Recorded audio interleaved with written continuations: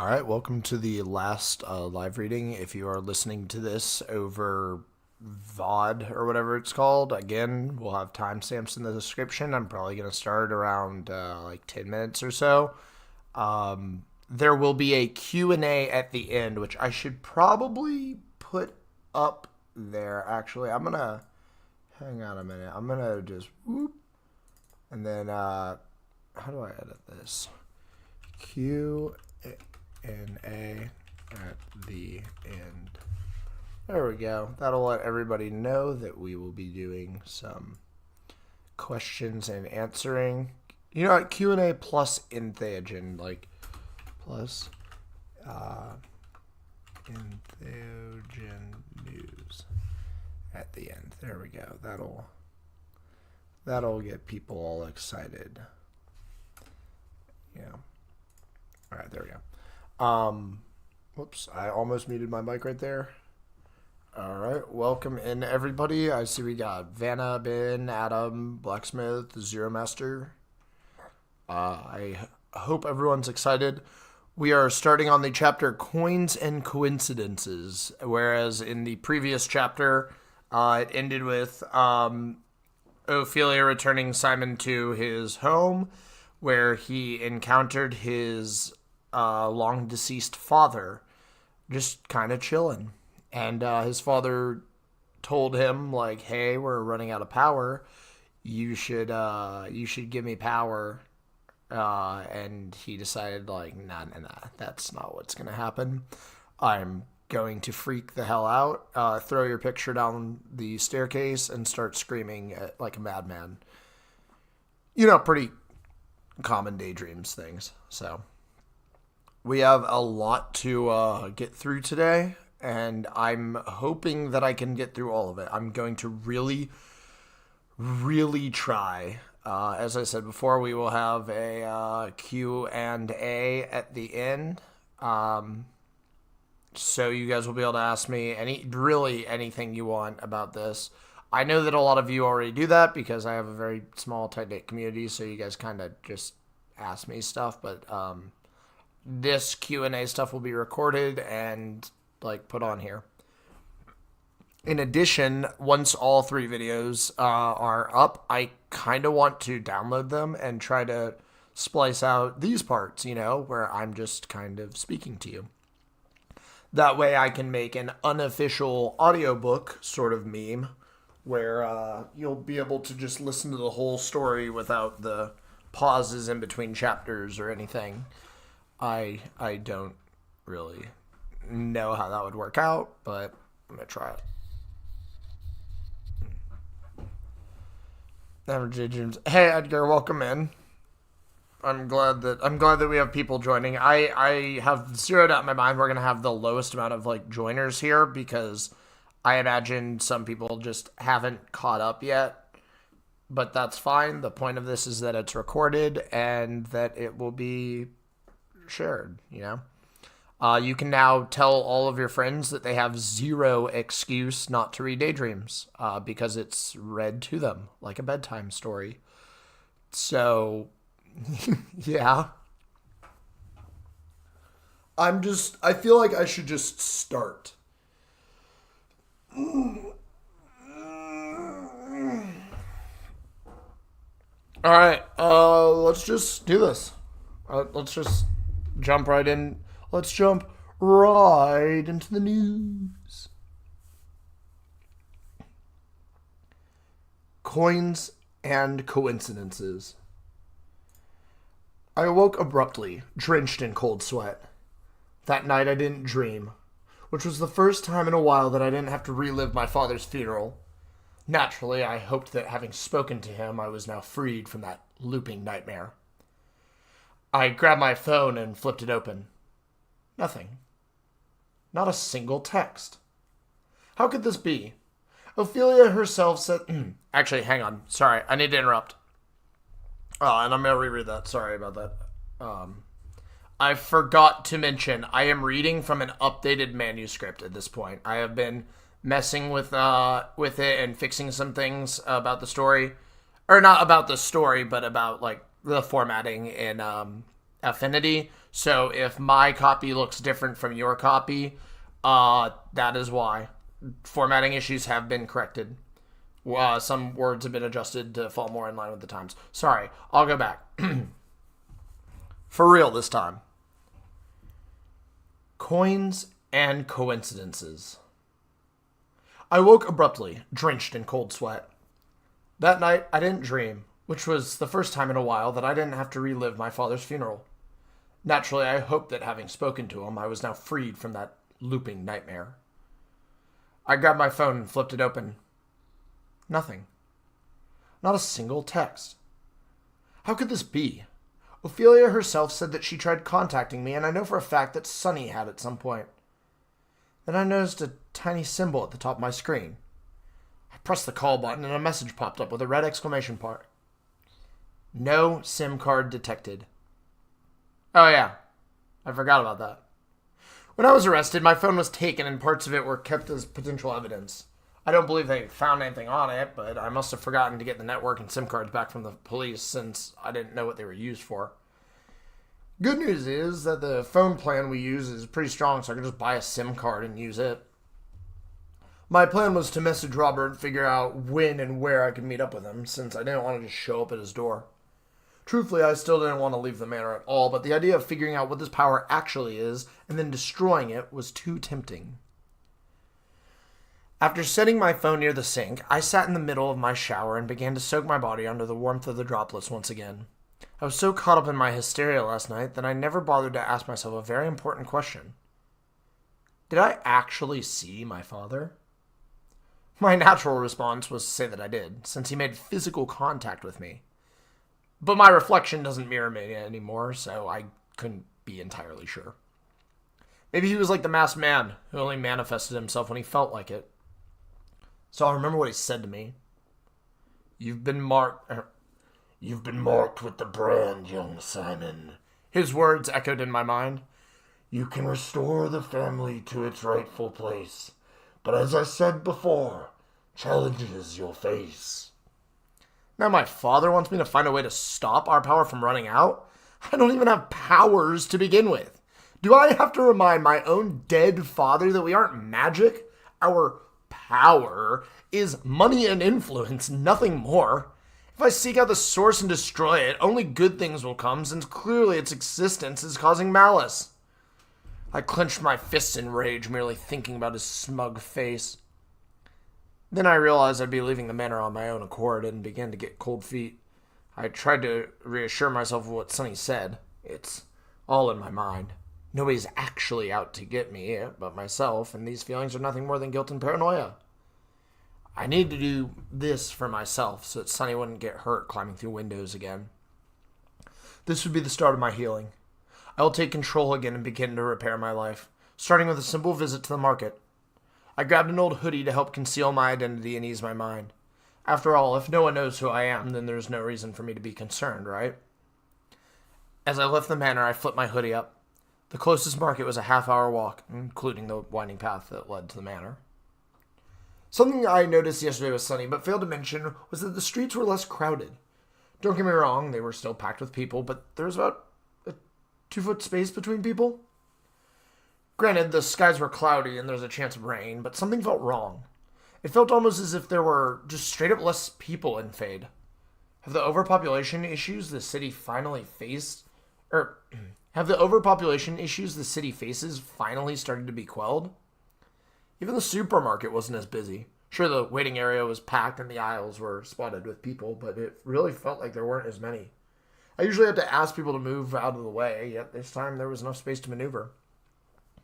There are 3 main supermarkets in Fade, one in the upper class area, one in the middle to lower class border, and one in the commerce area. They're called Hase Supermarkt, and they have a goofy rabbit as their logo.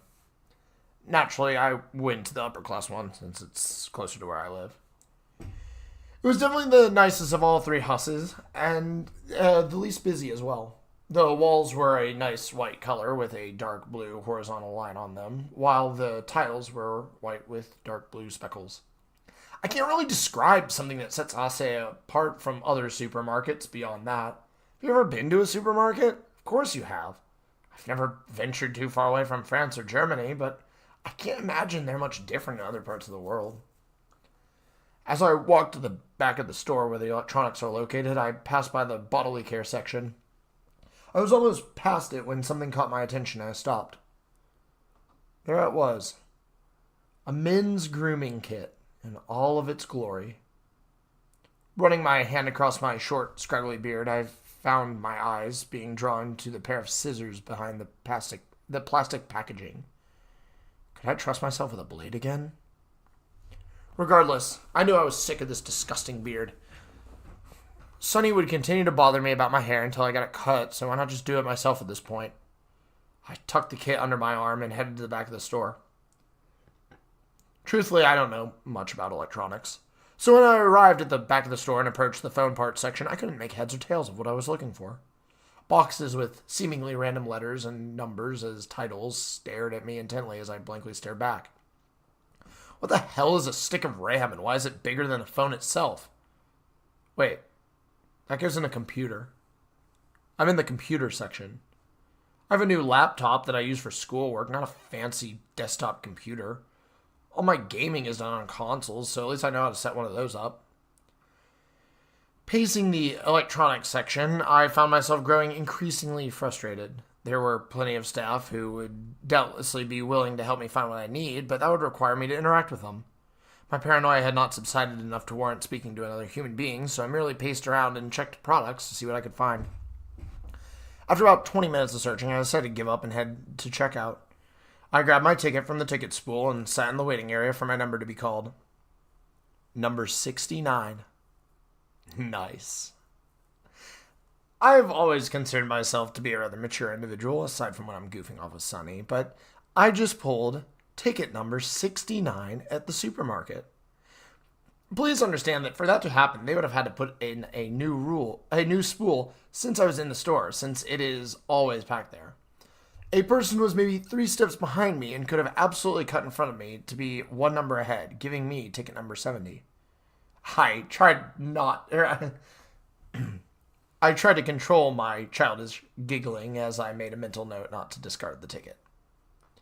Tucking my hoodie further over my face, I kept my head down and waited my turn. My hair hung down over my eyes, and it reminded me of how Ophelia used to be back in secondary ed. Still don't know if I should help her. After what felt like 30 minutes of trying to keep my identity concealed from those around me, I heard some poor teenager call number 69 over the intercom. I'll admit, it made me giggle a little more, hearing how deadpan his voice was. But I managed to keep it together. Then I realized that was the first genuine laugh I'd had in a while. As I approached the register, I handed the teen my grooming kit and a pack of gum from the mini shelf next to the register. I was trying my best to pay no mind to anyone around me when I heard my name. Simon? A different cashier asked. Oh, God. Someone knew my name. I looked to the register behind the one I was at to see the face of the cashier, who must have known about my misdeeds. Clearly, my hoodie and disheveled appearance couldn't help conceal my identity enough if some random person could identify me. But it wasn't some random person. It was the wildest coincidence of my life. Megan? I asked in shock. The cashier, whose register I was at, silently bagged my purchase, paying no mind to us. He handed me my bag, and I slipped him some notes, not caring about the exact change. I slipped past him and moved up to Megan's register. She was wearing a dark blue t-shirt to match the store's color theme, topped with an apron for holding a scanner and a box cutter. A dorky-looking hat rested on her head. Her hair was longer and a little messier than I remember, although it might just be because she's at work. She seemed slightly heavier, but I still wouldn't call her pudgy or fat. Dark purple eyeshadow covered the sleepless bags under her eyes.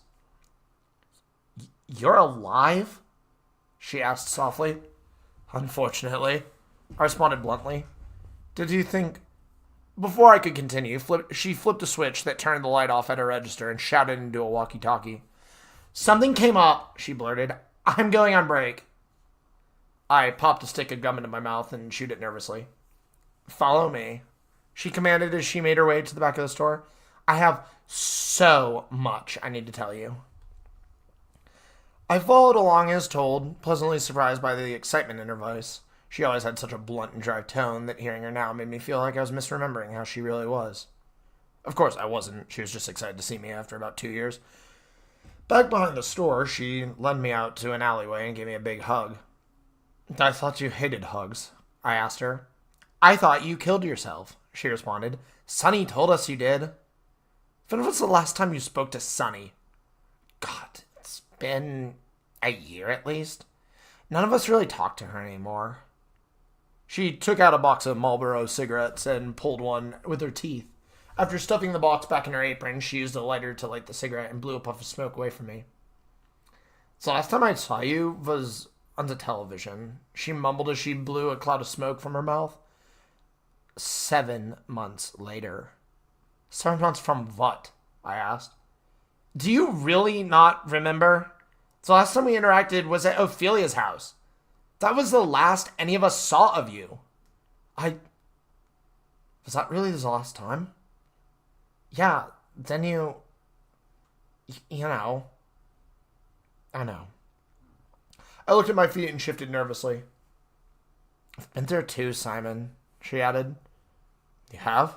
I asked, looking back at her. Of course. Multiple times. I've OD'd on sleeping pills like 4 times. She chuckled a little and rubbed her stomach. Well, I've never tried pills, I admitted. Just knives. And scissors. Her glance shot to me and a look of concern up her face.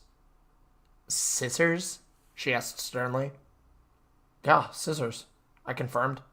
Now there's no sharps in the entire manor. You've been in the manor this whole time? Well, I was in a cell for 7 months, but aside from that, yeah. She stormed over and slapped me with her prosthetic. This time was much lighter than I remembered, and my hoodie absorbed a lot of the impact. You asshole! Your butler told us you weren't available, she barked. You didn't even answer your damn phone. Why must you always swing that fake hand at my face? I retorted, ignoring her statement. I'm left-handed. It comes naturally when I'm frustrated. Okay. I appreciate you going easy there. I'm not going to hit you too hard. You look like you'd shatter if I swung any harder. Yeah, I don't eat much anymore. Can't taste much of anything lately. It's really been that bad, huh? I pulled my sleeve up to reveal the scars on my wrist. She gently grasped my hand and examined them.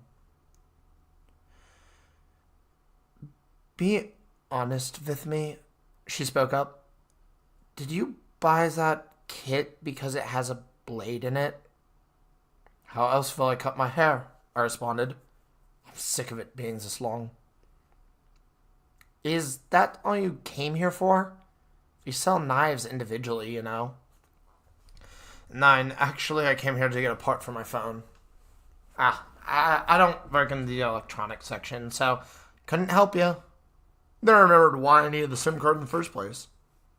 Well, actually, you can, I informed her.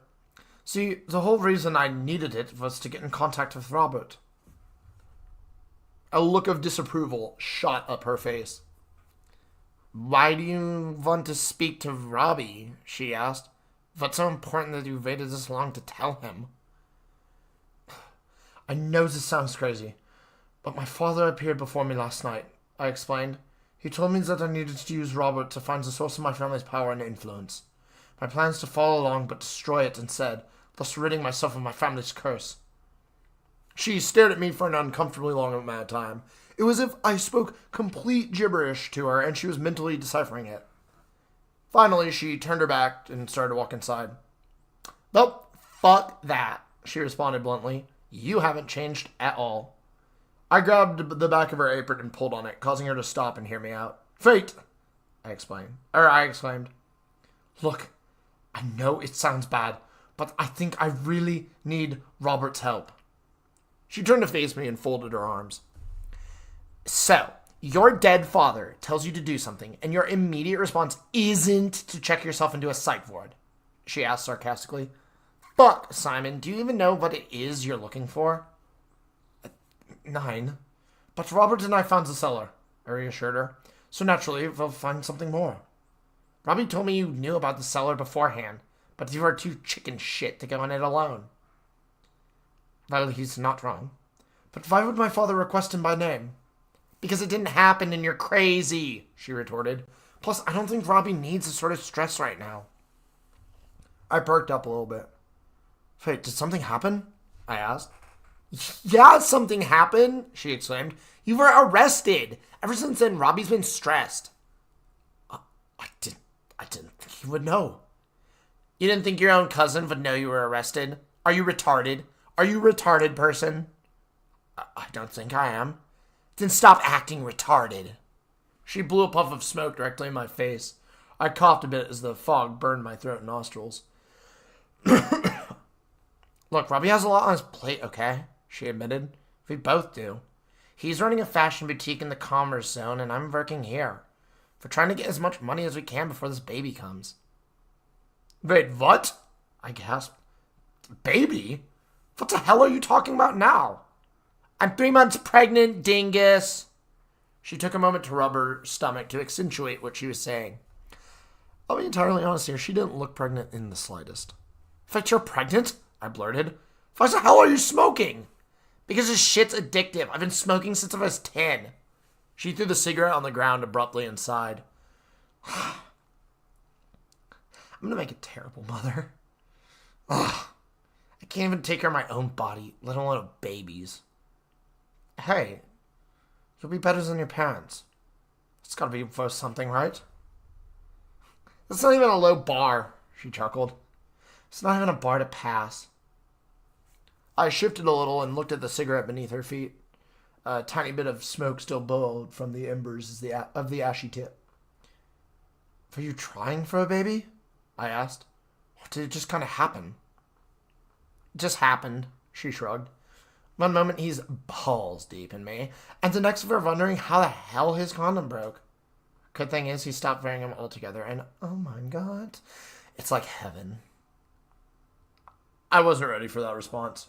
Spending roughly 2 years away from Megan, I forgot how blunt and open she could be about her sex life. The prospect of even imagining what she described caused my stomach to twist and churn. I decided to change the topic as quickly as possible. Oh, you'll never believe this, but I saw Ophelia yesterday, I informed her. Oh yeah? You see her new operation she's running? Saw it. I felt it firsthand, I explained. Her goons kidnapped me. Yeah, we've been looking for you, she exclaimed. You don't get arrested, try and kill yourself, then ignore us for a year. She seemed irritated at the prospect, but I don't blame her. Okay, that's it. What do you know about my arrest? I asked. Simon, everyone knows you killed a man in a car accident, she confirmed. Most people just don't give a shit. Your family does what it wants, when it wants, and we just watch. That's just how it is. But what if it weren't that way anymore? I suggested. Really think about this, Megan. Robert and I might finally have the chance to end this once and for all. So then we can have normal lives. We've been having normal lives without you, Simon. I want to keep living one and not get wrapped up in this. She turned to walk back inside again. I needed some way to convince her since clearly I was making no progress. Then it hit me. I promise, I stated. She stopped but didn't face me. Do you remember how I made your father that promise? I asked. How I knew that keeping it for him would hurt you. So I kept it for your sake instead. Yeah, I do, she responded. I promise that if Robert and I fail, then I will never ask you or him for anything again. I will leave the two of you out of all of this. She turned around and extended her right hand. Shake on it, she commanded. I grabbed her hand and shook it. The brand began to burn, yet I couldn't let go until she finished. Fine, she conceded. He works at Biel Garçon. It's in the commerce zone, near all the hotels. You know, Westphalian outlet? I remember, I confirmed. We all used to go there on weekends. Yeah, I wanted to work closer to him, but upper class pays too well for me to say no. Oh? How is it working retail here? It fucking sucks, dude, she snapped. I tried stocking shelves, keep knocking shit over. I struggle with climbing ladders, and being on register sucks. Plus, I'm not even allowed to sit down or anything. They don't let you sit? Don't they know you're pregnant? I'm not that pregnant, Simon. Ah, I see, I responded. How's the people? People get so impatient when I'm trying to bag their stuff or count their change. Like, I have one fucking arm. Cut me some slack. I swear, I don't remember people being this rude around here. Well, I don't have much to say in regards to that. I've been avoiding people entirely. You know you could have told us, right? I looked at her face to find a much warmer and more welcoming expression on it. Instead of a scowl or furrowed brow, I was met with a look of an old friend. I think I know that now, I replied. Okay, because I swear, if you cause Robbie any more stress, I'll break your... Before she could finish her empty threat, a voice over the radio interrupted her. Megan Melrose, please report back to your station, it buzzed. Only 4 more hours, she grimaced. I need to get back to Vark. She turned to head inside, but stopped in the doorway. Oh, and Simon? She began. Yeah? So others might have not, but I forgive you. Dankeschön. The door shut behind her, and I turned to find my way out of the alley. That last sentence almost entirely confirmed a fear of mine, but I knew I needed to face Robert regardless. Tucking the grooming kit under my arm, I began to walk to the converse zone. End chapter. Oh, forgive me. I forgot to do my character vocal warm-ups before this, where I practiced talking in each of their voices. You can definitely tell. I fumbled the bag pretty hard on that chapter, but that's fine.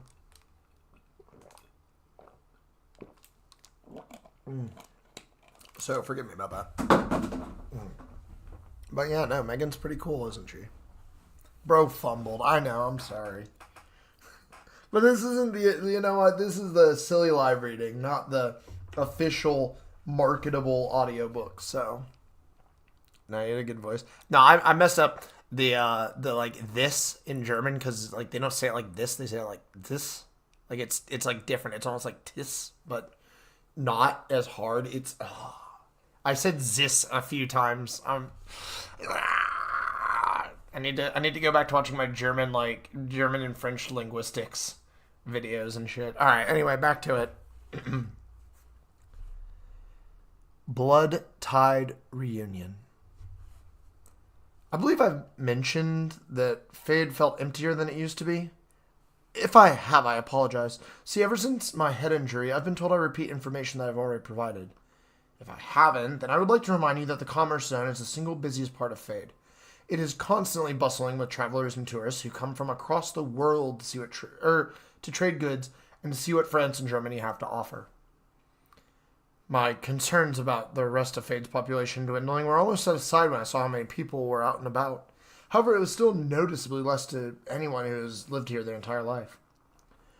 Weaving in and out of various pedestrians, I approached the outlet layout directory. It was a 3-sided board with maps of the outlet center on each side to help individuals find where they needed to go. Every building was numbered and had a matching label off to the side that showed the name of the building with the corresponding number. A handy badge indicated where I currently was. Biel Garçon was number 141. I kept my hoodie up and navigated to building 141, nervous about what Robert might say when he saw me. He obviously knew about my arrest since Megan knew about it, so I decided I'd have to keep my guard up and not reveal too much information. My heart beat heavily in my chest as I approached the boutique.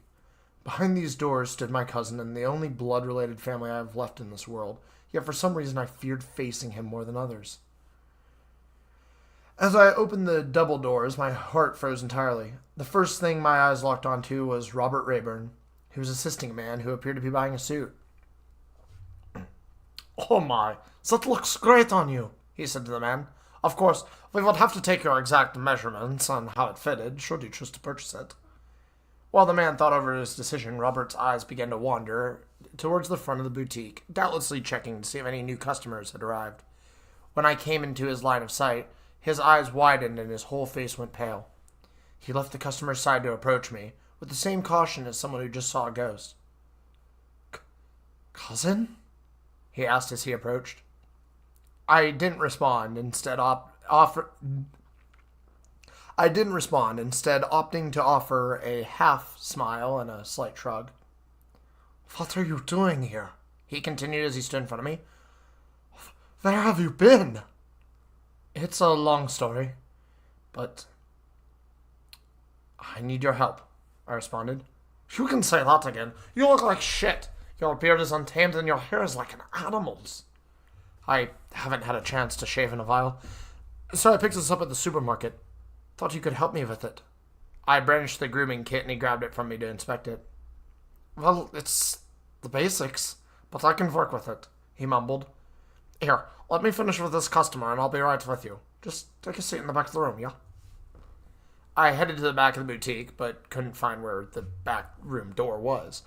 Pacing around awkwardly, I tried to look as if I was not intending to steal anything, which probably just made me seem even more suspicious. This was a fancy fashion boutique for tourists and travelers, not some disheveled guy in a hoodie. The boutique itself was very fancy. Mannequins boasting exquisite clothing lined the center display ring, while stands with individual pieces were set up for customers to peruse. Everything about the boutique and its selection of goods felt luxurious. To my relief, I only had to stand around for a minute or so before Robert escorted me to the back of the room and sat me down in a chair. Thought you had to help the customer, I asked as I took my seat. I guess his wife didn't want him spending so much on a fancy suit. He chuckled as he pulled up a chair of his own. I could hear her yelling at him over the phone as they walked out. That is one reason not to buy anything.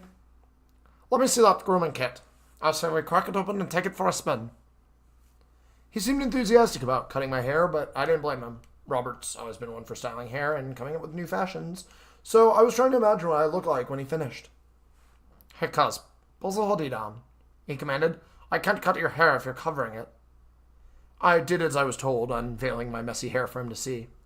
Is that your hair or a bird's nest? He asked sarcastically. Is a rat gonna jump out at me if I start cutting? He might. I played along. I keep him up there, and he controls me like a puppet. Has he made you into a world-class chef yet? No, just a world-class loser. Well, when I'm finished with you, you'll be a superstar. I appreciated how kind Robert was to me after all this time. For some reason, I genuinely expected him to hate me, or at least strongly disapprove of what I did. Maybe it made it seem like he was a different person, but he still seems to be my cousin. As he brushed away my hair, I felt a sense of ease wash over me. Maybe somebody was right. My hair was trapping all the bad thoughts in. Do you wash your hair with shampoo regularly? He asked abruptly. I responded. Every other week, actually. Do you use conditioner as well? Nine, not really. I can tell. Hand me the comb. I reached forward and grabbed the comb from the box and handed it to Robert, swapping it with the brush. He used the comb to try and straighten my hair even further. So where have you been hiding, cuz? He asked. I searched for you everywhere I could. Believe it or not, I was at the manor the whole time, I answered. Well, aside from a few months. You mean the ones you spent with the police? So you know as well? Of course I know. I'm your cousin, he reminded me.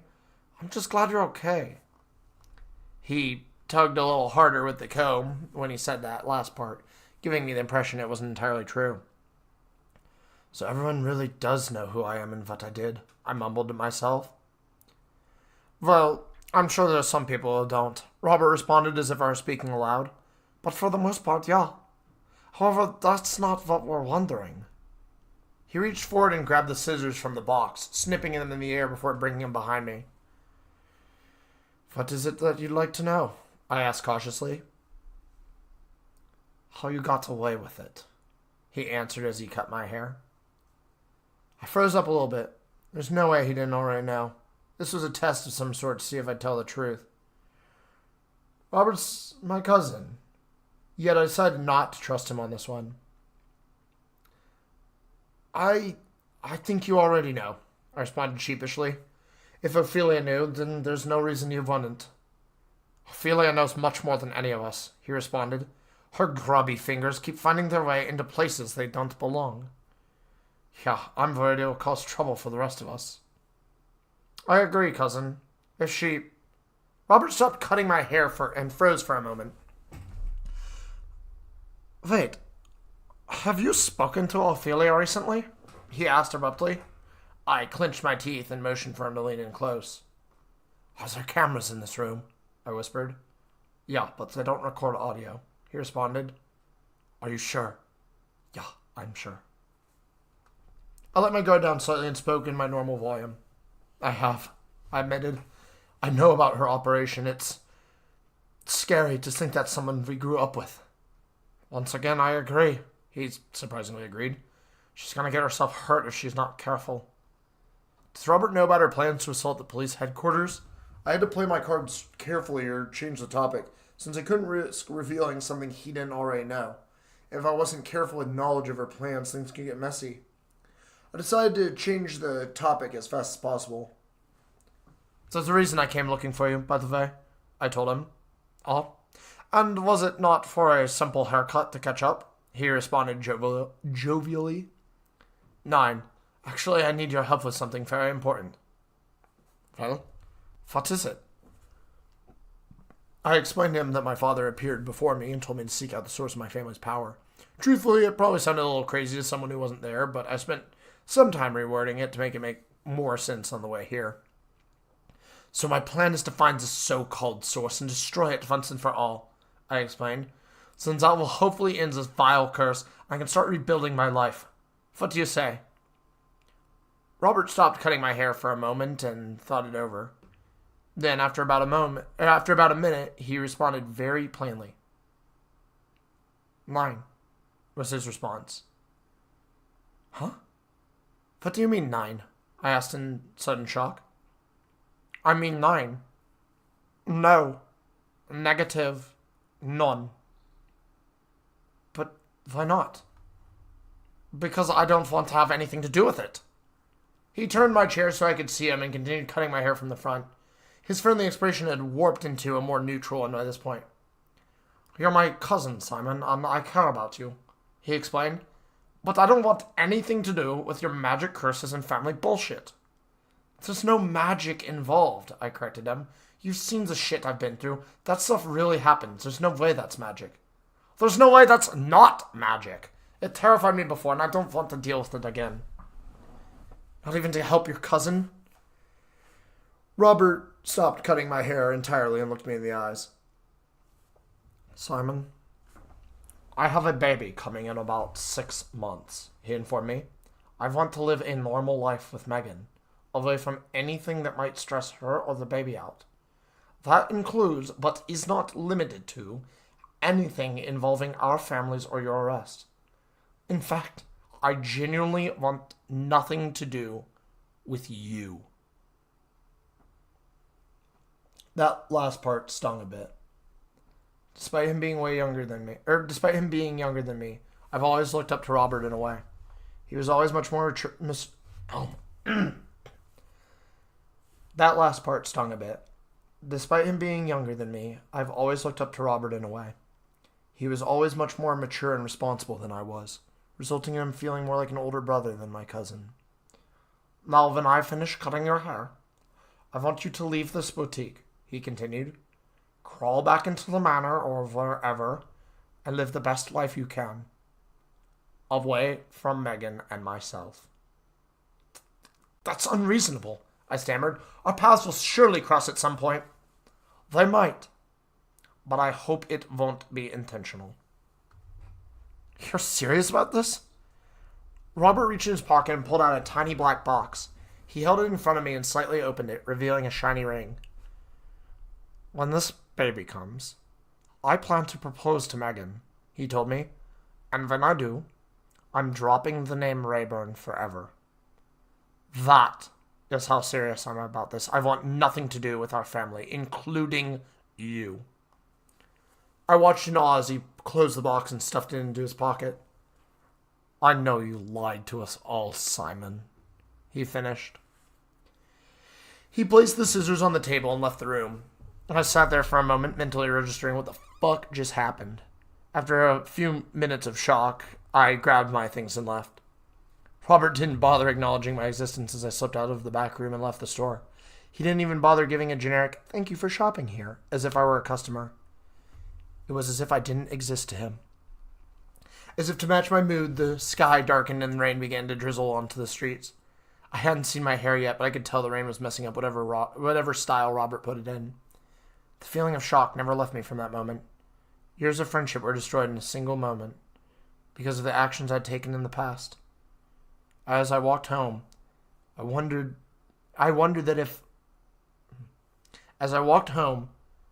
if that would truly be the last I would see of Robert. End chapter. Yeah, I'm fumbling hard, guys. I'm sorry. I'm not a professional book reader. Reading books out loud is actually really, really hard. But no, that is one of my favorite moments of Robert, is when he says, like, I want nothing to do with your family. I want nothing to do with you. Part kind of hits. Next chapter. Deeper, further below. By the time I got back to the manor, I was soaking wet. I managed to block a little rain using the grooming kit, but I felt like I took a shower while fully clothed. In an attempt to not truck water through the manor, I stripped down in the entrance and hung my sopping wet clothes on the jacket hanger. "Looking good there, bud," my father's voice echoed. "And I mean the haircut, not the birthday suit." I looked up the staircase to see my father stand atop it. He had hung the picture of himself back where it belonged, but this time there was no frame. I cupped my hands over my penis in embarrassment. "I really don't appreciate you destroying my portrait. Thought I raised you better," he sighed. "You didn't raise me," I retorted. "Jermaine raised me, and you pretended that you did." "I bought you stuff that you'd like. I've paid for your expenses. I even got you a car." "But you didn't love me. You didn't talk to me or teach me how to be a man." "Didn't have time, Simon," he rebutted. "I was off saving the world. Or at least all of Fade." Save it? I stammered. "What the fuck are you talking about?" Language. Just talk. I'm getting sick of these games. I just want answers." "If you want answers so badly, then go get them." He gestured towards the hallway that led to his room. "You don't need the Rayburn for answers," he shrugged. "Just for other important things." "Tell me why I need them, right now." My father turned away from me and looked at the portraits on the wall. "Let's just say there was a reason I was friends with his father," he responded cryptically. "A reason beneficial to both of us." "What was that reason?" I asked. "You ask too many questions, my son. Having someone tell you the mysteries of life isn't much fun. Now go get dressed. When people come looking at our family jewels, they'll be referring to the gemstones." "You've got quite the ego about you."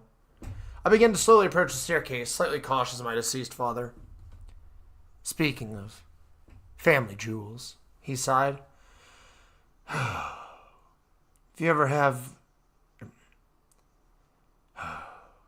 If you ever plan on having children with that Frenchie, don't be like Demetrius or me." With that, he vanished. I headed up the stairs and examined the portraits of Demetrius and him. Demetrius seemed so cold and callous compared to the laid-back and arrogant nature of my father. Add me to the mix and you wouldn't even believe we were related. Once I returned to my room, I grabbed a pair of underwear and went to grab my robe.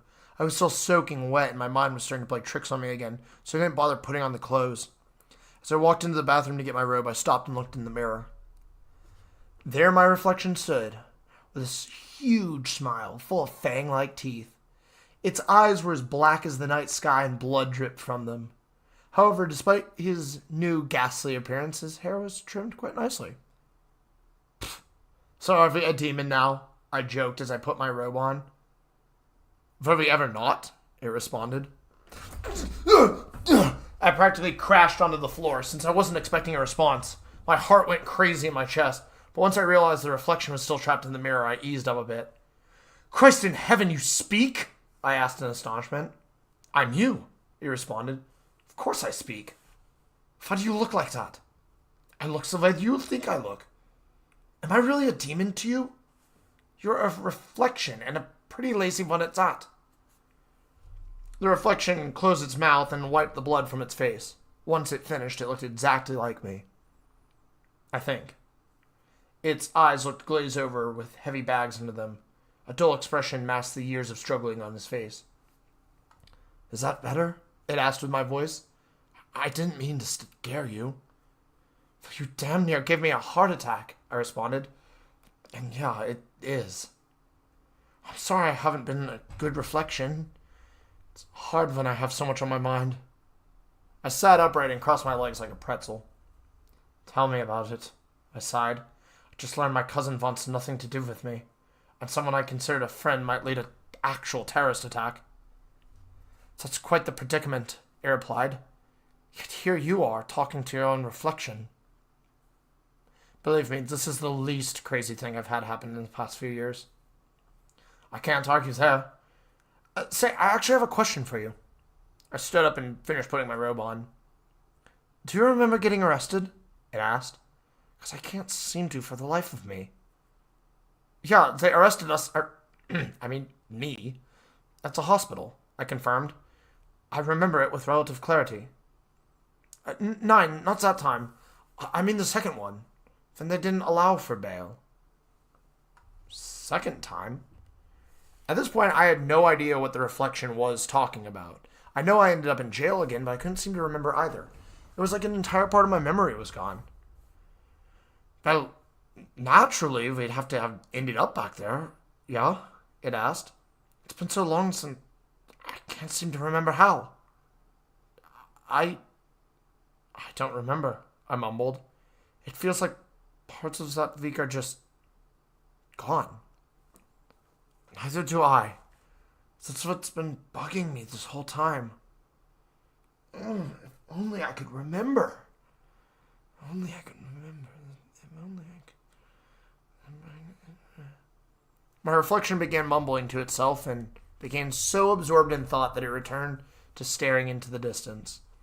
I stepped forward and tapped on the glass, but it seemed to just ignore me.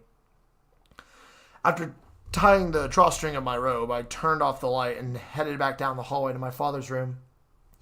A thin layer of dust covered the door handle, which squeaked as I turned it. The door creaked open and I stepped inside. The door creaked open and I stepped into completely uncharted territory for me. My father's room. It was quite large, filled to the brim with expensive decorations. Ornate wooden shelves and displays boasted family artifacts and treasures for nobody to see. Gemstones and family heirlooms rest atop pedestals for my father to gawk at. Without a doubt, the coolest things in the room were a set of authentic knight armor and an old gambeson, each on their own respective mannequin. Yet something felt off. This was my father's bedroom, yet despite the title, I didn't see a single bed in sight. In fact, there was nothing in the room to prove that somebody had actually lived here once, aside from some cardboard boxes. I maneuvered past the relics and opened one of the boxes to find it was filled with fancy clothing and a dagger. The dagger was ornate, just like everything in the room. The hilt was made of gold, and on the shining silver blade, the name Olympus was etched in cursive. I decided to keep the dagger in case I ever had to use it. I dug through the boxes for a bit until I caught something out of the corner of my eye. Sitting on a wooden nightstand was a cigar box, identical to the one he described in the other. I dug through the boxes for a bit until something caught. Okay. I'm sorry. I'm so sorry. I dug through the boxes for a bit until I caught something out of the corner of my eye. Sitting on a wooden nightstand was a cigar box, identical to the one he described the other day. It wasn't fancy or regal like the other treasures in the room, but rather worn down and tarnished from old age. Opening the cigar box revealed a small key, about the size of a normal car key. My family crest, an O with a check mark, was engraved onto the handle of the key. All right, Father, I found your stupid key, I asked aloud. What's the next step? I'll be honest, I was kind of hoping that would work. Maybe he'd just appear and tell me some cryptic clue about where to go next. But he didn't. Perplexed, I looked around the room for clues. The pattering of raindrops on the windows soothed me a little bit and helped me focus. What was I missing? As valuable as everything in the room seemed, none of it was particularly helpful. At one point, I tried using the key on a display case, but it didn't work, so I ruled the others out as well. While I thought to myself, I subconsciously began to notice everything had the Olympus family crest on it. A simple O shape with a simple check was really uninteresting for a family crest, especially from such a ridiculous family. All the other crests I'd seen in my life were far more regal and impressive. Hell, there's a shop in Lorraine I've been to that has the owner's family crest on display, and it's light years cooler than ours. So why such a simple crest, and why didn't they bother centering the check? If you look really closely, you can see it slightly up and to the left. I sighed and looked out the window as the rain grew slightly louder. That's when I realized it. The crest is a map. Since the manor is built in a ring, with the inner garden protected by the structure, then the check must be pointing to somewhere in the garden. I bolted out of my father's room and back to mine. Since it was pouring rain, I grabbed my old raincoat and boots. I hadn't worn them in years, but they still fit me quite well. I was about to put the dagger under my pillow, but I knew Jermaine would check my room, so I decided to keep it on me until I could find a more elaborate hiding spot. As I exited the manor into the center garden, I tried to imagine where I was on the crest. Using the crest as a map, I managed to find my way to a gazebo, which was starting to rot from the lack of consistent upkeep. Had it been in better shape, I wouldn't have noticed that the flooring could actually be opened, revealing a spiraling stairwell underneath. Fuck that. A literal descent into darkness on a stone spiraling staircase. I know this manor is more akin to a castle with all of its secrets, but this is ridiculous. I assure you that the Lord in heaven watching down on me has no idea what's down this staircase. I pushed myself against the railing of the gazebo and stared at the hatch door. The rain pelted the top of the gazebo, filling my ears with the roar of a downpour. It began to grow more and more intense, as if Mother Nature was growing impatient with me. Then I remembered what the masked man said to me. "This is it, Simon. What will you do?" his voice echoed. "Do you cower like always, or see the job through?" I grabbed the dagger from my pocket and held it out in front of me. "Where are you?" I yelled. "I know you out there!" I pointed the dagger towards the garden, trying to see through the waterfall of rain that poured from the sides of the gazebo. He wasn't there. I knew he wasn't, but I was so scared. Of everything. What has my life come to? Am I genuinely incapable of rational thought? Or is it my ability to rationalize the bizarre things in my life that truly makes me crazy? Yet here I am, holding a dagger in defense of an entity that I killed with my very own hands. An entity that shouldn't exist in reality, no matter what. Maybe I'm dead. The car accident killed me and this is all the afterlife. That would explain how I lived, as my friends remembered events I wasn't a part of. "Excuse me, is someone there?" I could hear faintly over the rain. I looked out towards the manor, trying to find the source of the voice. It wasn't a voice I recognized, which made me believe it was a worker who spotted me. "Sir, you need to leave," he yelled again. "Right now!" He was right. I couldn't keep waiting around forever. The more I thought about what could be down there, the less chance I would have at actually seeing it. I remember watching a movie with Sonny, where a character said something along the lines of, "The imagination is what leads to fear. So imagine nothing and you'll be brave as hell." So I cleared my head and descended into darkness. End chapter. I like that chapter. I like that you see just how actually apeshit Simon has been. Also, if you're wondering what movie that's a reference to, they probably wouldn't have seen it at this point, but it is a reference to the Korean Old Boy, which is my favorite movie of all time. The actual line is that a character is being tortured. He's going to have his teeth pulled out with a hammer in revenge for doing that to somebody else. And the guy fakes it at one point, and he's like screaming and stuff. And then he realizes that he didn't actually like hurt him in any way. And the guy leans forward and says to him, he's like, "The imagination is the root of all fear. So try to imagine nothing. You'll be brave as hell." Just a little like fun fact about that. I don't know if you guys care about the developer commentary on this indie title or not, but it's like a cool little thing. Are you guys ready for the point of no return? Because after this chapter, it's the point of no return. Beautiful blonde hair, like a woman's. Before I proceed with my story, I need to ask you a question. Do you trust what I'm saying is true? You need not answer me, but please take into account what I've told you thus far and take into consideration that I intentionally left out parts of the initial story. So I imagine a gut reaction after that is to not believe a word of what I say? Good. That will make the rest of my story easier to tell you. Because there is absolutely nothing that anyone could have told me that would make what I saw at the bottom of that stairwell easier to digest. Clutching the dagger intently, as if I were a knight wielding a mighty sword as I Because there is absolutely nothing that anyone could have told me that would have made what I saw at the bottom of that stairwell easier to digest. I clutched the dagger intently, as if I were a knight wielding a mighty sword as I approached the end of the staircase. I had been descending for so long that my eyes had begun to adjust to the darkness. By the time I reached the bottom, I could barely make out a tunnel in front of me. The sound of rhythmic thumping filled the tunnel and drew me deeper into it, hypnotizing me with its echo.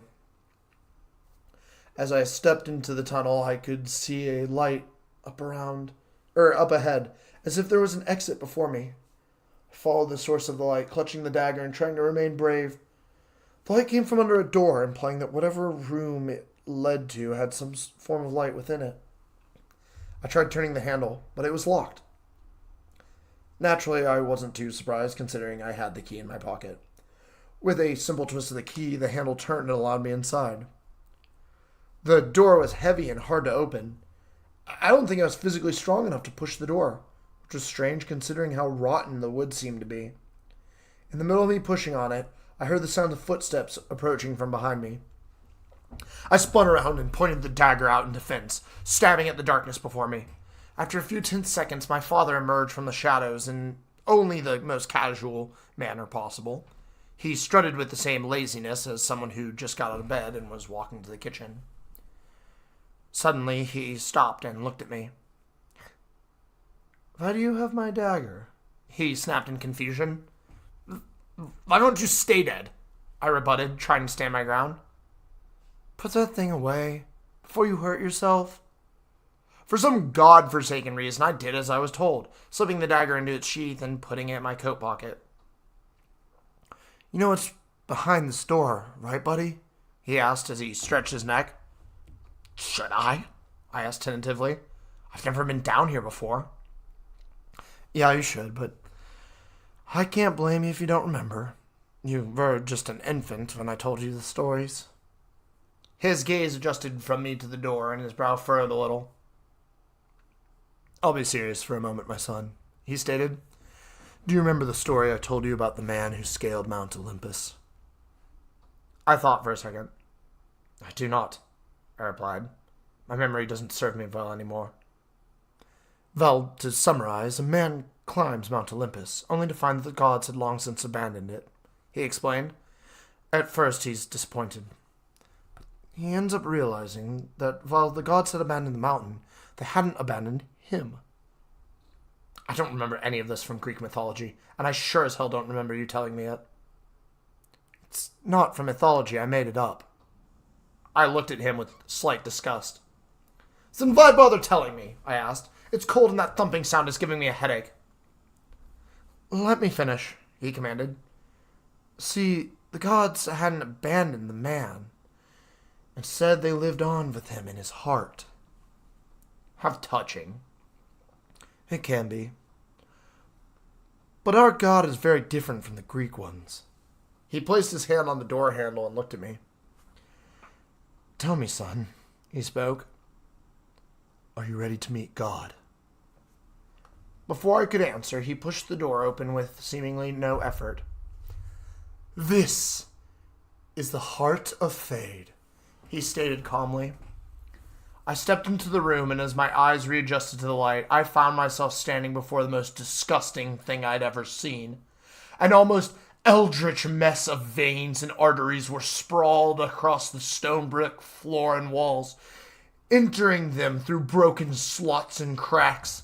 Orange glowing blood clearly flowed from within them, being carried to and from the soaked earth.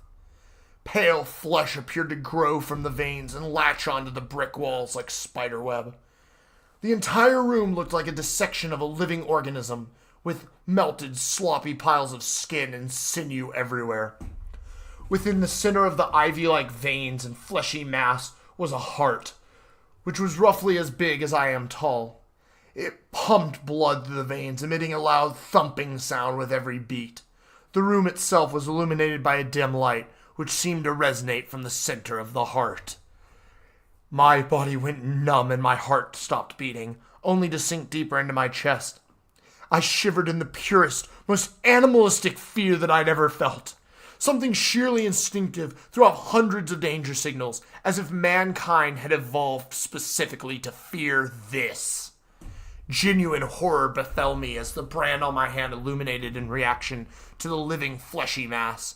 As my pupils dilated to try and understand what the hell I was witnessing, only one thought ran through my mind. This thing should not exist. A churning in my stomach broke me and forced me to prostrate myself before this anomaly. I began to dry heave, even as if my stomach was rejecting what was before me. Throughout all my terror, I hadn't even realized that my father was no longer with me. My temples were pounding with every thump, but I managed to steady myself and stand up. Sheer anger began to build inside me, strengthening my resolve. I was here for a reason. I drew the knife from its sheath and lunged towards the beating heart. If death couldn't set me free from my family's curse, then maybe its death will.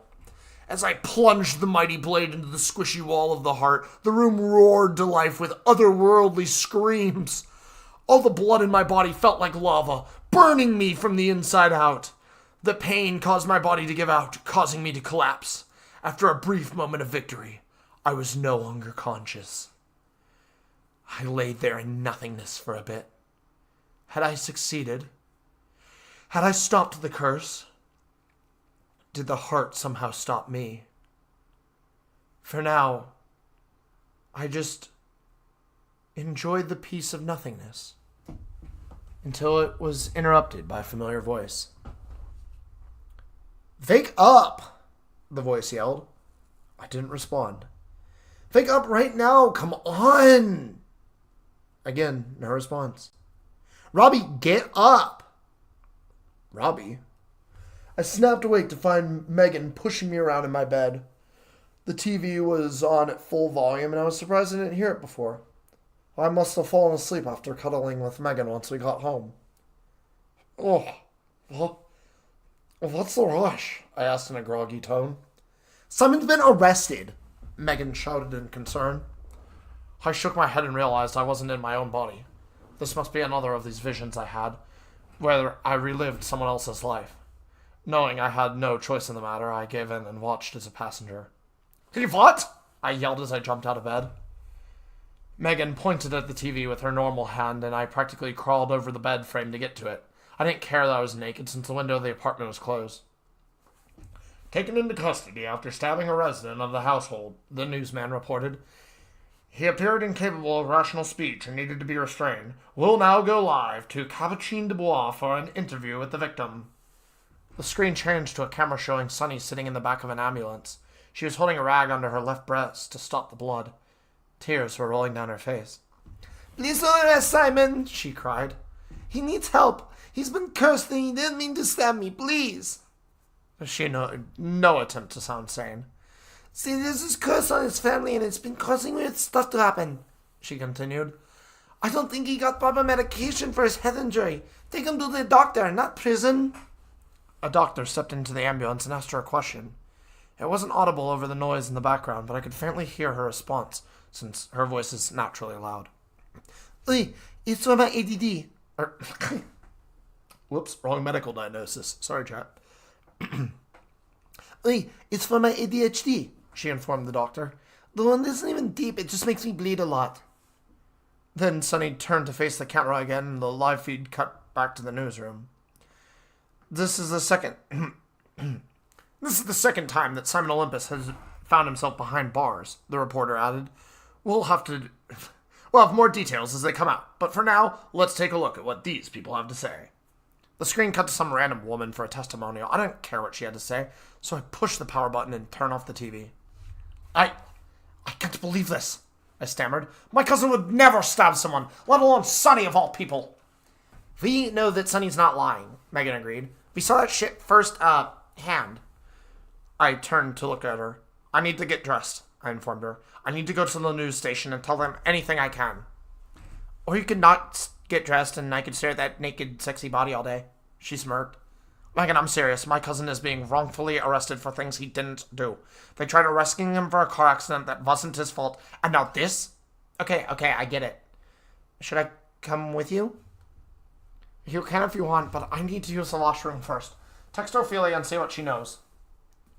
I stepped into the bathroom and stood above the toilet to take care of business. If ever there was proof that the weird things happening with Simon were affecting our lives, it was the 2 marks I had on my body. Originally, I thought they were birthmarks, but after being in that cellar with him and reading about the brands, I don't believe these are natural. Actually, there's better proof, but I really didn't want to remember the hand. As I finished, I washed my hands with soap and headed back into the main room to get dressed. Here I was, hoping we could cuddle for the rest of the night, Megan sighed. Then Simon gets his ass arrested. Well, we can cuddle when I get back, I assured her. But this is far more pressing of an issue. I know, I'm just being pouty. Have you decided if you're coming with? And then I'll stay here and, draw while I wait for Ophelia to reply. Right. I replied sarcastically as I slipped my pants on. Megan sighed and opened my wardrobe. You're doing a good thing, honey, she said as she handed me a shirt. But this is Simon's battle, not ours. He's my cousin, I reminded her. But sometimes he feels like a younger brother, even though he's older than me. He needs his family to help him out of this. His aunt is your mother, yeah? Yeah, which is why this is so important to me. I'm the last, best hope at repairing our families. That's a mighty undertaking. You're so brave, Robbie. I buttoned my shirt and tucked it into my pants, then adjusted my belt. Don't tell anyone this, but I'm actually a superhero, I joked. Robert is just my secret identity. What's your superhero name? She played along. The big D. I'm assuming D stands for Deutschland. You know what it means, lover boy. After putting my shoes on, I kissed the most beautiful woman in all France and left my apartment. My footsteps echoed as I jogged down the stairwell to the first floor. I didn't even know where to check first, but I believed if I was fast enough, I could get to Sunny's house on time. Fortunately, she lived on the outskirts of upper class, so it wasn't too far away.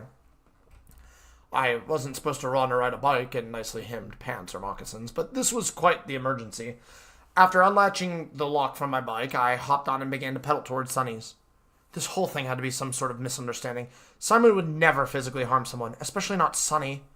Originally, I thought they might have been messing around with a knife, like a bunch of idiots, but when they said Simon wasn't capable of conversation, I knew something was up. I barely made it in time to catch the ambulance before they were about to leave, and as they began to close the doors, I stopped them and asked for a word with Sonny. After she vouched for me, they let me bring my bike into the back of the ambulance, which was far more spacious than I originally thought.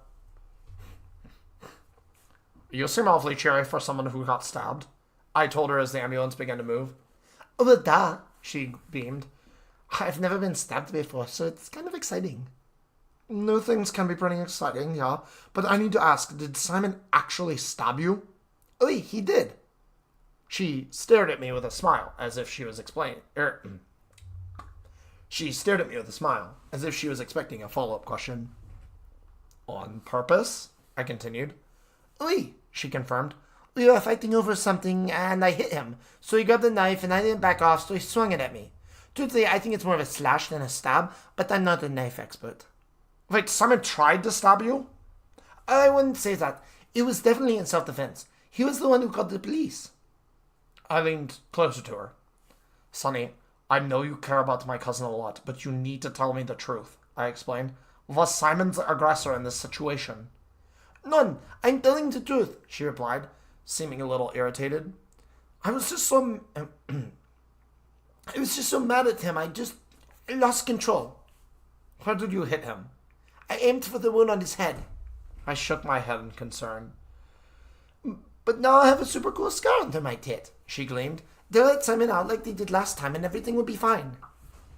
Yeah, I meant to ask about that, I stated. Why was he arrested the first time? He doesn't remember. It was probably for nothing since they let him out so quickly. As the ambulance began to pull into the hospital, I grabbed my bike to move it out of the doctor's way. There was more to this that I wasn't aware of, and I didn't like it one bit.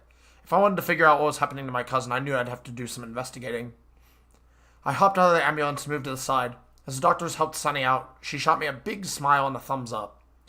That girl will defend my cousin to the ends of the earth, so hopefully she wasn't sugarcoating her story. Then I felt my cell phone vibrate in my pants. Checking the caller ID presented me with the name Baby Girl with a heart following it. Hello, beautiful, I answered. Find anything, Hello, beautiful, I answered. Find anything out from Ophelia?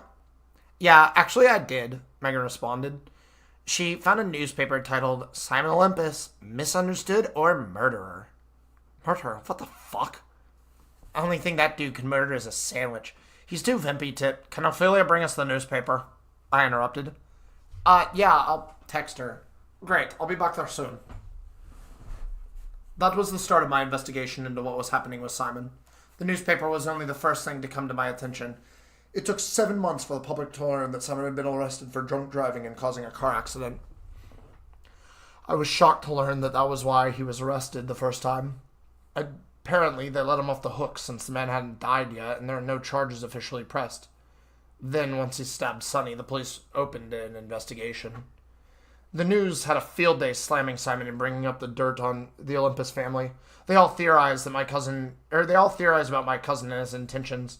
Some claimed that he was outright malicious since he could get away with it, while others argued that being the only Olympus family member would have been extremely stressful and could have led him to break. When I asked Sunny, she told me it was an accident and that the other driver was the one at fault.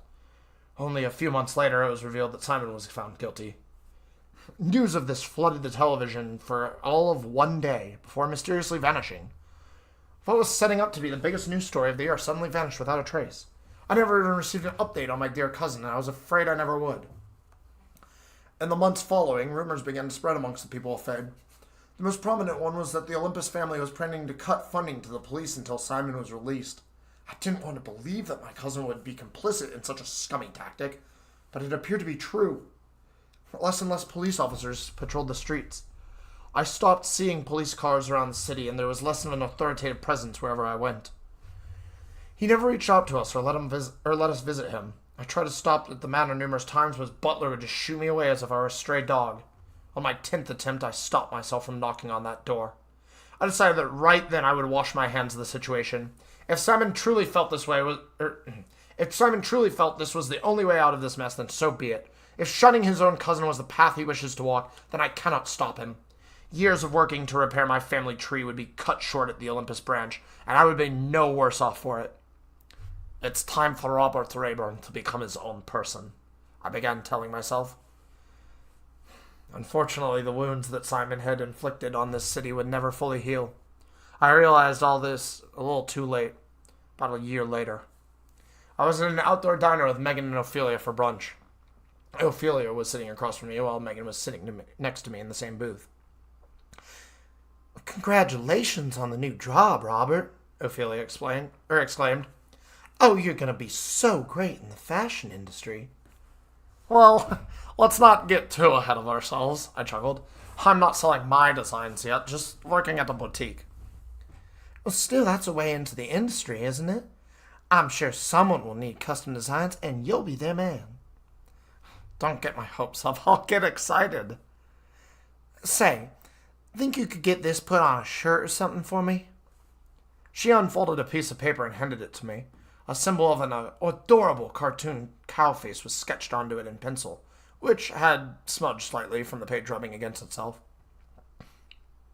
Looks simple enough to embroider, I reasoned. Is this for your, a shipping job? She picked up on what I was trying to say.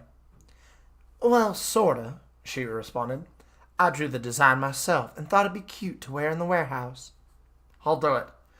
But I'm not gonna make one for all your coworkers, I informed her. Just for you. Now, why do you have to be difficult? I'm sure once they see it, they'll all want one. Megan swallowed her food just in time to chime in. Yeah, I want one too, Megan added. She texted me the design last night. It's so good. Please, you? For their embroidery? I chuckled playfully. That's funny. Oh, we could have matching ones, Ophelia exclaimed in delight. This prompted Megan to rub against my arm like a cat that needed attention. Please, honey, don't you think that I'd look hot wearing it? She flirted. I think you'd look hot not wearing it, I flirted back. Or much of anything, actually. She bit her lip and shot me a feisty look. Oh, you two are simply the sweetest, Ophelia smiled. I can tell you have fun together. Oh, yeah, we do, Megan smirked. Robbie does this thing where he puts the pillows under my ass while he... That's enough, baby girl, I interrupted. She doesn't need to know what goes on behind closed doors. Maybe not, but every girl should know about the pillow thing. It's so good. Like, how did you even come up with something like that? Just popped into my mind one day. I saw it in porn. Well, how about you tell me later when we're not eating? Ophelia suggested. He's right. This is hardly the place for that. We finished our meals and left the dining area for a walk to help digest the food. After a bit of walking, we passed a public washroom and Megan decided to stop and use it. Ophelia and I stood outside for a moment before she grabbed me and pulled me out of sight. Well, what are you doing? I asked as I followed on. Stop pulling me, you'll stretch my shirt. Keep your voice down, okay? She whispered as she checked to make sure we were out of earshot. All right, but only if you tell me what this is about. She looked me in the eyes with a degree of seriousness not usually present. You know this city's getting worse by the day, Robert, she stated. There's been 4 stabbings, someone's been shot since the police were crippled, right? Right, I reluctantly agreed. I only heard about 3, but I believe there's been 4. Now I'm personally invested in the safekeeping of my best friend Maggie, understand? You're preaching to the choir. Her well-being's my life. Then you'll have no problem accepting this. She reached into her bag and pulled out a satchel. It was wrapped in cloth, weighed a surprising amount. It was about the size of a thick book. Immediately I knew what was inside. Ophelia, tell me where the fuck you got this, I demanded. A whole crate of them was delivered to us at the warehouse, along with other things, she informed me. It's for protection, nothing else. I can't accept this. I refuse. I shoved the package back towards her, but she didn't grab it. Robert, are you a man? She asked sternly. Beneath all that fancy skincare and hairstyling, is there a man inside you who's willing to defend his love? Of course there is, I rebutted. What kind of sexist stereotyping nonsense is that? Then inside that cloth is a 9mm handgun, 12 bullets for it, and enough notes to get you and Megan comfortably out of France. I would never murder someone. It's not murder, Robert. It's self-defense, and it's only here if you need it. I turned my back away from where people were and opened the cloth a little. Sure enough, the cloth was the only thing preventing my hands from touching a real gun. Do you know how to use one? She asked. I've never even held one, I stammered in disbelief. You just point and shoot. You'll only need 1 bullet to stop a man. My heart sank in my chest and I felt my body go numb. I knew she was right, but I didn't want to admit it. The police had only been defunded for a few months, yet 5 violent crimes had taken place with seemingly little repercussions for the criminals. Ophelia herself is part of the problem, since her drug operation's been thriving off the weakened justice system. If her crew already has firearms in their possession, I don't know how Fade's now limited police force could think of stopping them. With a hesitant sigh, I stuffed the package in my bag as we re-emerged to the public. We were just in time, since Megan exited the washroom a few seconds later. Feeling scared and a bit emotional, I wrapped my arms around Megan and embraced her for a hug. I held her for a moment, then closed my eyes and tucked my head into her shoulder. End chapter. For those who don't know, the hand... Well, actually, all of you are probably in the stream right now are probably really into firearms. Also, welcome in Joshi. That is, in fact, a 9mm Makarov handgun. These things were absolutely everywhere in the 90s, like, both legally and illegally. They were imported like crazy. It's hard to actually see on it, but in the art file, which I guess I could just pull up. We're gonna do this. Hello. This will be a cool little like off the record thing, but in the art file you can actually see the serial number on the gun has been completely scratched out. Just a little a cool little detail. So that way it'll be harder to trace back if it's ever used. It was a very common thing back then. Now people just shoot each other, and I don't know, like.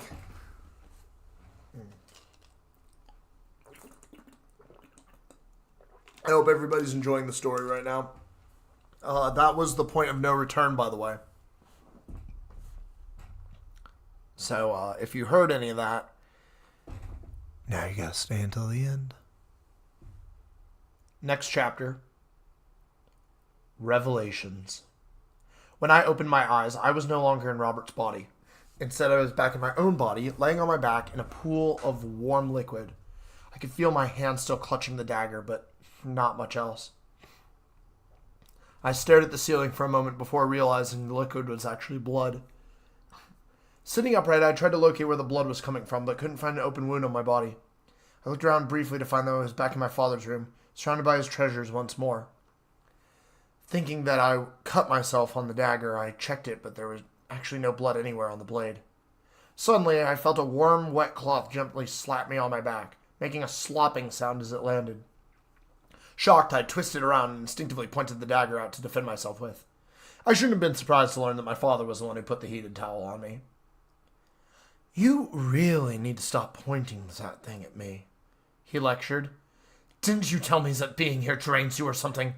I asked in defense. "How are you still here?" "I'm trying to conserve it as much as I can. Just ease up there, bud." "Nine. I want answers about what just happened. I had visions like that before. What do they mean?" "I was afraid you'd start asking about that sooner or later. This will be tricky, but I'll try to explain." I lowered the knife and looked at him intently. "That vision, as you call it, to put it bluntly, is our power," he explained. "I can't tell you what it does until you drink from the heart that you so rudely stabbed, but I can tell you it's a wondrous magical ability." "Did you fucking tell me to drink from a heart to get magical powers?" I asked in probably the most dry tone I've ever spoken. "Yeah, that's what I did." "What, did you think our money and influence were the only power we have here?" "So this whole fucking time, they actually do have magic powers?" "I mean, I wouldn't call them magic. They're not a spell that we cast like Fireball." "If not magic, then what the fuck would you call that? Body swapping? Flashback sequencing?" "Just relax for a moment. Don't stress your pretty little head about it too much." I stood up abruptly and brandished the dagger. Getting up so quickly made me feel a little lightheaded, but I was able to keep my balance quite well. "Careful, bud," he exclaimed. "You're bleeding quite a bit, and this stuff's expensive." "Why am I even bleeding?" I asked. "Why am I always bleeding so much?" "Because using this power literally damages your body. It slowly kills you off, and if you don't die, then the curse finishes you off with a sweet dose of madness." "So you're telling me that the curse made you run into a building So you're telling me that the curse made you run into a burning building?" "I was a hero, son," he explained. "I use this power for more than just fame and expensive trinkets." I looked around and gathered an idea of how many times he would have had to use the power to get this many treasures. "You abused that power, didn't you?" "You abused that power," I asked bluntly. You went mad, didn't you? I don't know. You tell me. He calmly unbuttoned his shirt and took it off. Roughly 100 scars coated his body from the neck to his belly button and all over his arms. Without a word, he turned around, revealing his back was equally, if not more, scarred. His body looked like he'd been flogged every day of his short life. So it's your fault, I mumbled.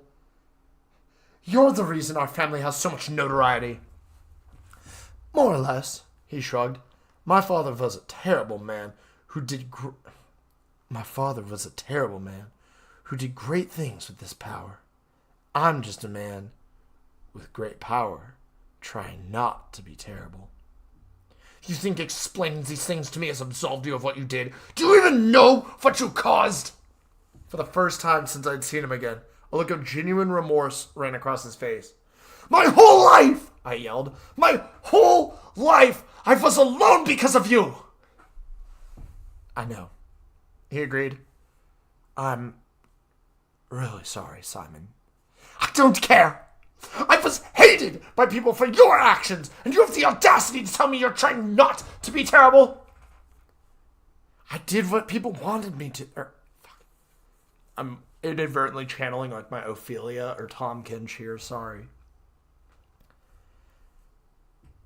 I did what people wanted me to. I never thought it would lead them to resent us. Felt it did. My father looked at me and sighed. Maybe I was just as bad as my father after all. He sulked. I'm sorry, my son. Why was Demetrius so bad to you? I asked. He seemed strict from the rules he'd left behind. He wanted what was best for our family instead of the people in it, he explained. So he kept me locked in my room away from the heart. One day, when you have kids, you'll find that if you tell them they can't have something, it's all they want. The second that he passed away, I was obsessed with our power. So that's why your bedroom is more akin to a toy box than somewhere you'd actually live. Pretty much. Suddenly he grabbed his chest and winced in pain. His appearance grew more ghostly as he began to cough into his other hand. I'm running out of power here, bud, he hacked.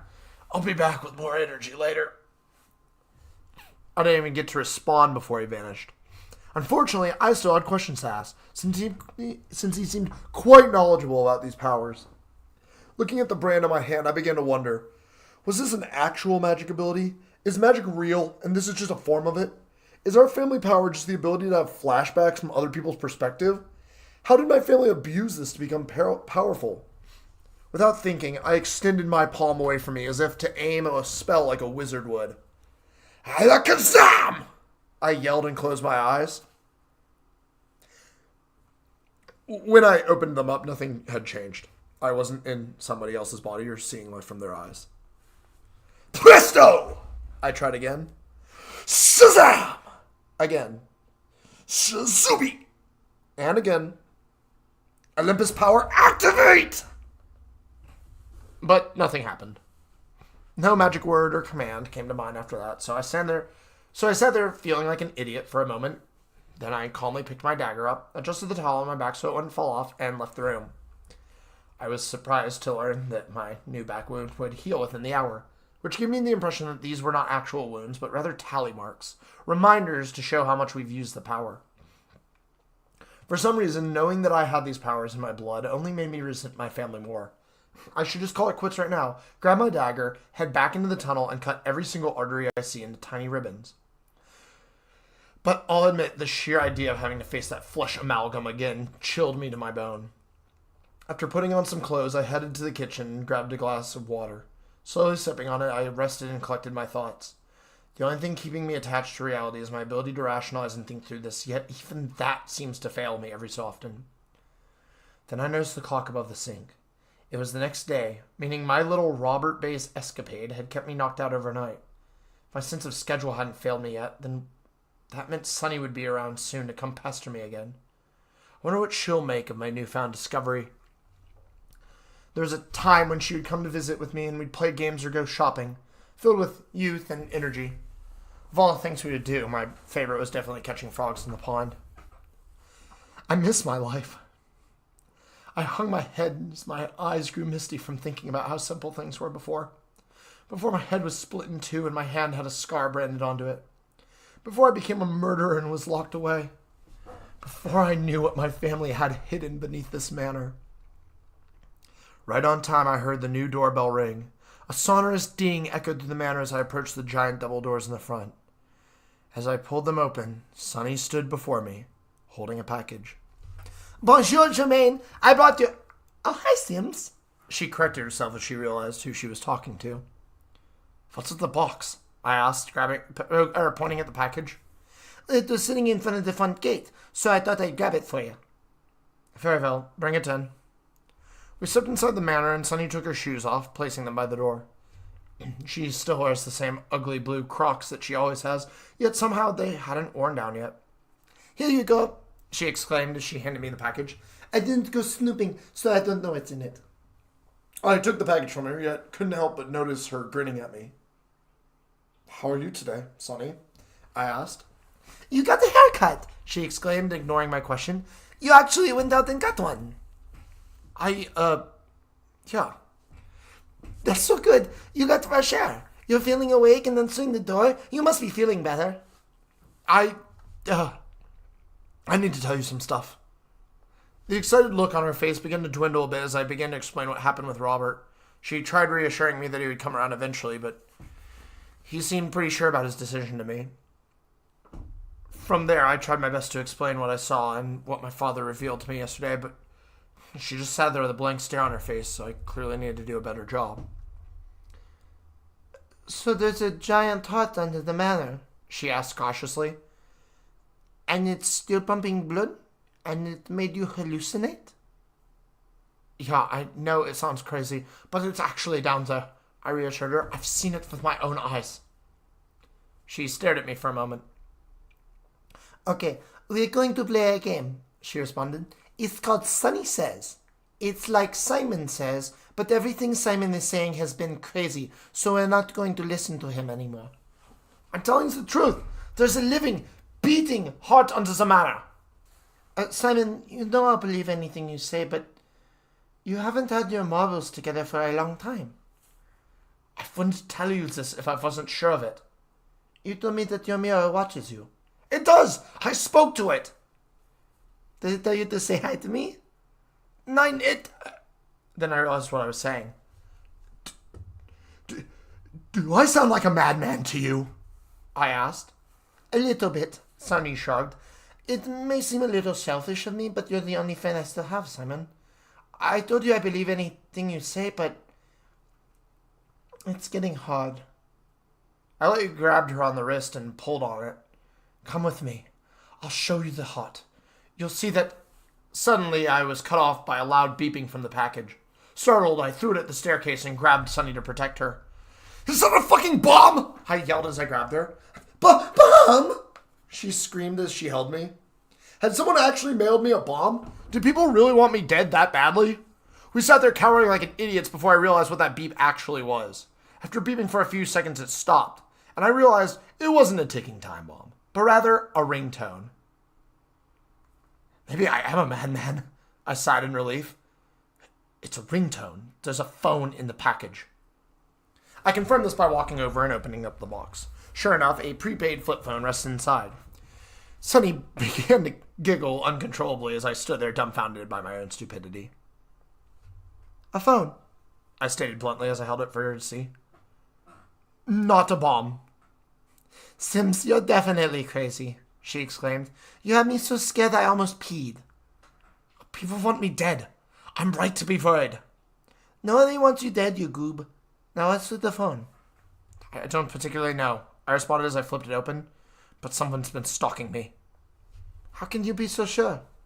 Sunny asked as she wrapped her arm around me and looked at the screen. Because they knew I needed a new phone. We sat on the steps of the staircase and messed with the phone for a bit. I'd never seen such a weird interface for a phone before, which led me to believe that this one had been reprogrammed or tampered with. All the features of the phone were disabled, except for text messages and the call function. However, the only one number was on the phone and I couldn't seem to type or dial any others. After a bit, my stubbornness failed me and I checked the unread messages. Time is running out. We need to act, was the first message. I will visit you soon, was the second. Make a decision, was the third. Only the second of the three messages meant anything to me. At first I was worried about who might be visiting me, but then I realized it was Ophelia. She's probably had one of her goons following me around this whole time. Neat phone, Sims, Sunny said sarcastically. I like the part where it sucks. It does kind of suck, I admitted. But I don't think that's the point. I think it's intentionally restrictive. Like some sort of tentacle monster, holding and squeezing you with its slippery... Nine, like, it's designed to only allow one-way communication. See, I can't type. I tried typing a message, but the only buttons that worked were for navigating the phone. This must be Ophelia's way of contacting me, I reasoned. The package must have been sitting out there all morning, based on the timestamps on the texts. Detective Sims out here solving mysteries, Sunny smiled. I think seeing Ophelia will be good for you, as long as they don't steal you again. Yeah, I did not appreciate that at all. But something tells me she isn't coming to just chat. It saves me from a panic attack. I thought you ditched me and went back to the manor. Didn't I get some text from some number I don't recognize? You had a panic attack? I scoffed. They zip-tied me, put me in a... You had a panic attack? They zip-tied me, put a bag on my head, and threw me in the back of a car. How is Ophelia, by the way? She asked. Has she changed much? She's dangerous. She had a real gun with her and an entire warehouse full of drugs. Now she's trying to involve me in it, and I have my own problems to deal with. I extended my hand before Sunny so that she could clearly see the brand. I damaged that heart of Violet's down there, and now I'll wait for it to die, I explained. But for now, I want to figure out what my family did to make people resent us. That's pretty serious stuff, Sims, Sunny replied. Would that even fix anything? What do you mean? So what if your family was hated? They were loved at one point as well, right? Now they're all dead and it's just you. Shouldn't you be more concerned about what they think of you as an individual? But that's the thing, Sunny. People have never cared about me as an individual. You know this. Knowing what they did might help me gain a better insight on why we have magic powers. You really believe it's magic? I didn't before, but now I do. There's no other explanation. Well, if it's magic, then why would you want to get rid of it? She asked. I stared at her in disbelief. Because look at the terrible curse it's brought on me, I yelled. Look at this decaying manor, at the scars on my wrist, at the state of the city. But aren't those things you did yourself? Sunny rebutted. They were accidents, but they were still your responsibility, none? Yeah, but there's a curse that follows this magic. I've all but confirmed it. If I get rid of the magic, I'll get rid of the curse. Simple as that. It makes sense to me, but I have a question. What if there is no curse? What do you mean? What if all the terrible things that have happened are also just things you've done to yourself? Is it not time to move on? I looked at her in bewilderment of her suggestion. Move on? I asked. When I'm so close to finding out why this is happening. But that doesn't really matter, she stated. I had a shitty past, but I don't try my hardest... But that doesn't matter, she stated. I had a shitty past, but I really try my hardest not to let it get to me. I wake up every morning and tell myself that I'm happy to be alive. And that's enough for me. Maybe for you. But I need to stop this madness so I can move on. She reached forward and put a hand on my shoulder, looking me in the eyes as she did. So you managed to unlock the secrets of magic and stop your family's curse. But the guilt that shadows you will still be there, she calmly tried to explain. And when the dust settles and everyone moves on, you'll be trapped here, dwelling in the past instead of learning from it. Felt like... I never thought about it like that. I reluctantly agreed. Because people will move on without you, Simon, she continued. The only reason I haven't is because I don't want to. I have no other friends to turn to. Nobody else tolerates me, so I'd much rather be here with you. But when these feelings you feel wear off, and they will wear off, then what? Will you blame a curse or accept responsibility and move on? I thought to myself for a moment before wrapping my arms around her and embracing her for a hug.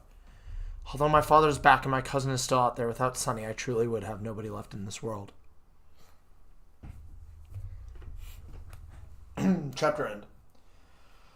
I feel like I say this next chapter is one of my favorites at the end of like every chapter at this point. But I like this one, and this is one that you guys have seen, albeit in a little meme format. But then again, I'm really genuinely wondering, is there anyone in this stream who has not finished Daydreams? Has not like this is your first time going through it. You might be familiar with what's going on. This really just is your like first delve into it. Because if it is, and you're getting the ending spoiled for you, then crazy. Go back and watch the others. But I appreciate you being here. I have a feeling that there's not going to be any new joiners in this one. So, because I mean, like, you know, it's the ending of it. I said that at the beginning. Anyway, I love that part, by the way, of Sunny telling Simon to take responsibility for his own actions.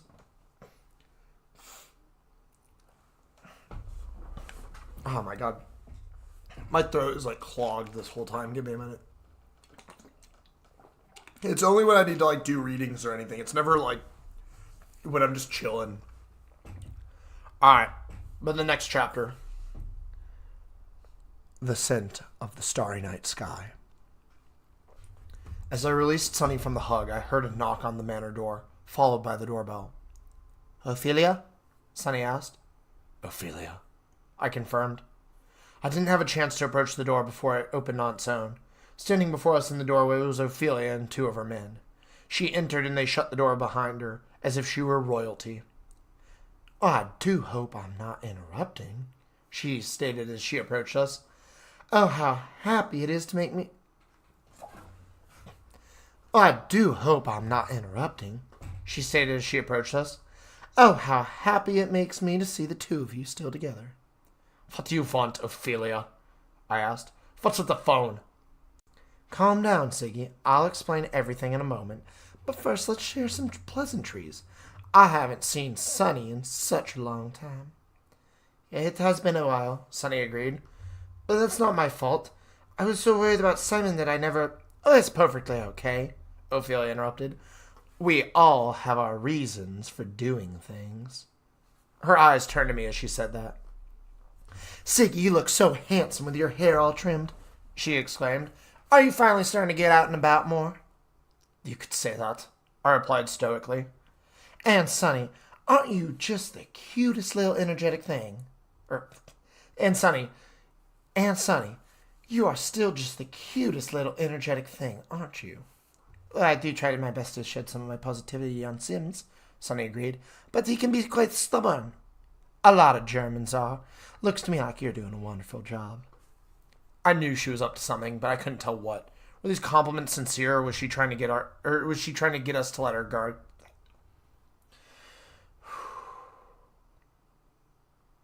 I knew she was up to something, but I couldn't tell what. Were these compliments sincere, or was she trying to get us to let our guards down? Her men just watched intently, as if I were some sort of threat to her. I know why you're here, I stated. I'm not getting myself involved. Well, you're eager to get right to business, aren't you? She responded. Don't you think it's rude to discuss matters like this in front of Sunny? Simon, what is she talking about? Sunny asked. Oh, have you not told her? Siggy here was going to help me get my friends out of jail, since he seems to have the authority to do so as he pleases. None, they let him out because the car crash was an accident, and I never pressed charges for the stabbing. Oh, is that what he told you? Both their eyes fell to me, causing a chill to run down my spine. The spotlight was set on me, and I had only one chance to defend myself. It was accidental, I explained. I was drunk. I didn't set out to kill a man that night. Well, that won't get you out of jail, Ophelia replied. You pulled the strings and made the puppets dance. I'm simply asking you to do it again. I can't do that. I can't be a part of this. Ophelia, I have my own problems to deal with right now. She stood there for a moment, seemingly irritated that she wasn't getting through to me. Then her entire demeanor changed. Okay, she smiled as she clapped her hands. I'll give you more time to think about it. You will? I asked in bewilderment. Well, of course. It's not like they're going anywhere on the chopping block. I guess that's a relief. Good luck with your affairs, and if there's anything you need, press the call button on that phone 5 times. She motioned for her goons, and they opened the door for her. It was lovely catching up with you two, but I'm a very busy lady, she bowed. I must bid you adieu. Then she left. It was honestly quite wild. She must have driven all the way up here just to meet with, she must have driven all the way up here to meet with us, only to chat for 5 minutes and leave. At first I didn't understand why she would waste her time with that, but later that night I found out. Sunny and I just kind of resumed what we were doing and moved on. I didn't end up showing her the heart, but I did show her my father's room. Once nighttime came around, she packed up her things and headed out. I dried my body off from the shower and prepared for bed. Sunny had left before dark, and I had soaked for about an hour while brushing my teeth and gawking at my reflection. While I slipped my boxers on for bed, I stared out at the night sky through the angled glass wall of my room. After Sunny had left, I used the scissors from the grooming kit to cut a slit in my mattress for the dagger. I made sure to position it facing the back of the bed frame so I could access it, but it wouldn't be easy to spot. Good luck finding it, Jermaine. Sliding myself under the covers, I placed my eye mask over my face and began to drift to sleep. About 15 minutes later, I heard my door squeak open. I assumed it was Jermaine, so I didn't bother moving or disturbing my comfort. Following their steps, I could tell that they approached the bed to the side before sitting on it. I laid motionless for a moment before my nostrils recognized a familiar scent. Practically tangling myself in the covers, I tore the dagger from the slit and pushed myself upright. When I took the mask off my head, I couldn't believe my eyes. The stars are quite beautiful tonight, aren't they? Ophelia asked as she stared out the glass. How the hell did you get in? I asked, my heart racing. Did you break in? I climbed in through a window. I'm not too flexible, but I managed. Did your goons help you, or are you here alone? I'm alone. I wanted to speak to you as a friend, the way that we used to. I lowered the dagger and shifted a little. So you scared the piss out of me by breaking in? I retorted. That's not something we did as friends. Look, I can't let anyone know I'm here, okay? She reasoned. I knew Sunny climbs in through the window, so I gave it a try. So you have been stalking me. I've been trying to look out for you. I wanted to help you, Simon. At this point, I think I'm beyond helping. The moonlight illuminated her face as she turned to look at me.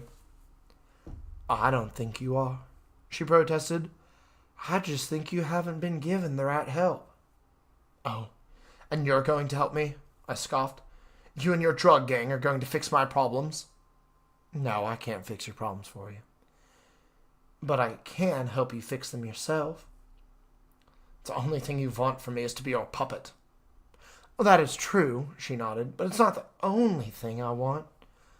There's a lot of stuff in this world I want. Like what? I want my friend back.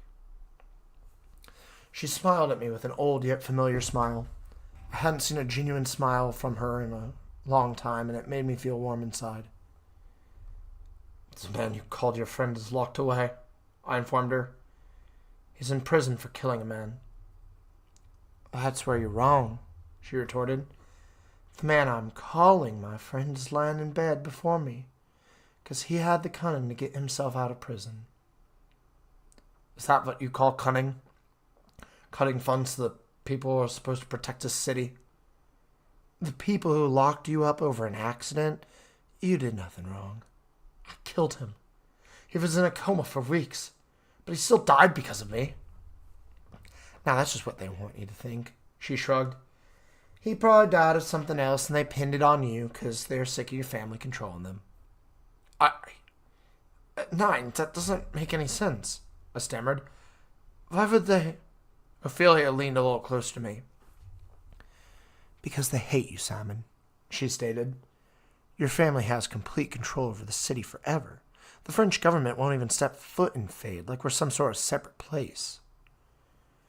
The police aren't the problem, I disagreed. My family was. Then why did they arrest you for an accident? Took a moment to think.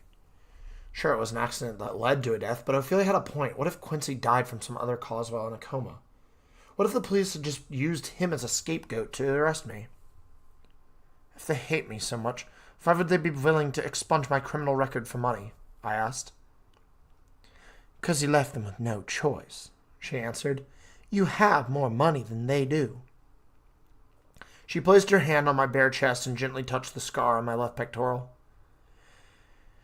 See, you and me are powerful people, Siggy, she explained. But that doesn't make us bad people. You and I aren't anything alike, I argued. I am a bad person. If you're a bad person for an accident, then I'm a bad person for being an accident. Were you, though? I really don't know anymore, she sighed. We sat there in silence for a moment while she thought of what to say next. Say, I got a favor to ask of you. She spoke up. Let's hear it, I responded. It's not like I'm going anywhere. Mind if I lay next to you? I want to look at the stars without putting a kink in my neck. Her request was a little odd, but considering I was in bed and she broke into the manor, her request was a little odd considering that I was in bed and she broke into the manor. But I decided that it couldn't hurt to let her. I moved to the side a little, and she laid on top of the bed sheets and covers, resting her head on the pillow next to mine. Letting my guard down entirely, I set the dagger on my nightstand and looked at the stars with her. They were shining extra bright tonight, since clouds had finally seemed to dissipate. You love them, don't you? She asked calmly. Love who? I asked in response. The stars. You truly love them. I do. They're my second favorite thing in this world, and they aren't even in it. What's your favorite? Someone very dear to me. Do you have a favorite constellation? Yeah, Orion. Ophelia inhaled deeply and remained quiet for a few minutes.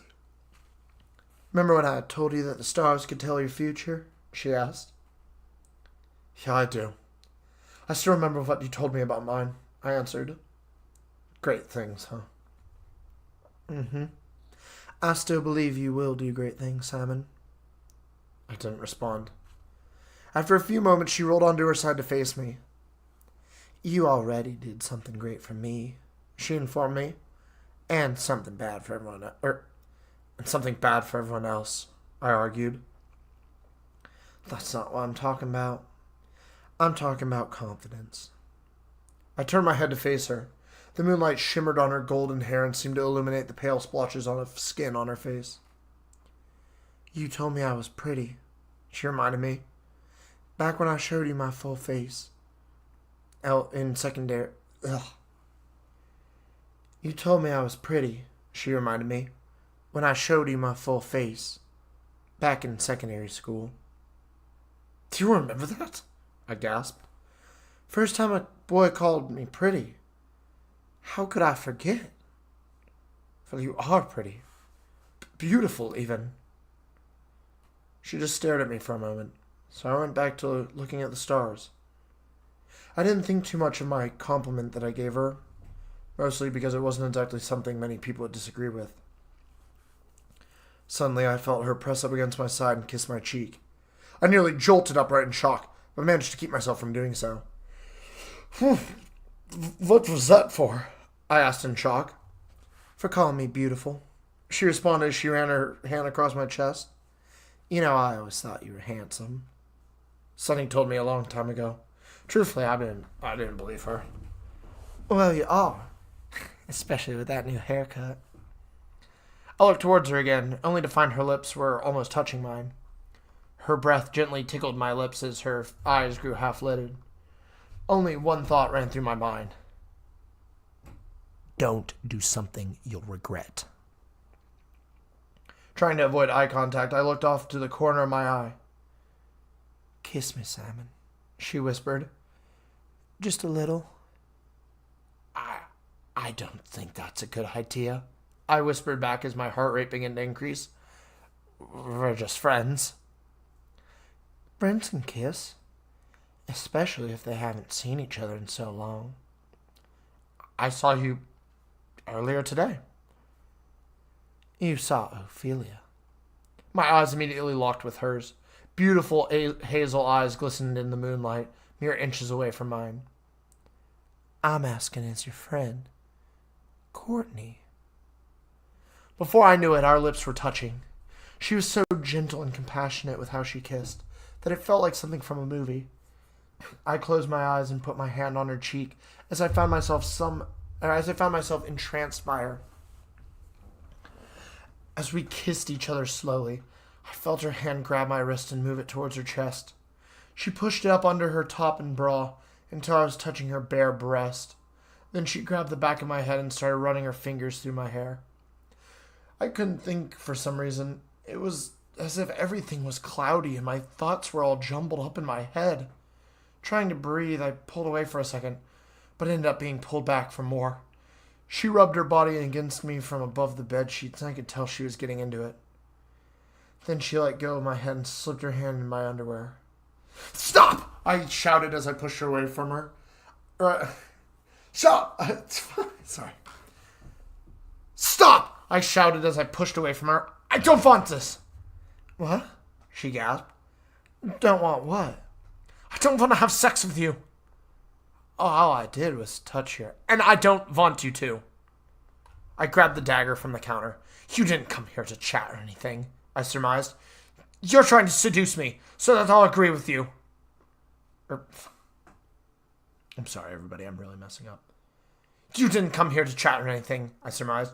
You're trying to seduce me, so I'll agree to help you. Simon, she mumbled in disbelief. I didn't mean to... To what? To try and seduce me? To try and manipulate me? I didn't mean for it to go this far. Of course you didn't. It wasn't a part of your plan, huh? She stood up off the bed and adjusted her top. So what if I was? I need you to help me, she begged. 9. I want you to get the fuck out of this matter before I call the cops, I threatened. I'll tell them about what you're planning. How dare you! She shouted. I'm done with your bullshit, Simon. She walked to my door and opened it. You can sit in this manner and rot, she sniffled as tears began to form in her eyes. But my feelings about you were real. You were my friend. I didn't respond, trying to hold my ground. But maybe you're right, Simon Olympus, she growled. You really are a monster. With that, she slammed the door behind her. I fell back onto my bed and sighed in relief. It hurt a lot to have to do that to an old friend, but I knew she was trying to manipulate me. I expected Jermaine to come running from all the noise, but he must have accidentally fallen asleep somewhere else in the manor before he could make it to my room for the night. He's getting to be pretty old after all.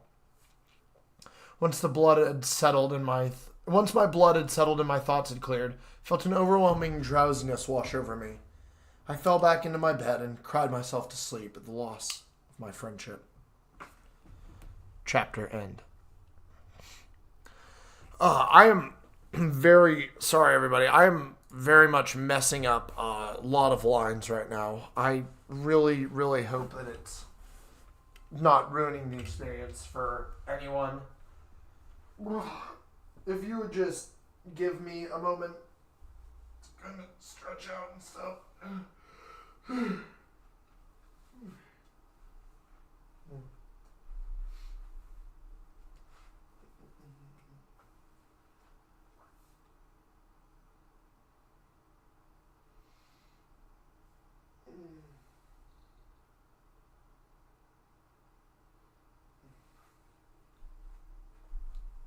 You're making peak right now.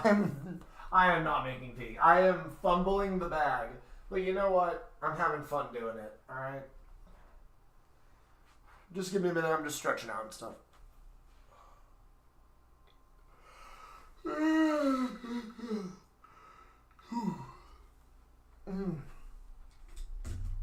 The scent of the starry night sky.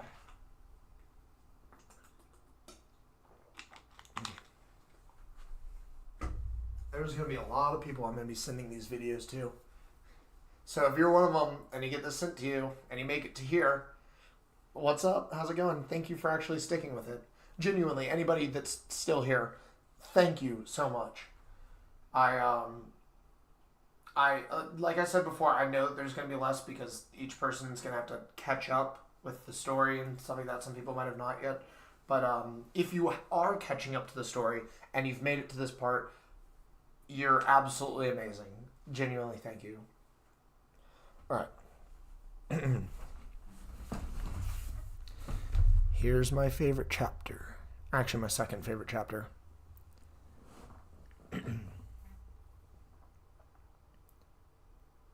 Ashes, ashes, we all fell down. The next morning, I awoke to a loud beeping from the flip phone. Still groggy, I rolled over and flipped it open to see a chilling message on the screen. "I'm done waiting. The time is now," was what the text said. I stared blankly at the screen for a moment as I registered what the text meant. Then my entire body froze as the horror of the message came to light. She's going to attack. Not even bothering to shower or brush my teeth, I threw my clothes on and ran out of my room and out of the manor. Crashing through the front gate, my shirt got snared and ripped a little, but I could not stop until I was at the police station. While making my way down the hill, I spotted Sunny walking her bike up it like she does every day. "Sunny!" I gasped for air. I need to use your bike." "Sims, what's the emergency?" she asked, unaware of what was about to happen. "I was just on my way to come visit." "I need the bike right now. I'll explain everything later, but I need to get to the police station." She pushed the bike towards me and I hopped on it. It was the tiniest bit too small for me, but it would be much faster than running. I pedaled my heart out. The closer I got to the police station, the fewer people blocked my path. Once I was close, I heard a loud bang echo through the streets. People were confused at first, but once the fleeing citizens made their way to me, others started groaning as well. Their panicking definitely slowed me down a bit. As I approached the police station, I could hear Ophelia shouting over a megaphone. I couldn't make word for word of what she was saying, but I knew the implications of it. She was asking them to surrender. I rounded the corner and saw about 40 men, armed with rifles and special-looking vests, all aiming towards the police station. Ophelia was in front of them, lowering the megaphone and turning to walk away from the station. Once she was behind her men, she held up what looked like a phone. "Stop!" I screamed as loud as I could as I pushed off the bike and ran at her. I saw her look directly into my eyes as she pressed the button on the phone. What was once a moment of near silence, aside from my breathing, erupted in an instant into the single most loudest crash I'd ever heard. The sky was illuminated, if only for a second, by pure hellfire and orange, only to dissipate into its usual blue color. I watched as a shock of force blew her hair into curves, like the snakes of Medusa's hair. She seemed so confident in that moment, like a warrior who knew they'd triumph over their foe. As I sprinted towards her, I slammed my body directly into hers, knocking her to the ground. Before I could even recover from the fall, gunshots cracked in my ears. "You fucking psycho!" I screamed as I pinned her to the ground. "Do you have any idea of what you've just done?" "Get off of me, Simon," she struggled. "This could have been resolved peacefully, but they chose not to listen." I grabbed the vest she wore and pushed her torso down harder, making it difficult for her to breathe. Gunshots cracked in my ears as her men began to fire upon the police station, doubtlessly killing any survivors. Although we were a bit behind them, the sound of gunfire made me flinch pretty hard. "You're killing innocent people!" I shouted over the gunfire. "You're murdering innocent lives!" "Nobody's innocent anymore, Simon," she shouted as she tried to push me off. "They were given ample opportunity to surrender." "This is terrorism, Courtney. You'll be hunted down and killed." "I didn't give you permission to call me that. I am not Courtney to you anymore. I am Ophelia. I am Cowgirl. Why? Why does that matter?" She clawed at me, but I refused to budge, continuing to push on her vest. "Because they made fun of Courtney," she blurted before giving up. Her arms went limp and she stopped resisting. I loosened my grip and eased up on her in awe. "After all these years," I stammered, You still resent everyone, don't you? Yeah, I do. She replied, avoiding eye contact. You still hold that much hate in your heart? That you'd kill innocent people just for what? Power? Control? I told you, Simon. If you wear a mask well enough, it becomes your normal face. All of this is madness because people were mean to you? I wanted to show them all that I am not someone they should fuck with, she snarled. This is just the start of our takeover. By the time we're done, they'll know the name Cowgirl. They won't feel remorse. They'll fear you, I reasoned. The people who have tormented you have long since forgotten who you even are. The ones who haven't probably buy from you. I feared being called Cowgirl. I feared being bullied. Now there's no fear anymore. Only vengeance in my heart. I stared in disbelief at her. Before I knew it, I was hoisted off her by one of her men, who promptly threw me to the ground. Luckily, it didn't seem like he was trying to hurt me, instead just trying to get me off of her. A few of her men came running over, assisting the previously imprisoned men that this whole operation was slated to rescue. The men who threw me helped Ophelia up, before spinning in my direction and assisting the others. I watched in disgust as her men began to climb into armored cars, their mission now complete. The people who remain and fade will be safe. I can promise you that much, she callously informed me. But the people who have wronged me will have to beg for my forgiveness. You're sick in the head, I scoffed as I sat upright. We were nothing more than tools for you, weren't we? She stopped for a second and broke eye contact to look away. I did care about you, she sighed. My feelings were genuine. There's nothing genuine about you, I refuted. You may be right. After all, I'm just an actor playing a role. And this is the climax of this play. The car behind her honked twice, signaling that it was time for her to leave. Before she climbed onto the car, Ophelia turned to face me. C'est la vie, Simon, she beckoned. Fade belongs to us now. The sound of ambulance sirens echoed in my ears as the vehicles began to drive away. I knew I needed to get away from the scene of the attack before anyone saw me, so I picked myself up and turned to run away. As I started running, Sunny came running up to me. Sims, are you okay? She yelled as she embraced me in a hug. I was following you, and there was an explosion and gunshots. What the fuck is happening? It was a terrorist attack, I explained. It was Ophelia. She's responsible for it. What? Why would she do something like that? Because she's fucked in the head. She's not the person we knew. I'm scared, Sims. What is happening to our lives? I don't know. I squeezed her. But you're but you're so brave for being with me, Elsa's Faye. She squeezed me back. Once the sirens grew closer, I pushed her off. Grab your bike. It's over there, I commanded. If you need to get the fuck out of here. She grabbed her bike and we made our way down the street, only to find ourselves at the apartment complex that Robert lives at, since it was along the way. We were away from the police station, but being near the apartments made me wonder if Robert was alright. Unfortunately, I'd get my answer. Running down the stairwell and from the apartments were Robert and Megan, both understandably scared by what was going on. Robert was pulling her by the arm with one hand and had a gun in the other. They went to grab their bikes from the bike rack, but as soon as he saw me, I knew I was in for trouble. You! He shouted as he pointed the gun at me. I immediately stopped and threw my hands up. Robert, stop! I yelled. This isn't what it looks like. You're coming from the police station, he growled as he approached me. You know what happened. Robbie, stop! Megan shouted as she unfastened the lock on her bike. Mine, he's involved with this. I can tell. I tried to remain calm, but it was terrifying having a gun pointed at me.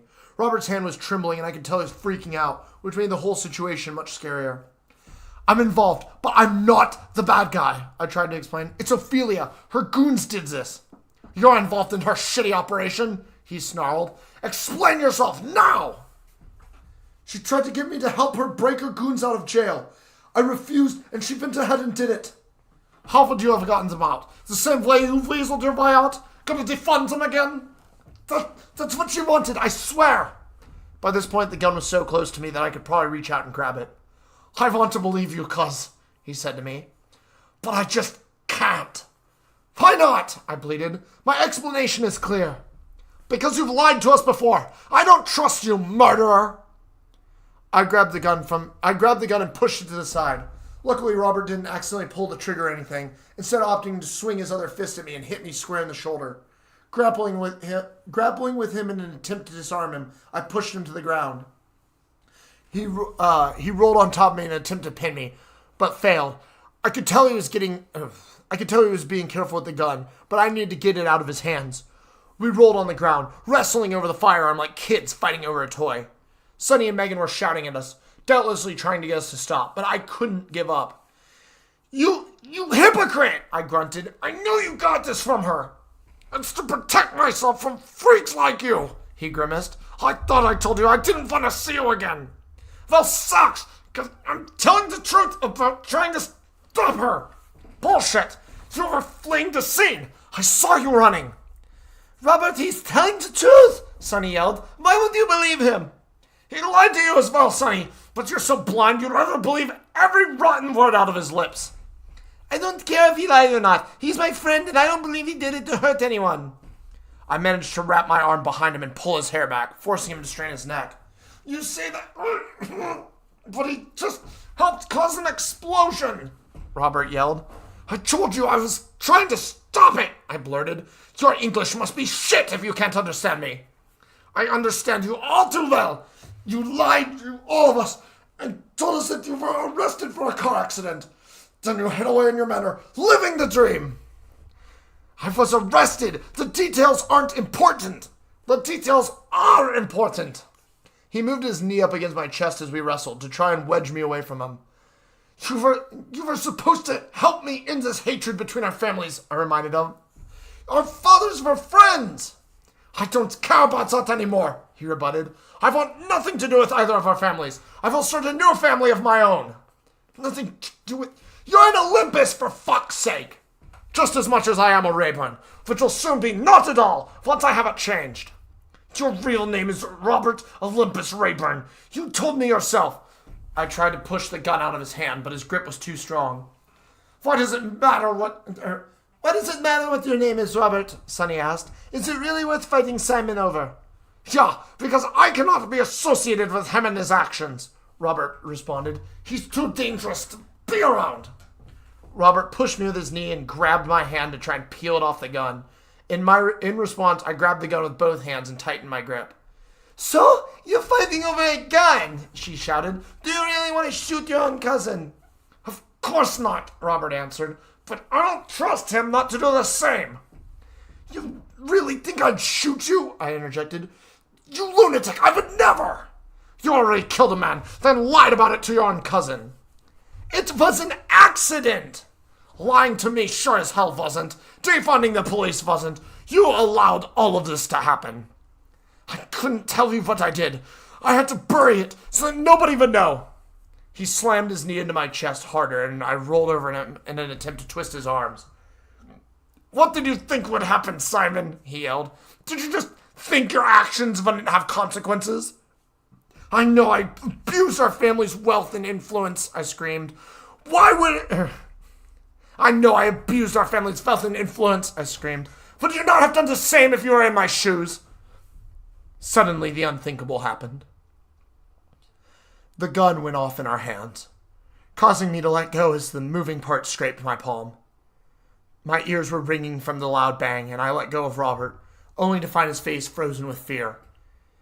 He had stopped fighting back entirely, and was now completely immobilized, as if he were paralyzed. My eyes wandered towards Megan, who was covering her eyes with her hand, trembling in terror. Then, when my eyes traced back to Robert, I realized what he was looking at. Sims? Sonny mumbled. I looked back at Sunny to find her standing there awkwardly, with a frightened expression on her face. She didn't move much, just stood there and stared at me for a moment. Then blood started dripping from her mouth. "Sunny!" I screeched at the top of my lungs. She gasped for air and collapsed to the ground, wailing in pain. I pushed Robert off me and crawled over to her side. The bullet hit her right in the chest on the opposite side of her heart and was practically gushing blood. By the time I even got to her, she was coated in it. "You fuck!" I screamed at Robert as I grabbed her. Robert didn't respond. He just stood there, paralyzed by fear. His eyes locked with mine, and I could tell he was terrified of what just happened. It was an accident," he murmured. "Oh, so now it's an accident!" I sneered at his hypocrisy. After a few moments, he threw the gun on the ground abruptly and grabbed Megan. No more words were exchanged between us before he pushed Megan back up the stairwell, commanding her to pack her things. I gently rolled Sunny onto her back to assess how severe the damage was. She cursed and flinched a bit in between coughs, but mostly just struggled to breathe and groaned.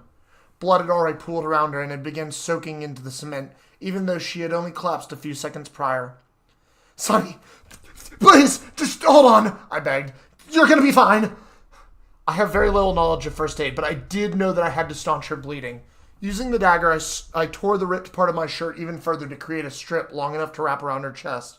She grunted in pain as I tightened it, but I couldn't let her bleed out on me. "Sunny, it's going to be okay," I reassured her once more. With that, I scooped her up in my arms and began jogging towards the hospital. Luckily for me, Sunny is really light, so someone as out of shape as myself could carry her. Unluckily for me, I was never a fast runner. But I ran. I ran as hard as my legs would allow. Sunny squirmed in my arms, but I held her tightly as I used every muscle I could to get her to the hospital. People watched as I ran past them, desperately trying to save her life. I'm sure that from the outside, looking in, this wasn't a good sight to see. Even from the inside, it wasn't a good sight. My body was killing me and my lungs burned, trying to slow me down, but I didn't obey. Literally, nothing mattered more than this. "Sunny, I see the hospital," I huffed as I carried her. "Almost there." She groaned. The van, Ma. It hurts so bad. Just stay with me." Ambulances filled the parking lot with their loud sirens blaring, and doctors frantically unloading survivors from Ophelia's attack. All hands seemed to be on deck. I burst into the reception area of the hospital and collapsed. A nurse ran to assist us as I hacked and wheezed on the ground next to Sunny. At no point in my life had I ever ran that hard. After a moment, I was able to stand up again and help the nurse carry Sunny to one of the doctor's rooms. The hospital was packed, and I almost had to dodge a stretcher being pushed down the hallway we were in. It was chaotic and seemingly unorganized as doctors were trying to stabilize the victims from the attack. By the time we got Sunny to a bed, she had become limp and almost entirely unresponsive. The nurse told me that she'd get a doctor in immediately, then ran out of the room. Fortunately, there were no other patients in this room with us, so we had a bit of privacy while we waited. Groans and grunts of pain could be heard from the hallways, but none were more haunting than hers. Compared to the otherworldly screeches of the heart, Sunny's groans were something I would never want to hear again. "They're getting a doctor," I reassured her. "You're going to be fine. Just hold on." All she could do was try and breathe. Her eyes were closed, and I cupped her hand in mine to help her know that I was there for her. I watched her chest slowly and inconsistently expand and recede with every breath she struggled to take. "Is there a fucking doctor yet?" I screamed at the hallway. Finally, she spoke up. "My father, my dad always told me that I'd smile until the day I died." She groaned. "Am I still smiling, Sims?" Her mouth warped into a half-smile for a moment, until twisting into a pain-filled grimace. "You are," I responded, filled with emotion. Your smile's contagious. As always. She smiled again, and I tucked my head close to hers. I love you, Sims, she whispered. Will you sing to me? Sing? I stuttered. I can't sing. How could I sing in a time like this? I want your voice to be the last thing I hear. My eyes filled with tears as I took a deep breath. You are my sunshine, I sang. My only sunshine. Her groans began to subside. You make me happy when skies are gray. The look of pain washed away from her face. You'll never know, dear,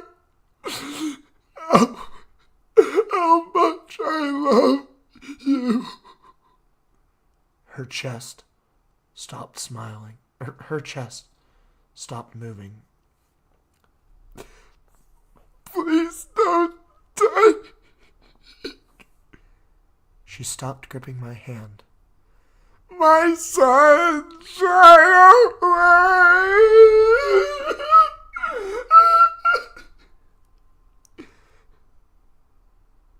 But Sunny never stopped smiling.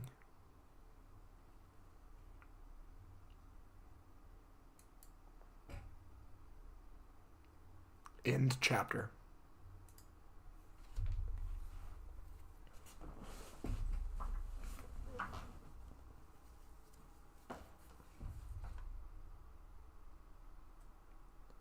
The next chapter is my favorite chapter in the entire story. Named after my favorite song,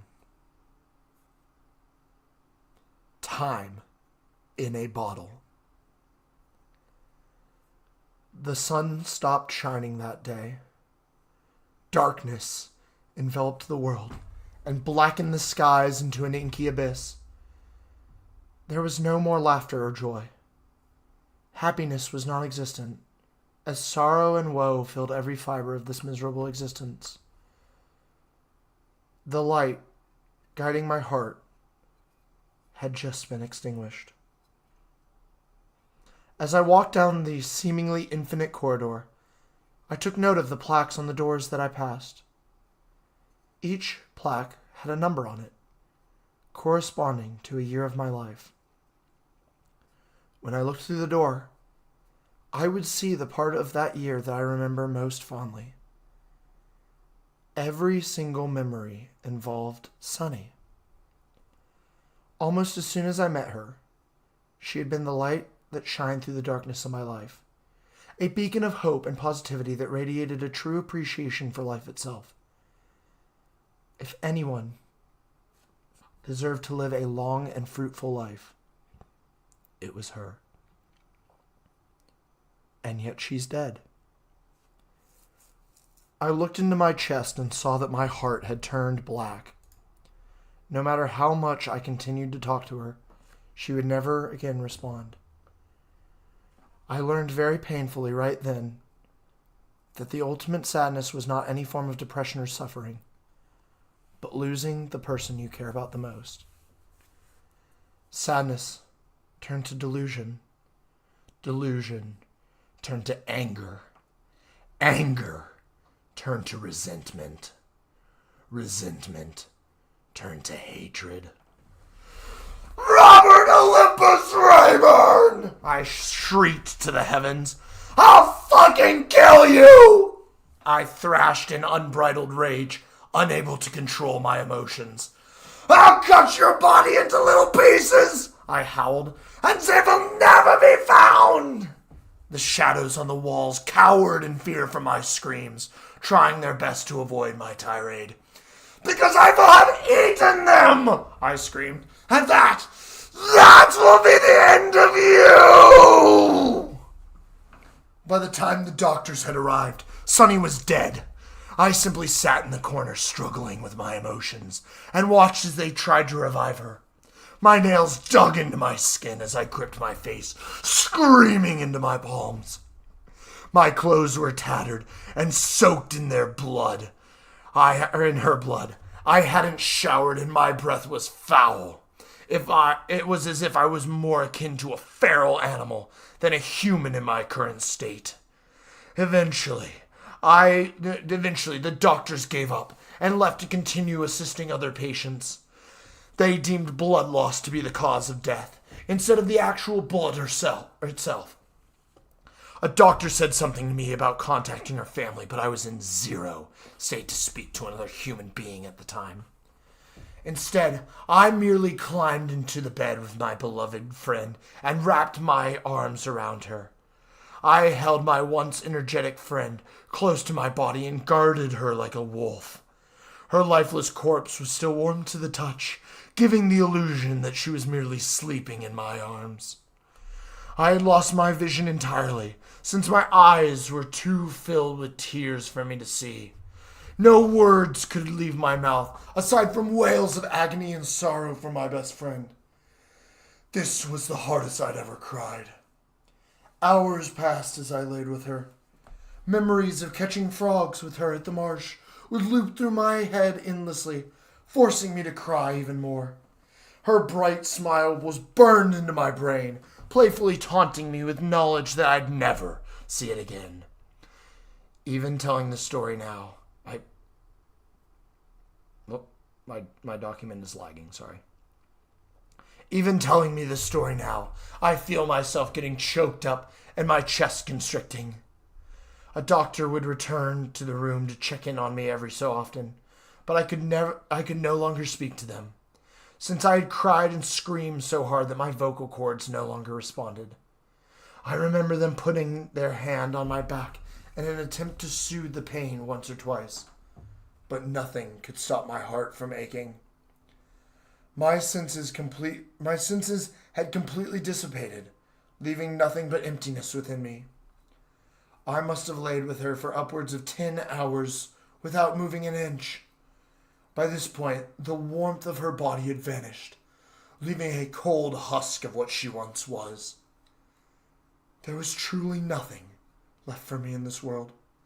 I lost my friends, my family, and any chance I had at returning to a normal life. As soon as the staff make me leave Sunny, I will step outside and slit my throat with the dagger. A gruesome end, to be sure, but it'd be worth it to spend eternity with her. Should the staff not remove me from her, I would lay here until I starve and die as well. I would sooner decompose than leave her side. This was the end of the story for me, until a voice spoke up from the bed across from us. Damn. That sucks, buddy. My father's arrogant voice emanated. She was your best friend, yeah? I opened my eyes as a wave of anger washed over me. What was her name again? He asked sardonically. Wasn't it something like Lucky? I looked across the bed where I lay to see him sitting atop another bed. His mere presence was already infuriating, but his disgusting arrogance in lieu of what happened was outright vile. It was Lucky, right? He asked again. Sonny, I growled from behind clenched teeth. Oh, see, my bad. I was thinking that she is Lucky. I stared at him for a moment as I gathered my strength. Then I burst forth from the bed and plunged the dagger into my father's gut and twisted the blade. How dare he mock Sunny like that after she died? He deserves a fate 1,000,000 times worse than her for even implying that this was a fortuitous event. As I jammed the knife further into him, he calmly grabbed my wrist. It's not going to work, bud, he responded with disappointment. Can't kill something that's already dead. When I ripped the dagger from his body, a see-through hole was left. No wound or damage appeared to be dealt to him. I fucking hate you! I screamed with tears in my eyes. I fucking hate you! I know you do, he replied. So I'm hoping I can make it up to you. Fuck you! I climbed back into bed and wrapped my arms around Sonny in an attempt to ignore him. As I was saying, he began, she's lucky, 'cause she has you as her friend. See, you can still revive her. Or you can still save her. I opened my eyes and scowled at him. I told you that I couldn't reveal what was the other part of the power was, he explained. 'Cause if I did, I'd run out of power myself. But I've come to the conclusion that I don't need it anymore. I rolled my eyes at his preposterous fake selfishness. I know I've been a terrible father. I know I wasn't there for you when you needed me, he sighed. Versi at you. Right about hearing me on nights you tried to injure. But I want to make it up to you. So here goes nothing. He stood up and unbuttoned his shirt, exposing his scarred chest. The first part of our power is the ability to relive events from any perspective we choose, he stated firmly. The second part allows us to change history. Suddenly, some of the scars on his body opened and began to pour blood from them. Here it comes, he grunted. When reliving events, you get to change exactly one moment. One instance that can alter the course of reality. More scars popped open and began spurting blood. By now his clothes were soaked, and I could tell he was in pain from the expression on his face. Drink from the heart, he commanded. Use the power to save your friend. Don't use it for money, fame, power, or control, like we did. He struggled to keep himself upright, leaning on the bed behind him for support. Strangely, the blood didn't pool on the ground or fall off him, and didn't stain the bed he was touching. His eyes glowed with a fiery passion that I had never seen from him. You'll want to abuse it, he growled in pain. The temptation calls to me now. But please, my son, don't be like us. I sat upright in horror as his skin began to flake off and disappear. His once neatly groomed hair had almost entirely fallen out, and his clothes began to dissolve into his body. One last thing, he begged. I want a hug from my own son. He opened his arms, eager for me to embrace him. But I didn't get a chance. Before I could stand up, his ghastly form dissipated entirely. There was no trace of Xavier Olympus in the room, since he didn't even leave an imprint on the bed. He had to have been telling the truth. Even if he was vague with the details, I chose to believe him, since I had no other options. If there really was a way to undo Sonny's death, I would move heaven and earth to do it. But I refused to leave her.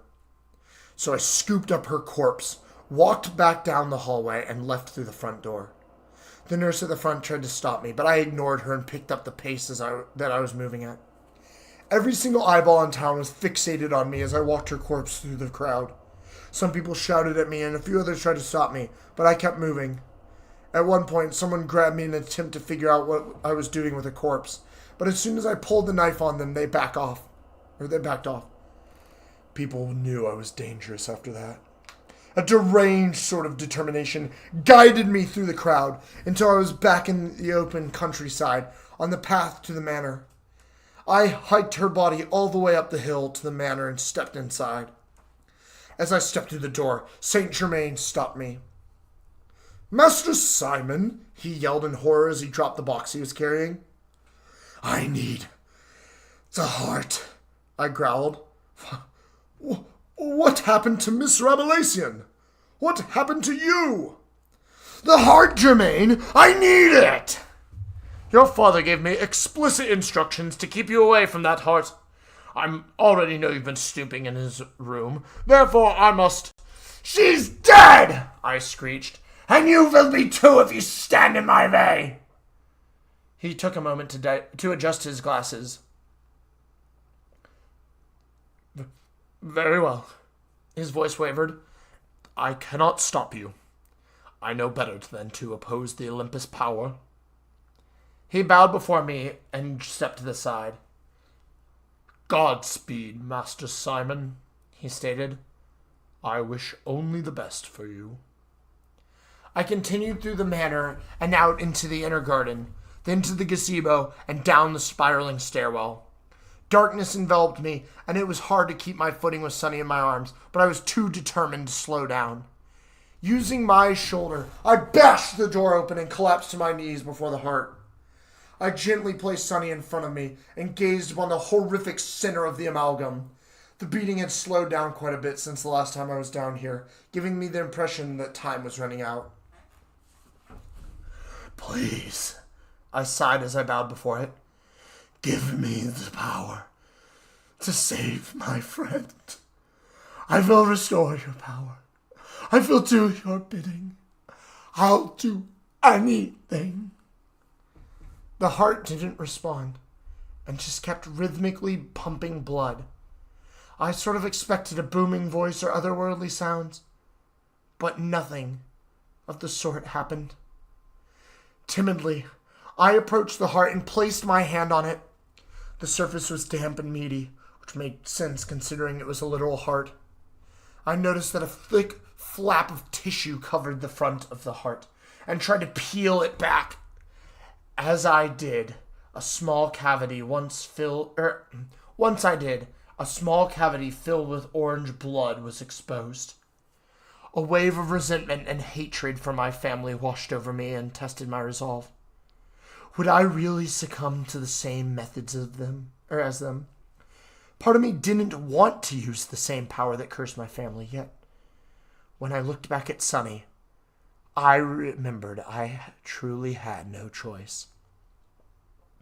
Now I stand where the rest of Olympus had fallen, at the crossroads of immeasurable power.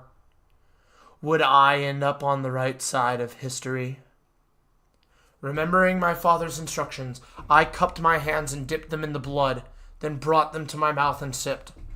A disgusting metallic taste flooded my mouth, and I began to cough and spit as it made its way down my throat. I felt extremely queasy, as if I could vomit at any time. My brand began to grow bright red, while the veins in my hands illuminated with the orange blood from the heart.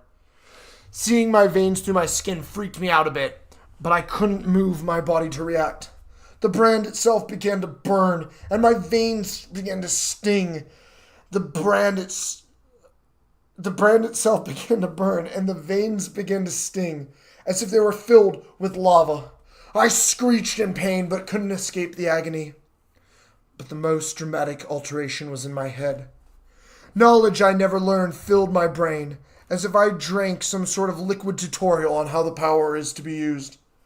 I began to feel a form of control over it, as if I could activate it on a whim and control the destination it would take me to. It was as if I had a time machine in my body. Once the pain subsided, I grabbed my wrists and dropped to my knees. A grotesque, writhing sensation began to form in my brain, and I watched in horror as the wound itself split open, revealing an oversized eyeball from the bottom of my palm. Without any prior knowledge of its existence, I knew this was the Eye of Olympus, which allowed me to control and use the power. After a deep inhale, I looked into its pupil and thought about the fight with Robert. My own eyes seemed to stop working, followed by the rest of my senses. Consciousness failed me, and I fell into an empty void. When I regained consciousness, Robert was pointing a gun at me. I knew what I had to do. The whole fight played out the same. We fell to each other and wrestled over the gun, shouting at each other as we did. Megan and Sunny tried to interject, as a few onlookers watched in panic. Most people just continued to run for cover, ignoring our strife. At no point did I realize I'd seen this before. There was no eyeball in my hand, and I had no knowledge of what came next. To me, this was all happening for the first time. He slammed his knee into my chest, and I rolled over him in an attempt to twist his arms. "What did you think would happen, Simon?" he yelled. "Would you just think that your actions wouldn't have consequences?" "I know I abused my family's wealth and influence," I screamed. "But would you have not... Sorry. "I know I abused my family's wealth and influence," I screamed. "Would you have not done the same if you were in my shoes?" But something felt off. In that exact moment, a feeling of déjà vu overcame me and distracted me. For some reason, I felt a sensation of horrific dread wash over my body, causing me to push the gun away abruptly. To my horror, the gun went off in our hands anyway, which caused the moving part to scrape my palm. My ears were ringing from the gunshot, and I let go of Robert, only to find his face stricken with fear. He had stopped fighting back entirely, and was now completely still, as if he were paralyzed. My eyes wandered towards Megan, who was covering her face with her hands, trembling in terror, just like before. When my eyes traced back to Robert, I realized what had happened. "Sims?" Sunny mumbled. I looked back to see Sunny standing there awkwardly and grabbing her shoulder. Blood dripped down her arm and chest as her face scrunched up in pain. After a moment, she collapsed onto the ground and began writhing in pain. I rushed over to her side and shouted at Robert like the first time. Once his hypocrisy was on full display, he took Megan back inside to pack their things. Just like before, I scooped Sunny up and ran her to the hospital. The fear and shock I felt was genuine, since this version of me hadn't experienced this nightmare yet. So I ran as hard as I physically could. When I made it to the inside of the hospital, I collapsed from exhaustion. A nurse ran to assist us as I hacked and wheezed on the ground next to Sunny.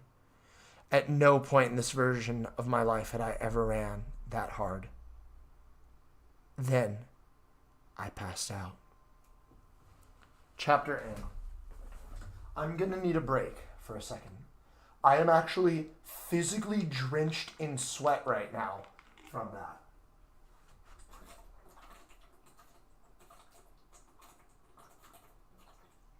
And I feel very dizzy.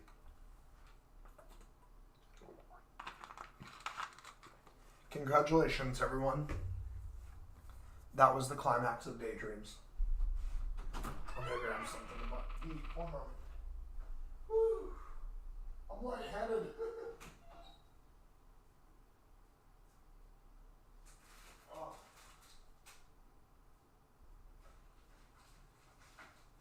So, carry on.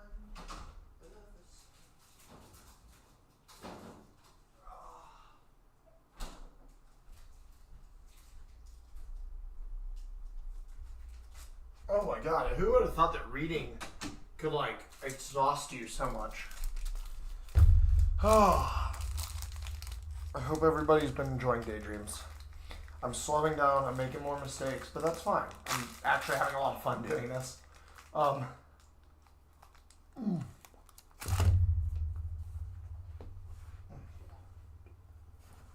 have to take my shirt off. I'm just drenched. Like, it looks like I ran a marathon.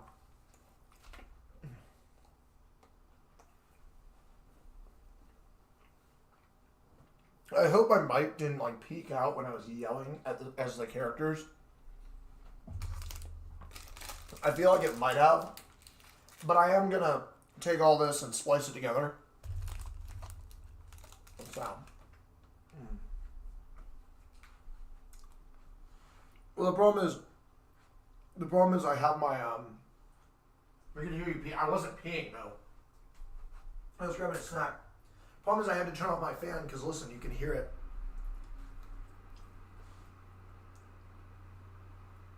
So I'm in a room with, stagnant air.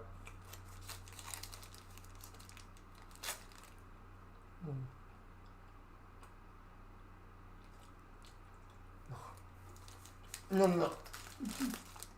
You goobers. I was grabbing this Cliff Bar.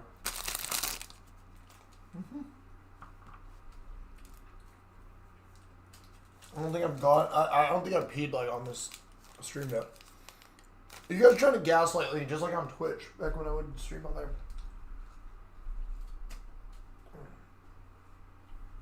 To anybody listening that might not be familiar, I streamed on Twitch for 6 years. And a lot of the people listening right now, if not all of them actually, are people who had watched my Twitch streams. I'm eternally grateful to them for my support, or for their support of me. You know what I mean. I'm eternally grateful. And I kind of want to start streaming it again at some point. You know, just maybe like once a week.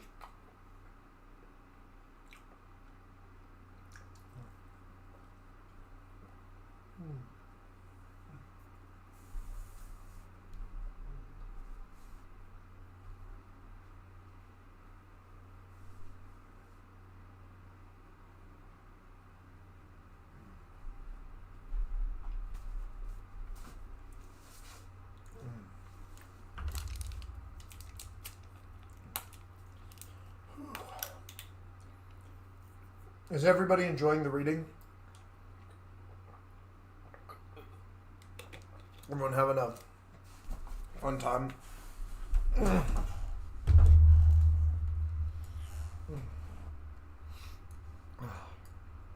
So I need to check the bit rate because it's over here for some reason.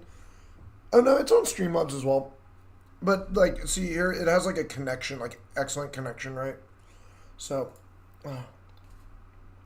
not fun. Harper's like, this is not fun. So, I want Sunny died. Like, I'm having no fun, Jake. This is not a fun story.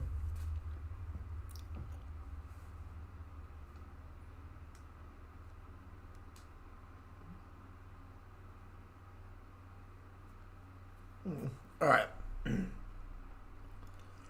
There are 356 pages in Daydreams. We are on 328. Are you guys ready to like really lock in? I might have to take another little break. But that's fine.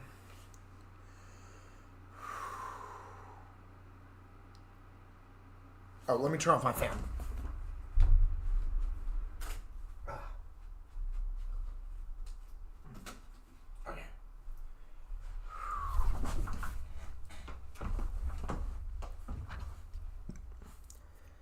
The flutter of a butterfly's wings. When I woke up, I was in the hospital with Sunny once again. I sprang upright off the ground and lurched for her bed. My body was covered in her blood, so it wasn't visible, but I could feel an open wound somewhere on my back from having just used the power. My blood boiled in anger. How did it not work? I grabbed my beloved friend and held her limp body. Did I do something wrong? Why did she still get shot? Could I have messed up and altered the wrong moment? Squeezing her body in anguish, tears welled up in my eyes as I realized I couldn't save my friend. She was destined to die, and this power would never allow me to stop it. I hugged her so hard that I almost didn't realize something was very different about her body. She was still breathing. I placed my hand on her chest and could feel her heart beating normally in her I placed my hand on her chest and could feel her heart beating normally and her lungs filling with air. My heart practically burst out of my chest in excitement when she coughed a little and opened her eyes. Sims? She groaned. What happened? A fucking miracle. I sobbed as I hugged her again. I thought I lost you forever. Ah! My shoulder is killing me. Yeah, you were shot. Robert and I were fighting over the gun and it just... I've never been shot before. Yeah, let's hope you're not shot again. I can't recommend. It hurts too much. I went to hug her, but I had to be careful. She was obviously in a lot of pain and I didn't want to squeeze her. Unlike the first time, she seemed stable, since she was able to keep talking clearly. I thought I lost you. I sniffled as my eyes began to grow misty. Non Sims. You keep forgetting. She groaned. We're inseparable. I don't know how many times I have to say it. I guess I'm only starting to believe that now. I don't want you to ever leave me. Is there a term in English to describe moments like this? Miraculous, remarkable, astounding, wonderful, I listed. In German, I'd say this is ein Herzzerreißender moment. I'd say it as a je ne sais quoi. She smiled, then... Pardon me. I ruined the ASMR right there.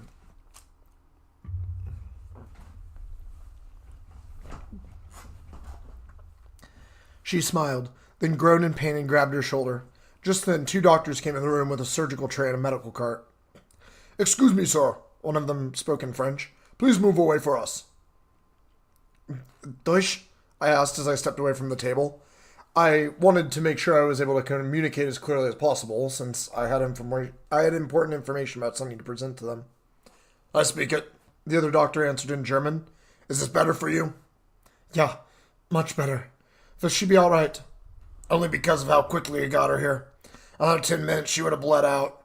Is there anything of medical importance that we should know about?" "Her medication is a blood thinner. I saw it in her kitchen a while back," I informed them. "Thanks, that actually helps a lot," he responded. "We're going to remove the bullet since it didn't hit anything severe." "Put it in a baggie and give it to her," I instructed in English so she could overhear. "She'd love to keep it." Sunny chuckled a bit as she winced in pain. Mind if I stay in the room?" I asked. "Are you squeamish?" the German doctor asked. I looked at the brand on my hand. It opened for a second, revealing the eyeball, then closed. I thought of the disgusting heart and all of its veins and flesh, along with vomiting up Megan's hand. "No, not anymore," I responded in German. "I just don't want to leave her side." The doctors confirmed and wheeled a gas tank into the room. After placing the breathing mask on Sunny's face, connecting it to the tank, they asked me if I knew what caused the bullet to hit her. I lied and told them that she was shot by someone from the attack. The gas from the tank made Sunny giggle a bit and then quickly doze off, which was a huge relief to hear after all this. Once she was asleep, they began her work. Most of the adrenaline had worn off by this point, and I was a little shell-shocked from the explosion and gunshots, so I crawled into another bed and closed my eyes. After all of what I've been through, a little nap wouldn't hurt. As soon as my eyelids shut, I was fast asleep. When I woke up, I was surprised to find that Sunny was awake as well. She was watching cartoons on small box television that sat on a cart across from her bed. The doctors must have put it there for her so she wouldn't get bored. Ugh. Mein Gott, I'm groggy. I groaned. "How long have you been awake?" "It's been a few hours," she responded as she watched. "But I've been napping too, so I'm not sure." "How are you holding up?" "The painkillers they gave me are wearing off, and my entire shoulder is really, really sore." I can only imagine. A commercial came on, which broke her concentration and allowed her a chance to look over at me. I sat upright on the end of the bed and looked at her. "Sims, have you always had red eyes?" she asked abruptly. "Nein, my eyes are blue," I corrected her. "You sure you're okay?" "No, I'm serious. Take a look for yourself."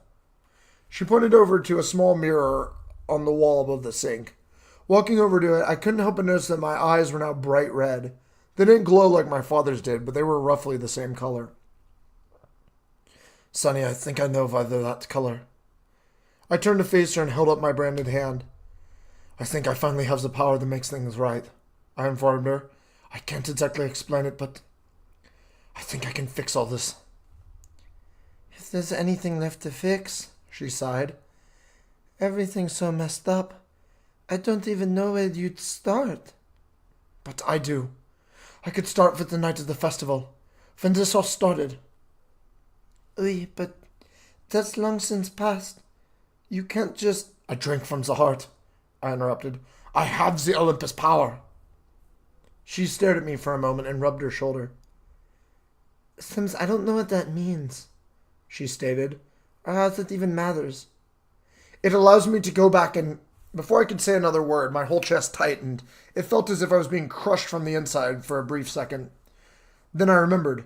I couldn't tell anyone what the power does or is. Allows you to go back in time? She asked tentatively.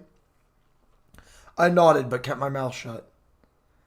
Sims, I love sci-fi movies, but that's absurd, she scoffed. If you could do that, then wouldn't the previous version of you have done it already? I quickly realized the metaphorical can of worms that Sonny was opening. Nine, just help me think, I requested. If I were to go back and stop myself from ever murdering Quincy, but I could only change... My chest tightened as I tried to keep talking. Clearly, I wouldn't be able to find a loophole here. Sims, you're bleeding, Sonny exclaimed as she pointed at me. I looked down and realized that the scar on my chest had opened up from me trying to find a loophole explaining the power.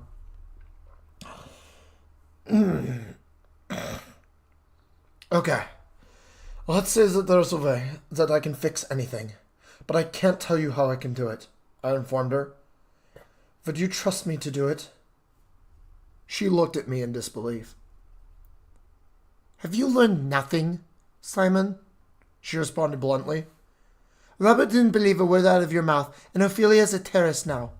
You're responsible for so much more than just a car accident at this point, yet most of it isn't directly your fault. I got fucking shot for God's sake. Then when she put it that way, I could see why she wouldn't believe me. And yet I'm still here with you, she continued. Nothing's changed. I get to choose what I want to believe in this world, and you're one of the things that I'll believe until the very end. I smiled at her and she kept speaking. So if you tell me that you have some sort of superpower that allows you to somehow fix your mistakes in the past, and thus the future and the now, then that is no superpower and you are no superhero. You're a god. I may be a god, but I fear I am less than a man. I responded somberly. My only choice is to keep believing in you, just like how you always believed in me. I looked at my branded hand to see the eyeball emerge once again. Go on, Sims, she finished. Fix this nightmare. I'll be watching cartoons until you're back. She smiled at me and held up a peace sign with her hand. The sight of her smile filled me with confidence that I'd be able to use the power correctly. I closed my eyes and thought about when I could relive and what I could change. So many options presented themselves, but I found myself thinking of the night I killed Quincy. If I could go back and stop myself from getting in the car, then I wouldn't kill him. But I need to pick an exact moment to change, which started to raise more questions. The more I thought about it, the more I realized that there wasn't one moment that I could stop, the more I thought about it, the more I realized that there wasn't one moment that could stop me from getting in that car. I was so drunk that night that even walking was an issue.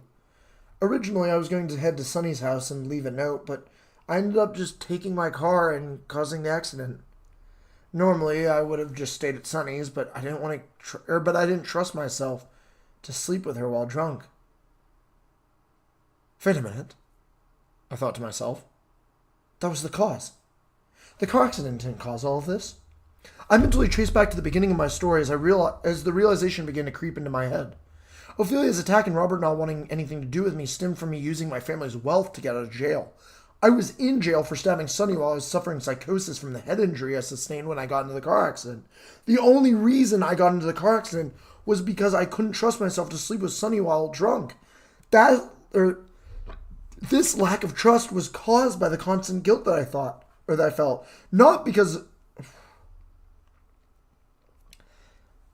This lack of trust was caused by the constant guilt that I felt, not about what I did during the party in secondary ed, but what I did after it. I lied to her. I told a lie. When she asked me if she could be pregnant, I told her I never put it in. That was the cause of all this happening. This twisted snowballing of events was all because of one lie. Something so seemingly inconsequential caused this horrible nightmare. I knew what I had to do. Holding my branded hand up to my face, I closed one eye and looked into the eyeball that was in my hand. Once again, my senses began to fade out, and I found myself surrounded by nothingness. However, when I woke up, I found myself in my own bed with a nasty hangover. A glance at my clock showed that I had slept through my alarm, since it was already 1400. Once again, to this version of me, this was the first time I was experiencing these events. When I went to check my pager, I noticed I had a plethora of pages and beeps from Robert. He was clearly worried about me, since I never exactly told him I was leaving the party that night. After showering and putting on some flannel pants, I headed down the hallway towards the stairs. I read Robert's pages and worried about Sunny as I stepped into the entrance hall. As I entered the main kitchen, I could hear Sunny talking to Jermaine. "Afternoon, sleepyhead," she exclaimed upon seeing me. She was wearing a set of my pajamas. "You're okay," I stammered in response. Oui. I'm sorry, Sims." Sorry? I'm the one who should be sorry. I don't even know where to begin." I could feel my voice getting shaky as she stood up and wrapped her arms around me. "Simon, dude, it's okay." She said calmly as she hugged me. "We were both drunk. Shit happens." "Sonny, Nine, I'm sorry. I shouldn't have stopped, or I should have stopped, okay? Oh my god, just sorry. "Sonny, Nine, I'm sorry. I should have stopped, okay?" I pleaded. "I shouldn't have even started. It's not okay." She pulled away from me a little bit to look me in the eyes. "Stop, dude. There's no reason to beat yourself up so hard, okay?" she explained. "It's my fault, too." "You never consented. That's rape, Sonny, no matter how..." Suddenly her hand shot out and slapped my face. "Simon, shut the fuck up," she demanded.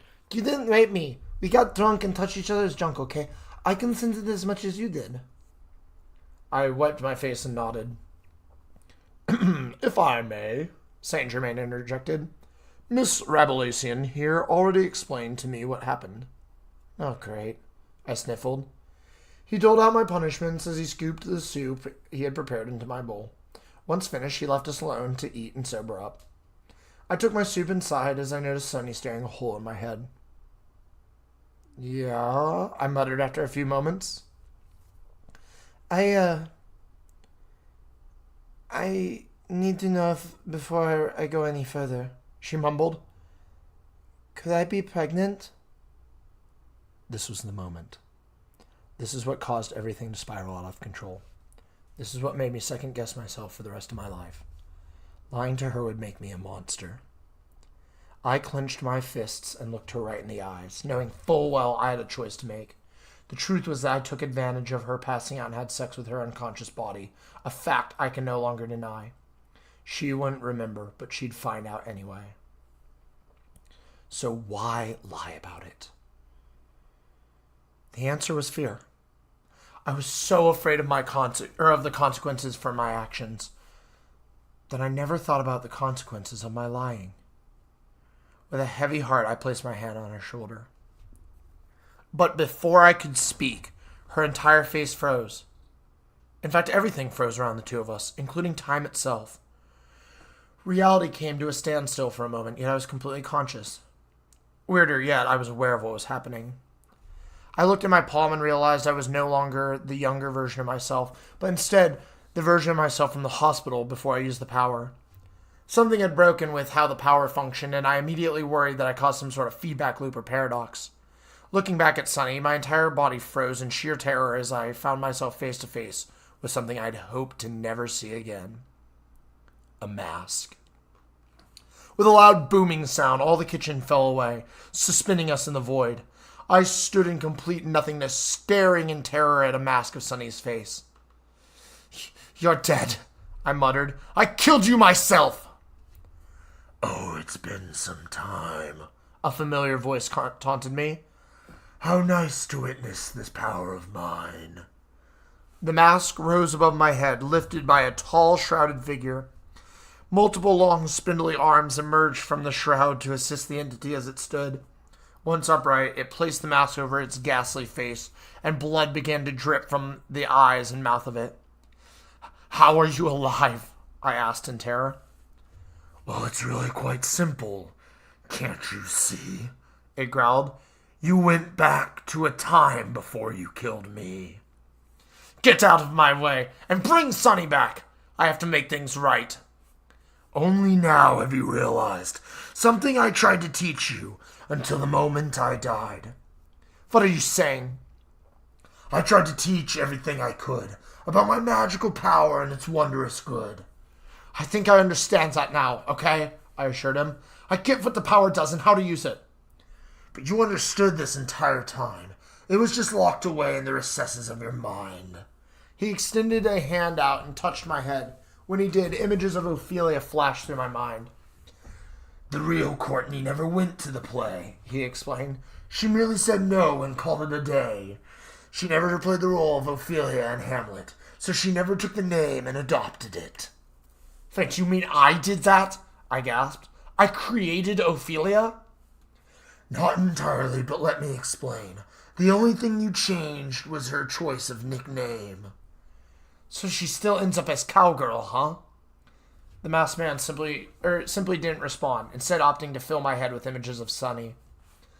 The real Sonny decided Megan's plea was a joke, he explained.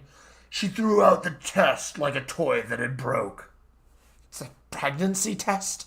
I sputtered. She never took it? She didn't find out until it was much too late. It swelled up inside her with feelings of hate.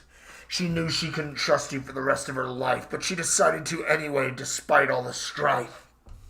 What about the baby? What happened to it? She miscarried the fetus around month 4, then went to come tell you and knocked on your door, he continued. When you realized what you'd done, the guilt was intense, but you were never fully forgiven and your friendship wasn't fixed. I grabbed the hand and pushed away from it, clearing my mind of the visions. But that's why I'm here, I beckoned. I know how to fix all of this. I will use your power for good. See, that's where the issue arises between you and I, he snarled. I gave you all the chances, but you never wanted to try. But I'm going to fix this right now. I've never been more sure of anything in my life. A feeling of heroism welled up inside of me as confidence beamed from my heart. I'd made so many mistakes up to this point that I refused to make any more. This was my moment to do the right thing. Before you had killed me, I merely step aside, he said. I'd give you the power and lend you my eye. I looked at the eyeball in my hand, then back at him. But you made this so hard and wandered astray, he continued. If you want to continue, there is only one way. He adjusted the mask on his face and opened the shroud around his chest. Inside of his chest cavity was a beating heart with a scar on it, pumping orange blood through veins to the rest of his body. Teeth and eyeballs filled the rest of the cavity, all gazing towards me. A loud thumping sound echoed around us. Simon Alexandria Olympus! The creature shrieked in an inhuman voice. If you believe yourself worthy of my power, then you must prove your convictions to me! Suddenly I heard the clattering of metal at my feet. I looked down to see my father's dagger resting in front of me. Bending down, I picked it up and held it in my hands.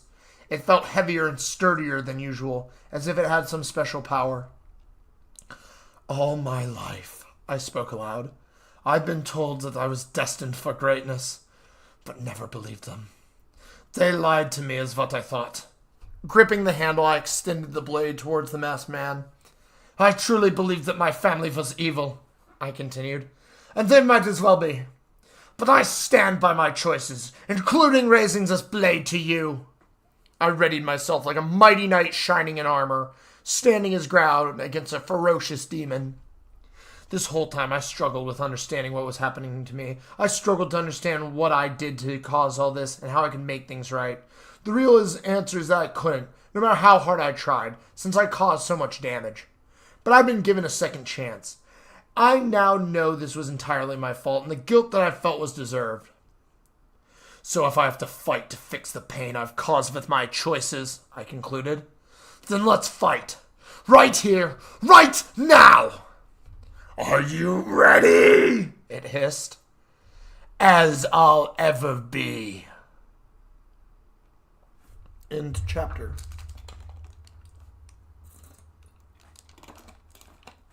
You guys have no idea. One of my favorite traits about Simon is that he is entirely willing to throw hands with absolutely anything.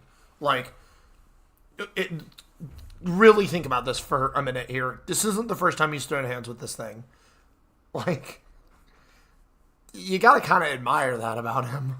Like, seriously, it's something that I hope will come to light a little bit more in the sequels. Anyway, let's finish this, everyone. At wit's end. The whole fight lasted only a few seconds. In the first second, I raised the blade to swing at the masked man. During the second, I swung it directly for his heart in an attempt to slash through it. During the third second, I felt one of his hands on the back of my head. The final second was my face being slammed into the ground. I never stood a chance. My temples throbbed and my vision was blurry from the impact, rendering me almost entirely disoriented. I tried my absolute hardest to focus, but couldn't seem to get my eyes to adjust back to normal. He picked me up off the ground with ease and held me by the throat. I struggled to breathe with his bony hand constricting my throat, but managed to keep my grip on the dagger. My eyes fell to the beating heart in his chest. "That wasn't much of a fight, young Simon," he taunted.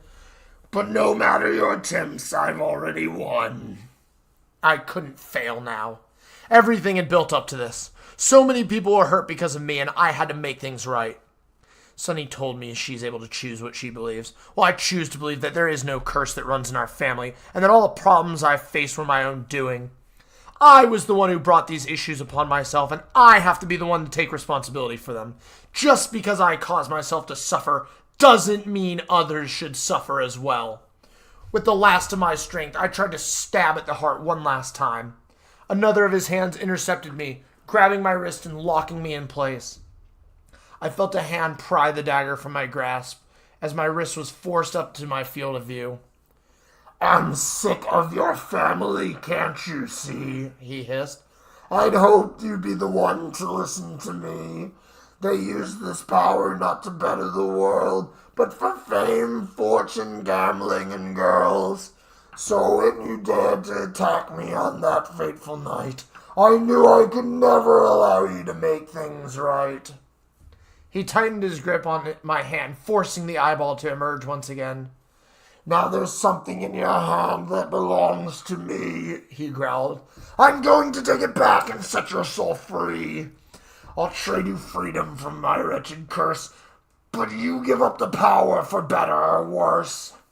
The hand holding the dagger placed the blade on my hand and began to bore the tip into my flesh. I screamed in pain until another hand snapped its fingers, causing me to be silenced. It hurt so bad. I screamed so hard I nearly popped the blood vessel. "God dang it! I screeched as my skin began to tear. I felt the metal tip of the blade clatter against my bones as a sloppy, impromptu surgery, searing my nerves and stinging like 1,000 needles.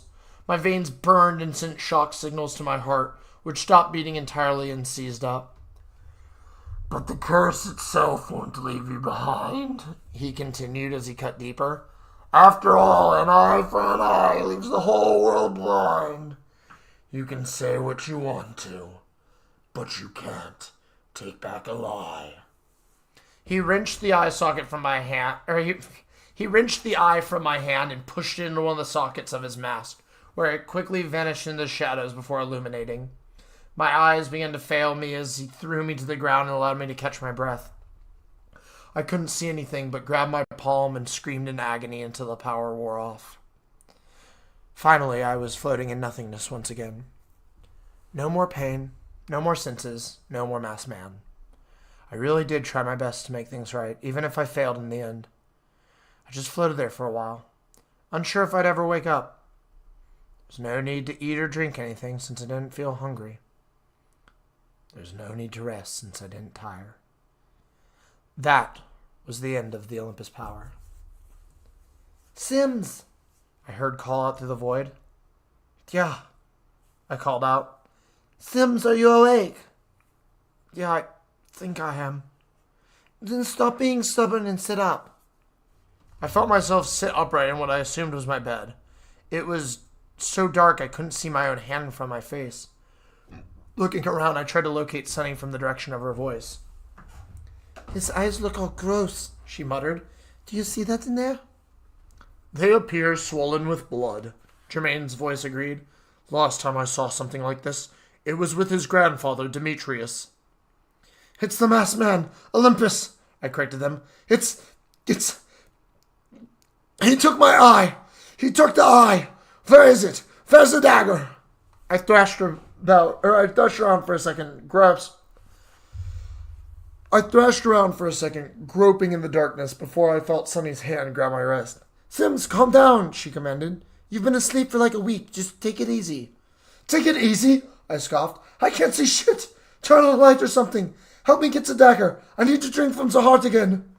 It's perfectly light in here. What are you talking about? I stopped resisting her and relaxed. My voice was incredibly raspy, like that of an old smoker's.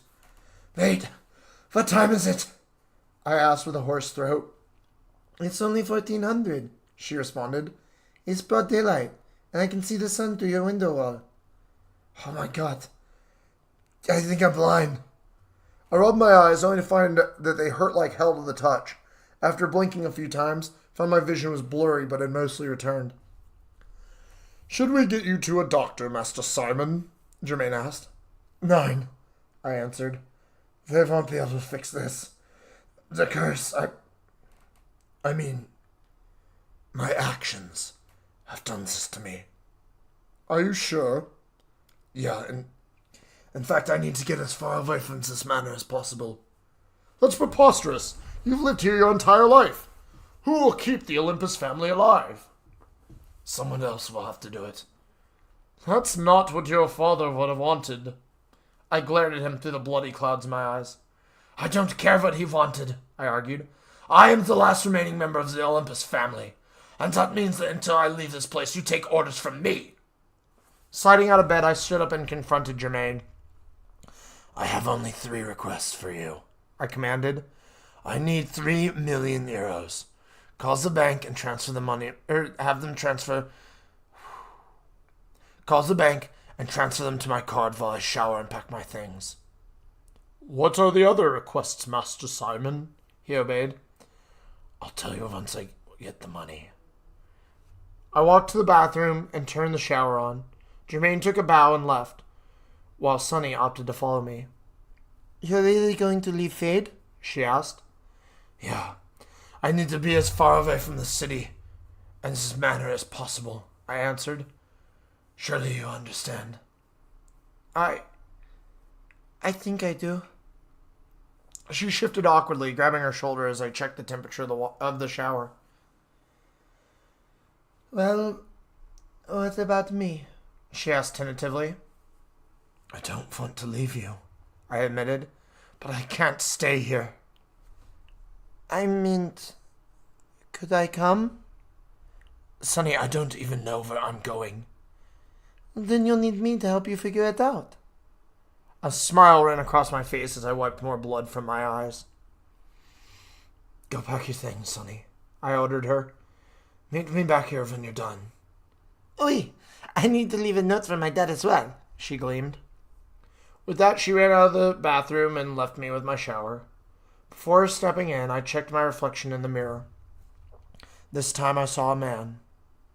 A man who was worn down and exhausted to the point that bags had permanently formed under his eyes.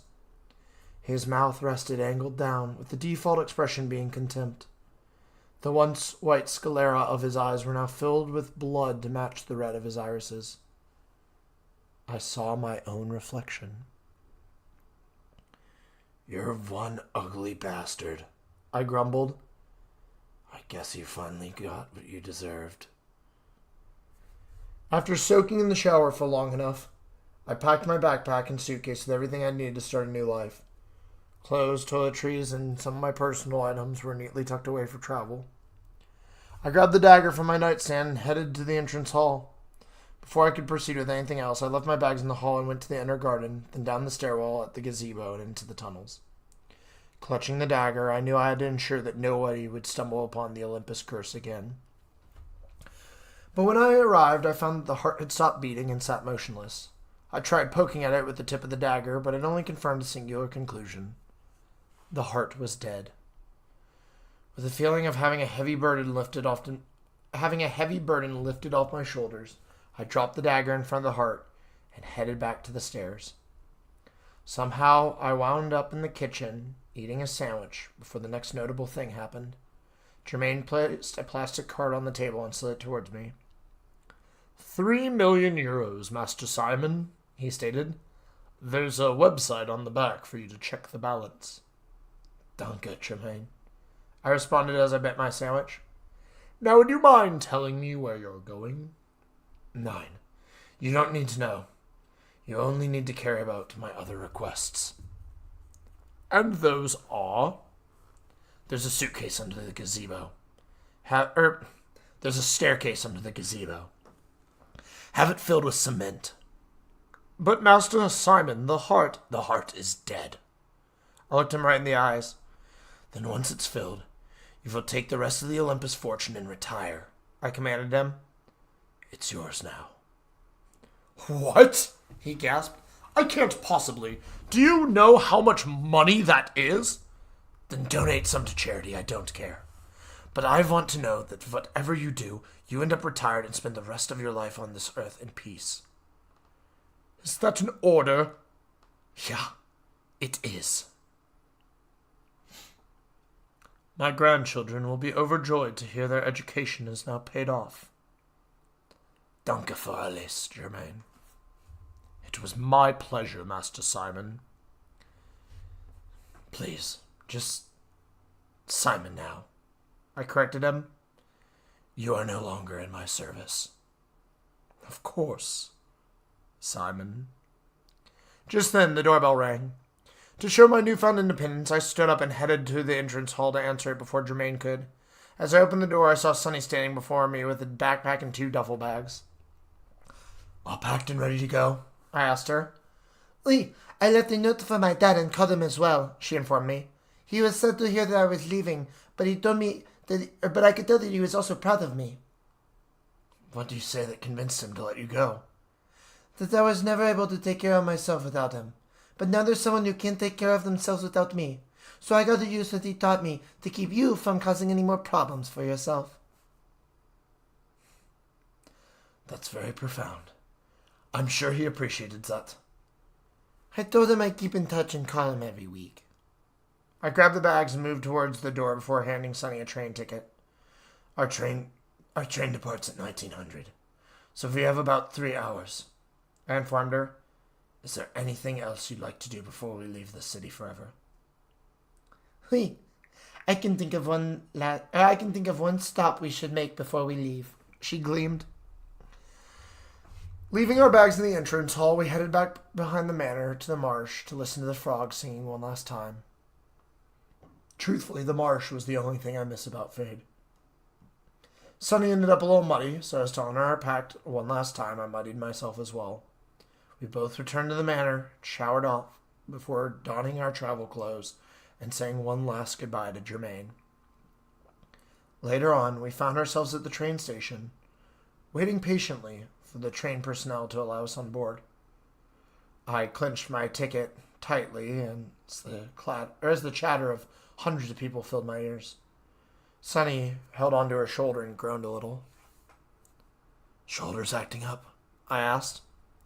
Oui, but I'm mostly just nervous, she responded. I've never left France before. I looked at the French flag sticker near the door of the train as we boarded. This would be the first time I'd left France as well. We showed our tickets to the conductor and stored our luggage before taking our seats. Seats were soft, but had obviously been worn down over the years, like an old bed. A thin table separated us from opposing seats. A man in a chartreuse hat sat across from us, minding his own business. I noticed the newspaper he had in his lap had a title involving Fade, but I couldn't read it, since it was folded up. He was doubtlessly leaving Fade for a safer part of Europe. Goodbye, Fade, Sunny mumbled as she got comfortable. Au revoir, France. I looked out the window as the train whistle blew, signaling our departure. The start of a new life, Sunny mused. Do you think things will be different this time? Only time will tell. But we can hope, I assured her. Let's strive for somewhere quieter this time. Do you think there will be a frog pond there? If there's not, we'll drive to one once I get a car. I'd like that. The train began to move forward, slowly taking its first steps along the tracks. I looked back at Sunny to see her rubbing her shoulder and looking intently towards me. She'd come so far since I'd met her, and for the first time I saw a young, mature woman who was nervously eager to step out into the world. Bags hung under her eyes from the stress of the struggles I had caused her to face, but her eyes themselves remained full of hope and excitement. Slowly she moved her head to my shoulder and rested against it. I ran my hand through her hair to help coo her to sleep, and to let her know that nothing would come between us. Like a baby that was just tucked into their crib, she fell asleep within minutes. I watched the landscape pass by in the night as the train chugged along the tracks. After everything that happened, do I really deserve redemption? Is she your girlfriend? The man across from us asked. Best friend, actually, I replied. My only friend, actually. I can tell she loves you very much. What makes you think that? I responded, half jokingly. The same way that I can tell you've suffered immensely, he explained. Your eyes are all filled with blood and strained. They've seen things they weren't supposed to, haven't they? I looked over to him to find him staring at me intently. Yeah, you could say that, I confirmed. Well, the next stop isn't until next morning. Well, the next stop isn't until morning, he reminded me. Would you care to tell a stranger about your ails? I think that sounds manageable.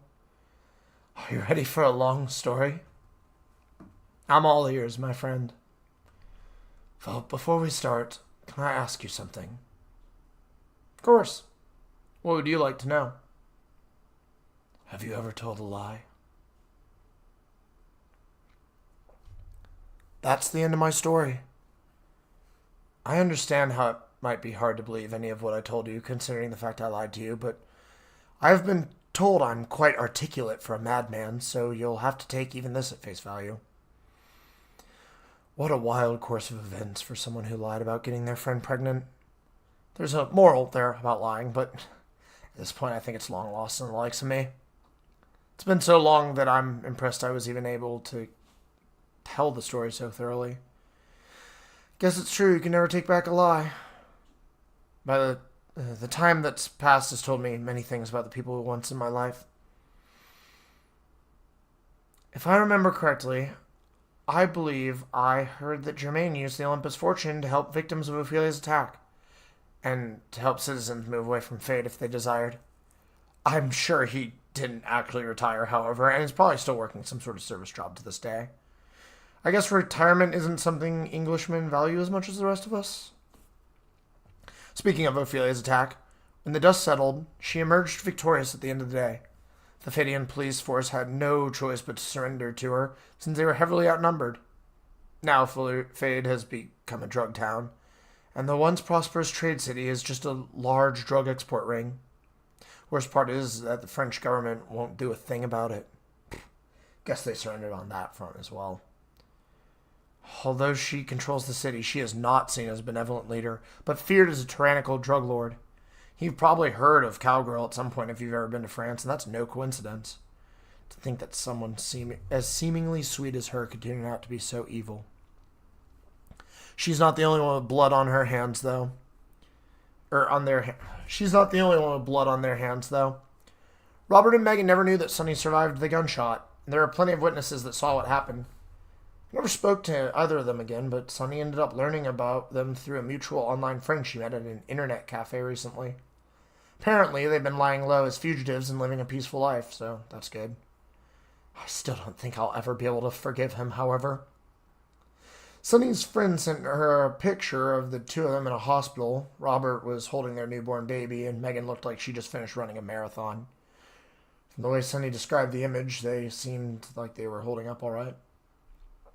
As for Sonny, she actually works at a daycare now, which is ironic considering how she used to barely take care of herself. Kids love her energetic nature, and she's more responsible now, so I guess it worked out quite well.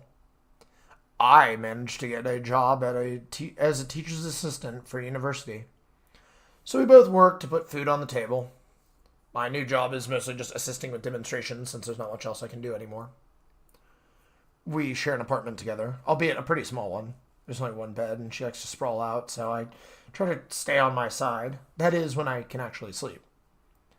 The blood that filled my eyes from the impact began to mess with my vision more and more, until a few months later I was declared legally blind. I'm now entirely blind, and I have trouble keeping my circadian rhythm in check because of it. This is why I'm wearing an eye mask and require a cane, in case you were wondering about that when I entered. Since I went blind, I've actually managed to learn to appreciate the simpler things in this world. My favorite sensations are the warmth of sunlight on my skin and hearing the birds chirp as they fly by. Ironically, I think being blind has opened my eyes and helped me realize that life is worth living.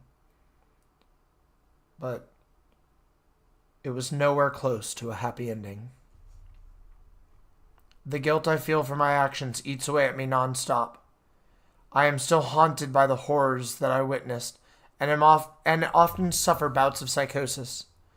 Although small and short, I have found myself unable to control my actions during them. So far, nothing of consequence has happened, but I'm still worried. Document. I'm sorry. Ruining a good moment here, document, please. It's lagging like really hard for some reason. Oh, okay. Give me a minute.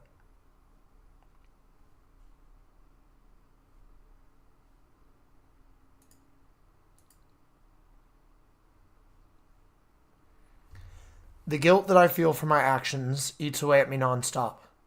I am still haunted by the horrors that I witness and often suffer bouts of psychosis.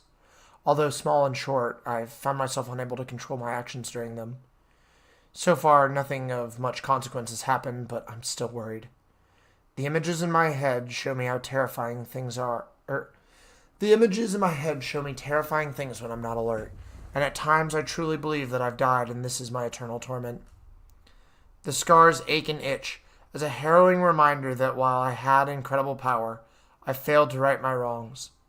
The only solace I can take is that I was able to save my best friend, allowing me a life of companionship. Sometimes I feel phantom pains of the eyeball wriggling in my palm, while the pictures in my head taunt me with happier times. Lastly, since I'm now legally... I'm sorry, I have to do it like this. It's actually very important.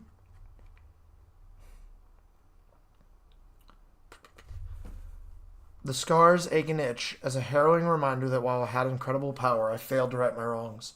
The only solace I can take is that I was able to save my best friend, allowing me a life of companionship. Sometimes I feel phantom pains of the eyeball wriggling in my palm, while the pictures in my head taunt me with happier times. Lastly, since I'm now blind, I now no longer get to see the beauty of the stars at my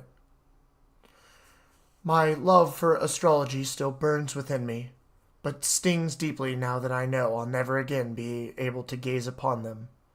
For now I live in a world of darkness. If my mind is completely blank, which it rarely is, I can sometimes see speckles of light in the never-ending nothingness. These are the stars I gaze upon now. But the worst thing of all, the worst thing is that it's been so long since I've seen her face that I no longer know what my best friend looks like. Madness has poisoned my memory, madness has poisoned my mind and eaten away at my memories. I can hear her voice every day and can feel her touch when I hug her. But I can't see what she looks like anymore. So the only way that I can witness her contagious smile, beaming light into this cruel and unjust world, is through nothing more than the bittersweet memories of my daydreams.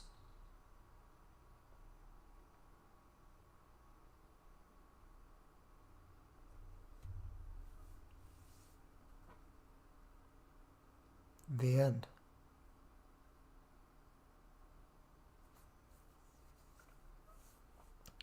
I have been told that that is one of the most insane title drops people have ever seen from something, by the way.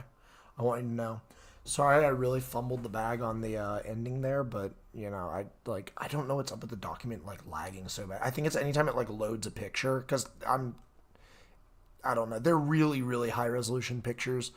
Also, for those that don't know or don't have a physical copy of the book works in a way that this page is on the right side, meaning that you won't see this image or the last line of the story until you flip the page, followed immediately by a list of supporters thanking everybody who had beta read the book. Originally, this was supposed to be the last thing that you saw in the entire story. And actually, it's the background on my computer.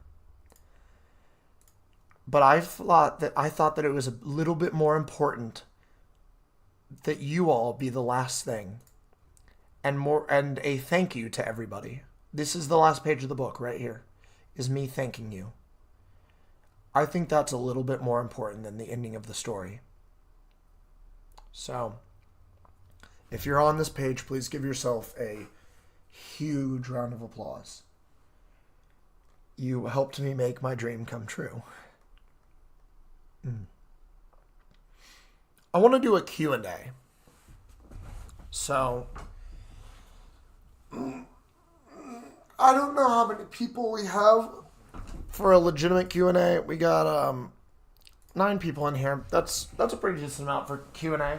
I would like at this point if you guys could if you're just lurking or listening in from while playing a video game or something, could you please pause the game that you're playing, and if you have any questions or you just want to know some stuff about the process, anything at all, please do so now. I'll talk a little bit about the creation of this story while you guys are formulating questions. For those that don't know, Daydreams was originally a fan fiction of a DLC for Fire Emblem Fates called The Heirs of Fate. It began as an AU sort of fanfic thing, and I was merely just utilizing the characters of the story for my own voice. I quickly realized that the characters in the story didn't exactly fit the mold that I envisioned, and I like writing characters on my own. If any of you were familiar with me about 5 years ago, you know that I basically wrote the characters Setsuna and Hinoka from Fire Emblem because they're given so little in the game, and I would write a lot of fictions about them that a few people say that my depictions of them are better than in the game. I ended up really trying to develop characters, and I fell in love with it. I very much love character writing. It's my favorite aspect of this. Coupled with my also, you guys can write as many questions as you want. Like, you don't get one question per person. You can write as many as you want. Coupled with my love for Lovecraftian horror, I was actually listening to a lot of Wayne June, who I am wishing rest in peace since he passed away very recently, actually. Um, I was listening to him read a lot of love H.P. Lovecraft. I very much really enjoyed his works, and he was a. Whew, sorry, I'm not entirely emotionally over his death. You guys might not understand this. He was a huge influence for me. I actually got in contact with him, and he read Daydreams. He requested that his name. He didn't want his name to be in the list of supporters because he admittedly never found the time to read the entire thing, but he told me it was really great and was actually pretty. The last message I had ever sent to him was telling him it was published, and he said he'd be picking up a copy. So I want to dedicate all of this to Wayne June. Obviously, and my mom. But sorry, I'm going. Streamer Jake's coming out a little bit. So,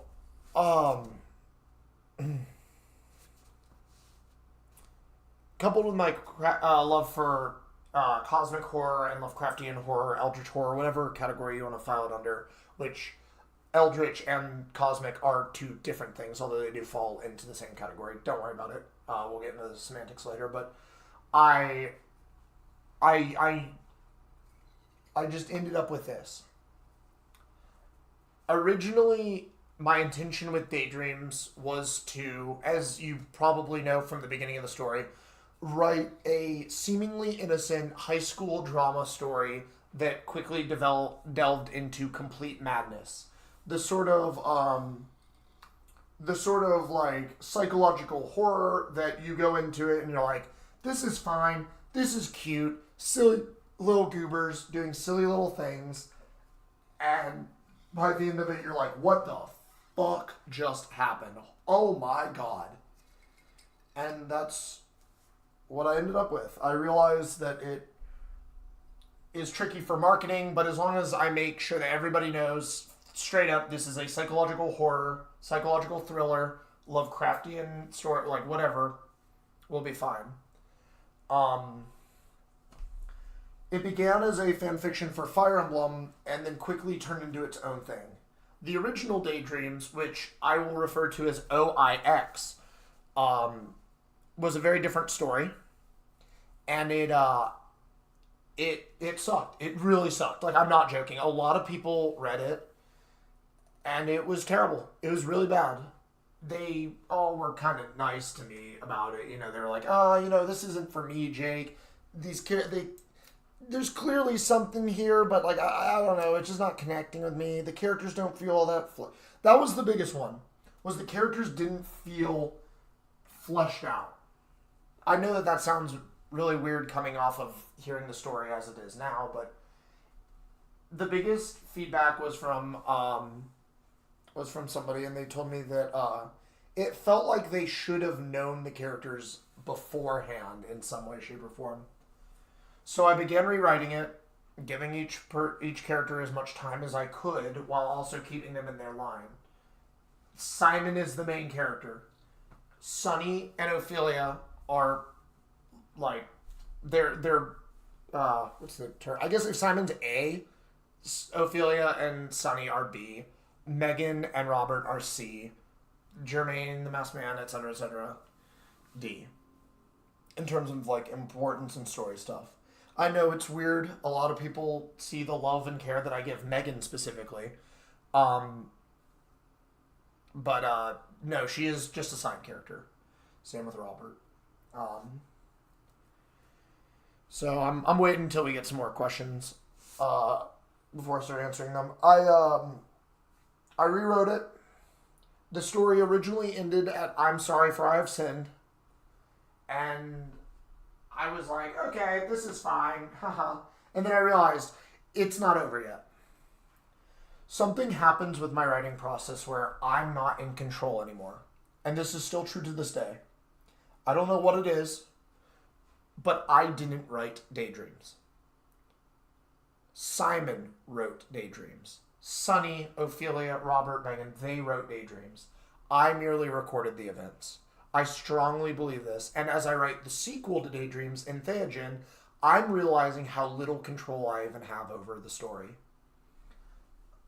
I can push them in the right direction, but the characters truly do write themselves. So next thing you know, I had this completed story, and I didn't know what to do with it. It was on Wattpad. You could just read it for free. And I just wanted people to read it. I secretly kind of hoped that it would like catch on Wattpad, but that's Wattpad, so. It did quite well on there, actually. Over time, it amassed like a lot of votes and like a ton of views. Just for me showing it to everybody, like while I was streaming and stuff like that.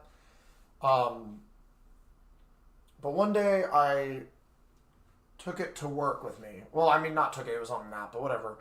And I showed my manager, Kim, who is actually on there as Kimiko. Yeah, Jean and Kimiko. That's her wife and her. I showed it to Kim, and she read it. She's a very avid reader who reads a lot of books. And she read the story, and she came to me and was like, Jake, you need to get this published. And I was like, well, people had always asked about that. I don't know if I really want to. I don't think it's worth paying money for. And she looked at me with the most dead serious face I've seen from her. Like I insulted her mother. And she went, Jake, you have lightning in a bottle here.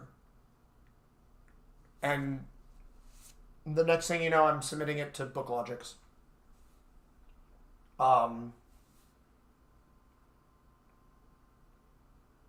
And thus Daydreams was born. There's a lot of mistakes in the story, I know. The draft that I'm reading on is the revised one, and I saw some issues with it as well. But I am revising that in an Affinity, and there will be a second edition. I'll announce it, but if you've already purchased a copy of the book, do not feel pressured to buy another. You do not need it. It's just simple formatting tweaks to make the book look a bit more professional as my writing abilities have improved.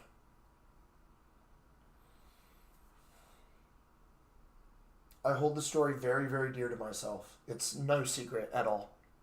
There are bits of me with every character. I am Simon. I'm also Sunny. And I'm Ophelia, and I'm Megan, and I'm Robert. And I'm all of them. That's just how it is with writing. If you're really putting your all into it, then bits and pieces of you will come out. And yet they feel so different. At this point in my life, they feel like genuine, real people that I'm just documenting.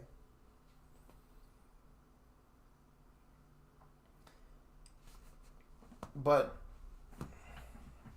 yeah, I don't really have a way to end that. I really cannot thank you all enough. If you've made it this far, and you're, including listening to my schizo ramblings right now, you have my deepest thank you. You have my deepest thanks. I'm now going to answer some questions from people. So, if you have any questions and you're listening to this on a recorded version, feel free to drop them in the comment section. I would like to also mention that we do have in the works an entire... Well, okay, I guess it's pulling up a picture. An entire Daydreams wiki page, actually. It's on Fandom Wiki, and it has a lot of information about the characters. I personally just use this as a website that I can use to keep my information straight about things with them. So, it's not entirely completed, but if you guys want to check that out, feel free to. All right, questions time. What was the hardest part about making the book? With that question, do you mean like actually making the book or just the book in general? Because the hardest part about making the book was probably that I had zero idea what the fuck I was doing the entire time. Like, the writing part, probably keeping things consistent. There's already issues with that, like, in the story as is. But when writing from an unreliable narrator standpoint, some of it I can chalk up to, like, okay, this is just Simon recanting the story wrong. Haha. Definitely not the writer's fault or anything. Now, turn the other way while I correct it. Oh, it was never, you know. I read a lot of books. I had never written a book. I had written fan fictions. The hardest part was, like, if I had to pin the single hardest part, it would be that feeling what I was writing was actually worth reading compared to all the books from professional authors and published authors that I'd seen. The only solace that I was able to really take in that is that I've read a lot of books that have spelling errors and grammatical mistakes, formatting errors, and, like, issues with them overall, which tells me that nobody is perfect. And I shouldn't just keep revising and keep revising and keep revising and keep revising. Eventually, it just had to go out. So, to summarize, TLDR, definitely thinking what I was making was worth it. That was probably the hardest part of writing. Were there any characters or that influenced the concept of the masked man? Yes, actually. This is going to kind of tangent off a little bit, but the Pokemon Duskull, actually. Let me show a picture of Duskull on stream. Duskull's one of my favorite Pokemon. I love Duskull. It is a Pokemon that has a singular red eye behind a mask and a hood that it wears. Let me pull up the finalized art of the Masked Man for a second, and you can actually kind of see that, like, it's a similar thing. Bro's a Pokemon. So, in addition, the Masked Man, I want to add, is actually something interesting, because originally I didn't want to depict him at all. I wanted no depiction of the eldritch elements in Daydreams. I wanted them to just kind of remain as is, and that you can visualize them in any way, shape, or form.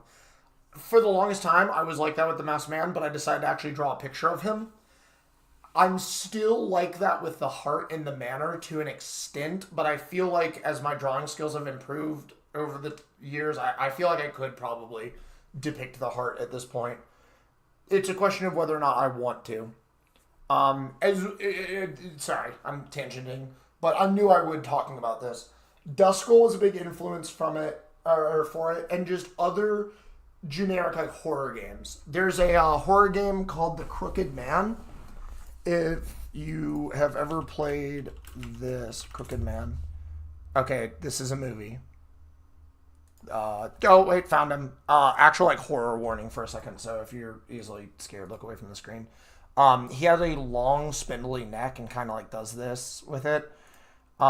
He was a big inspiration for the Masked Man. You can't see it from this picture, but his neck retracts like a turtle. Like it actually does this. It, like, stretches out and stuff like that. So, that is one of the inspirations for the Masked Man. Other just horror aspects, as well. I just wanted to make him look creepy. His jacket, by the way, his hood that he wears is actually the night sky. It's hard to see it, but these are supposed to be stars, and there are actually constellations in the thing. Like, I took the time to look up constellations and stuff and put them into the thing, but it is the night sky, and thus would be depicted as the night sky if there was ever a animated version of it. So just when I die and they make an anime out of it, that's what's up. Like, being honest, there's this one question that's been in my mind for a bit, but why Finn in specific? Why? I get this one a lot. Why France? Why Germany? Why Alsace-Lorraine? And the truth of it is actually a really simple answer. I like that. I like the culture there, like quite a bit actually. I think it's cool. I have a friend who lives in Alsace-Lorraine, and she like just tells me all sorts of stuff about it. She's fascinated with like the '60s and like prostitution rings and things like that with it, but she also told me a lot about what it was like living in the '90s there. Considering she like grew up in it, and I think that the culture and stuff is cool. Not to mention that my family is Austrian, and my oma spoke like a lot of German and stuff, and I've always thought that like German and French are two really really cool languages. So I just naturally gravitated towards that. I know that my German reading accent, French reading, I know that they suck, but like someday I'd like to teach myself like a little bit more because I know I speak a little bit of German.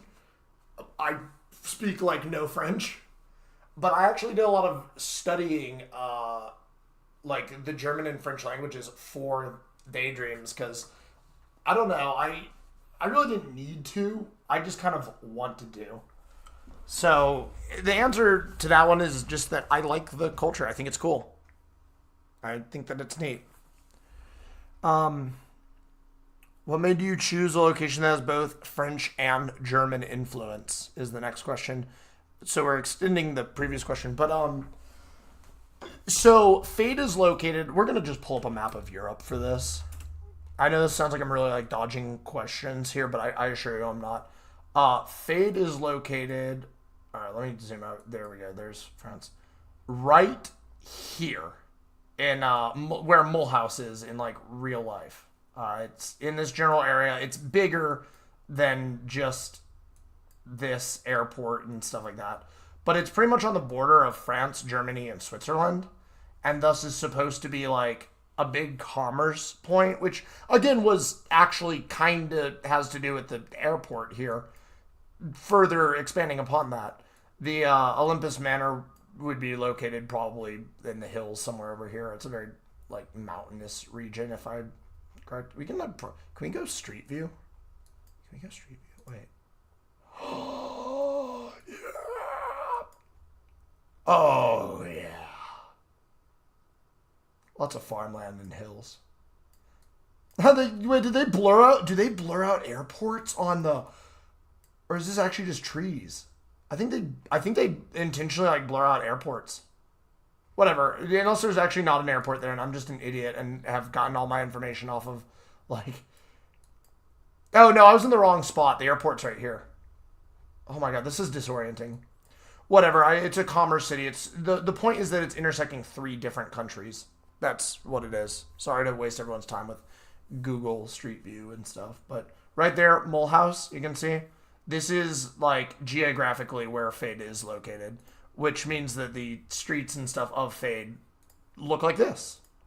If you're ever wondering how Jake envisions it and stuff, the only difference is that there is a hill looming in the background because it is a mountainous region that has the Olympus Manor basically look like looming over this shit. So, or this place, sorry. Was there a part you had to remove for one reason or another? There were a lot of parts I had to remove for a lot of reasons. Most of the reason just being they were bad or they felt like fluff. Reading back over the beginning chapter, I realized there is a lot of fluff in the story, especially in the beginning. Oh man, I did not need to give descriptions of Sunny's house or anything like that, and yet for some reason I did. But that's just something I can't fix at this point without like really messing with the manuscript and thus changing all the page numbers and things like that. And it's not worth it in my opinion. If the fluff is gonna stop people from reading or cause them to dip in and out, then that's just an unfortunate circumstance of being an inexperienced writer. So, I'm trying to think if there's a specific. Oh, actually, yeah, no, there is. There's one specific part that you guys might like because I know we got a lot of Sunny fans out there. Originally, when they were sitting at the lunch table together when they were younger, there wasn't spots for them because of the population issues. So So Sunny sat on Simon's lap when they were meeting with Ophelia and Megan, and I distinctively remember a line where Simon tells Sunny that she has a very bony butt as it's like it's digging into his thigh. And then she like wiggles her butt to try to like, to just like toy with him a bit. But I removed it because it seemed too sexual. For the situation, and I wanted a lot of the sexual focus to be on like Megan and her lewdness. So I'm trying to think if there's another part that I got rid of.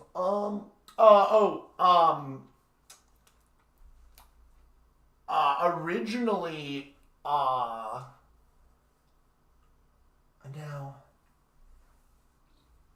originally the fight with Robert and Simon went really, really different. And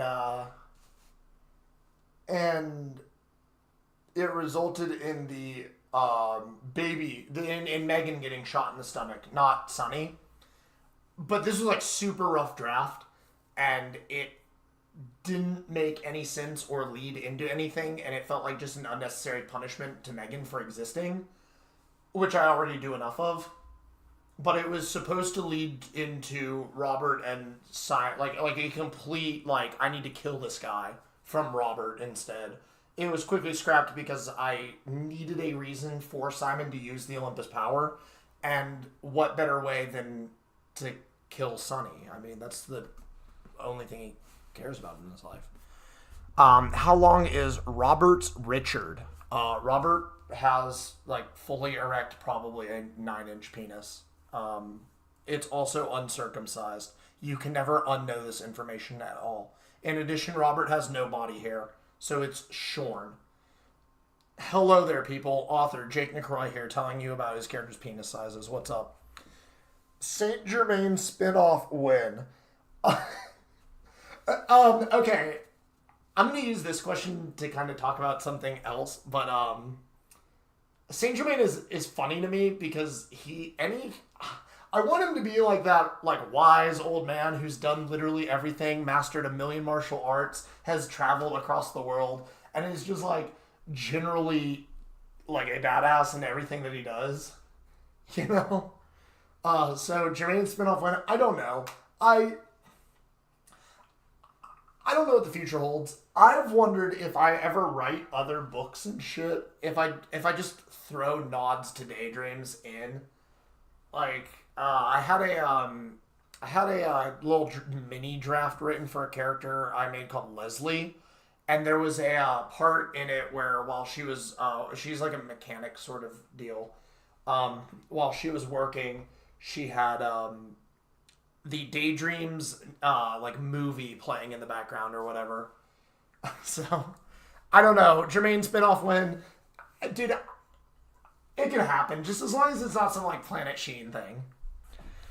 Daydreams mod for Project Q win. That's a great question.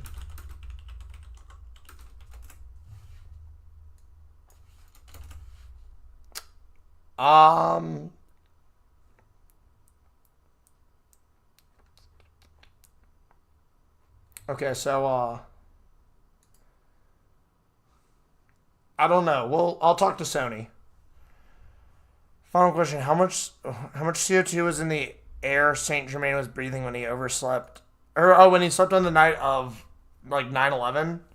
Probably like a lot because of the carbon emissions from the Twin Towers going down. All right, the masked man throws Pokeball.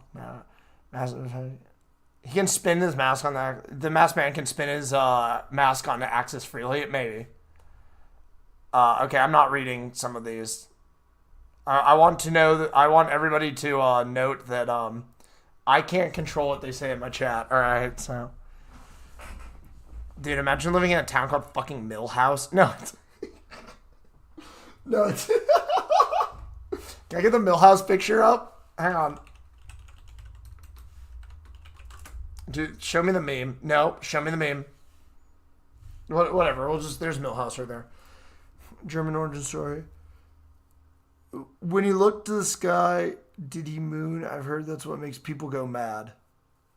Oh, okay. I can't even tell if that's a question or Tony's just being weird. But I do. I do. I don't know where it is, if it's on my computer or not. Um, Give me a minute. I'm gonna search my computer for a second. There's actually a version of this picture where Simon is standing there with his like pants down and he's just cheeked up. So hang on. I want to see if I can find that as like a little special thank you for being here deal. This is some like crazy like lore, by the way, for you guys. Where is it? Where even is the like original file for this? I can't find it. Hang on. Because it's not this file. I know it's not. It's. Oh wait, no. Hang on. Alright, On the Edge is what it was called originally. Alright, we're gonna open this with Sketchbook. 1 second. I heard you not merge. So fun fact, originally this scene was a part of an animated sequence, which is pretty neat. Some of you guys might not know that I animate in my spare time, or at least I used to. Please, where is it? No. Okay, hang on.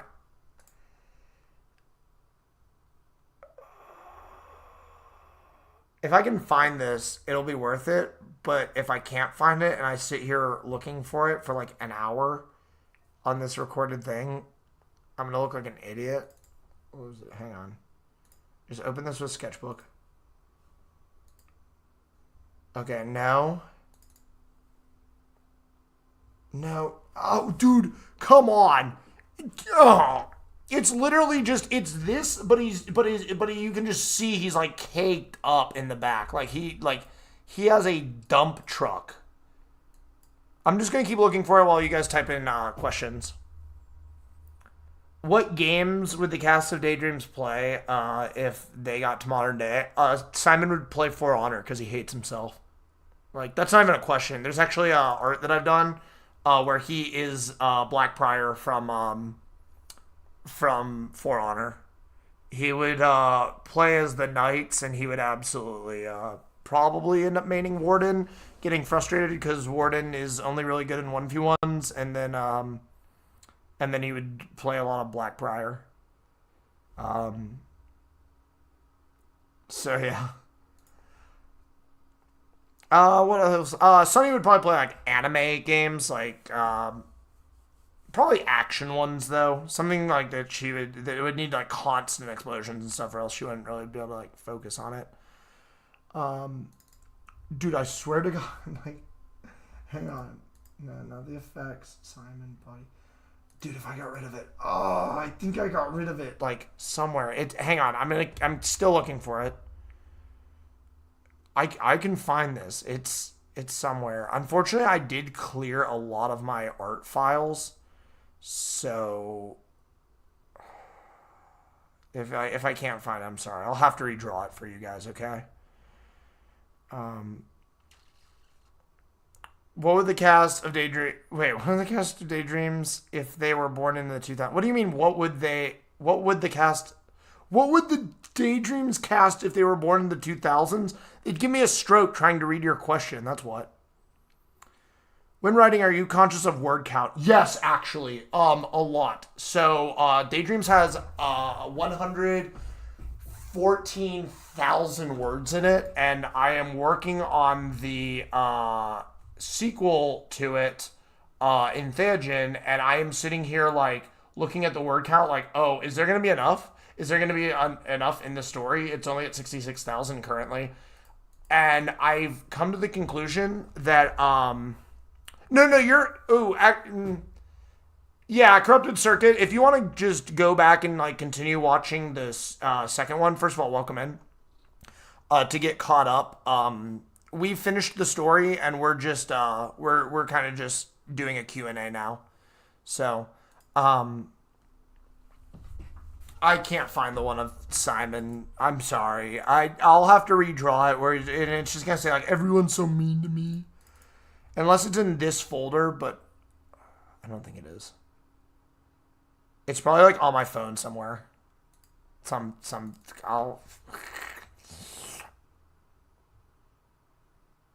I don't know. Oh, actually, here's a cool thing I can show you guys. The original cover of Daydreams while I was on Wattpad was this.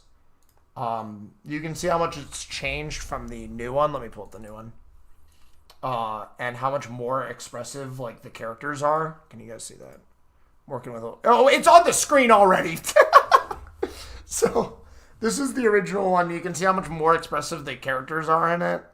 It also the new cover also follows the golden ratio in that it works in a spiral a lot better. What's really funny about the new cover is I have been told by people that they want to punch Simon in the face like a lot. Like I've gotten that probably at least 10 times at events. They're like, this guy looks like a wimp. I want to punch him in the face. And it's like, yeah. Or they're like, why is he so freaked out? It's like, well, yeah. My goal was to make it look like he was having an anxiety attack. In addition, the new cover is actually or was actually changed. Here's the old one to better represent his original concept art, which was right here. If you actually like look close enough, you can see there's a slight resemblance. Can I get this to be right there? Thank you, computer. So just if there's too much with the word count thing, I want to go back to that for a second. I think that Daydreams has a lot of words in it. I think that for the price that it is, though, I think that's fine. You definitely get like a story out of it.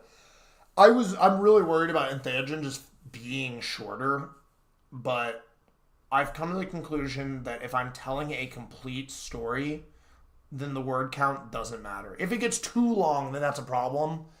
And I feel like Daydreams at points slogs. Like, it just does.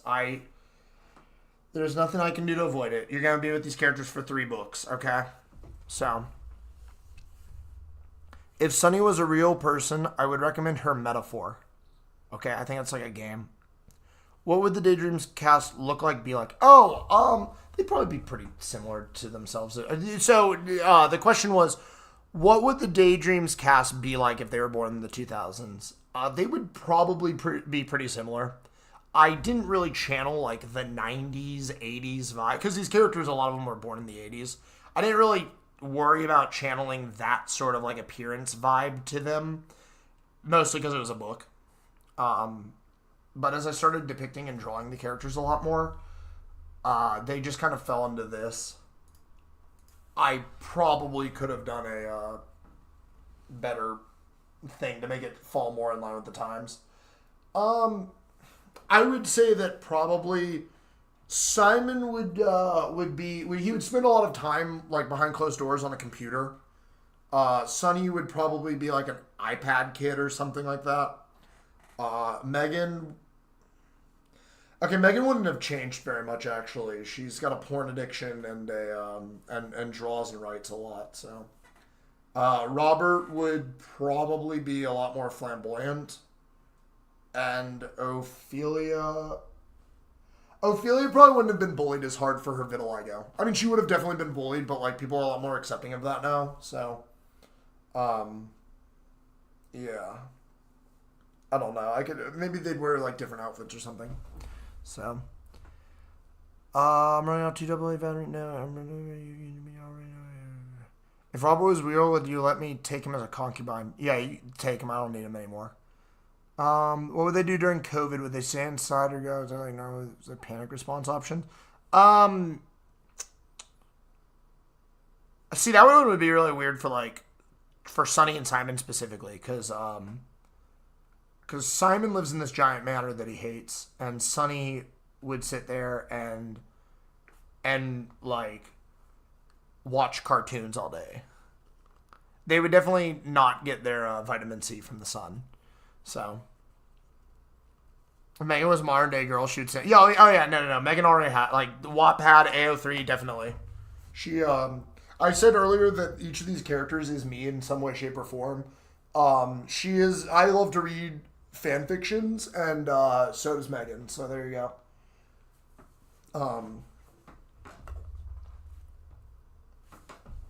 Hang on a minute.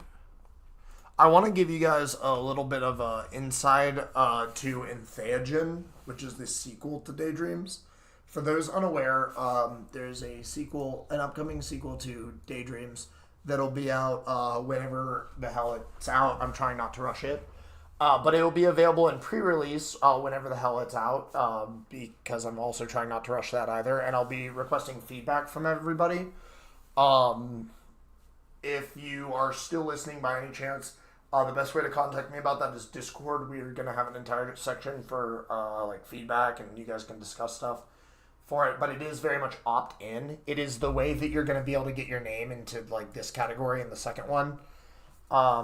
But it follows Ophelia's perspective. It takes place 2 years after the events of Daydreams, and you get to learn a lot about Ophelia while it also is pushing the narrative forward.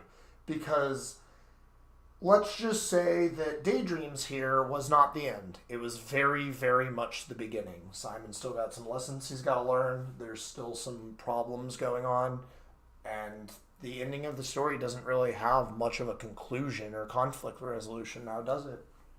So, that was intentional. Oh, alright. I think that I could sit here and I could ramble about Daydreams nonstop, constantly, forever, because I already do. But I want to sincerely thank everybody for tuning in. If you've listened to this while you're playing video games, drawing, masturbating, whatever you're doing, cool. Thumbs up. I hope that the audio quality was enjoyable. I'm operating with very, very minimal equipment here, and I've probably peaked the mic 100 times while reading. Thank you all very, very much. Make sure that you leave a comment thanking Calm_4 in the comment section, because he's taken the time to put timestamps for everything, which is huge of him. I will, at some point, eventually be editing these together to make something more coherent. I just don't know when that will be. Thank you all very much for allowing me to share with you my daydreams.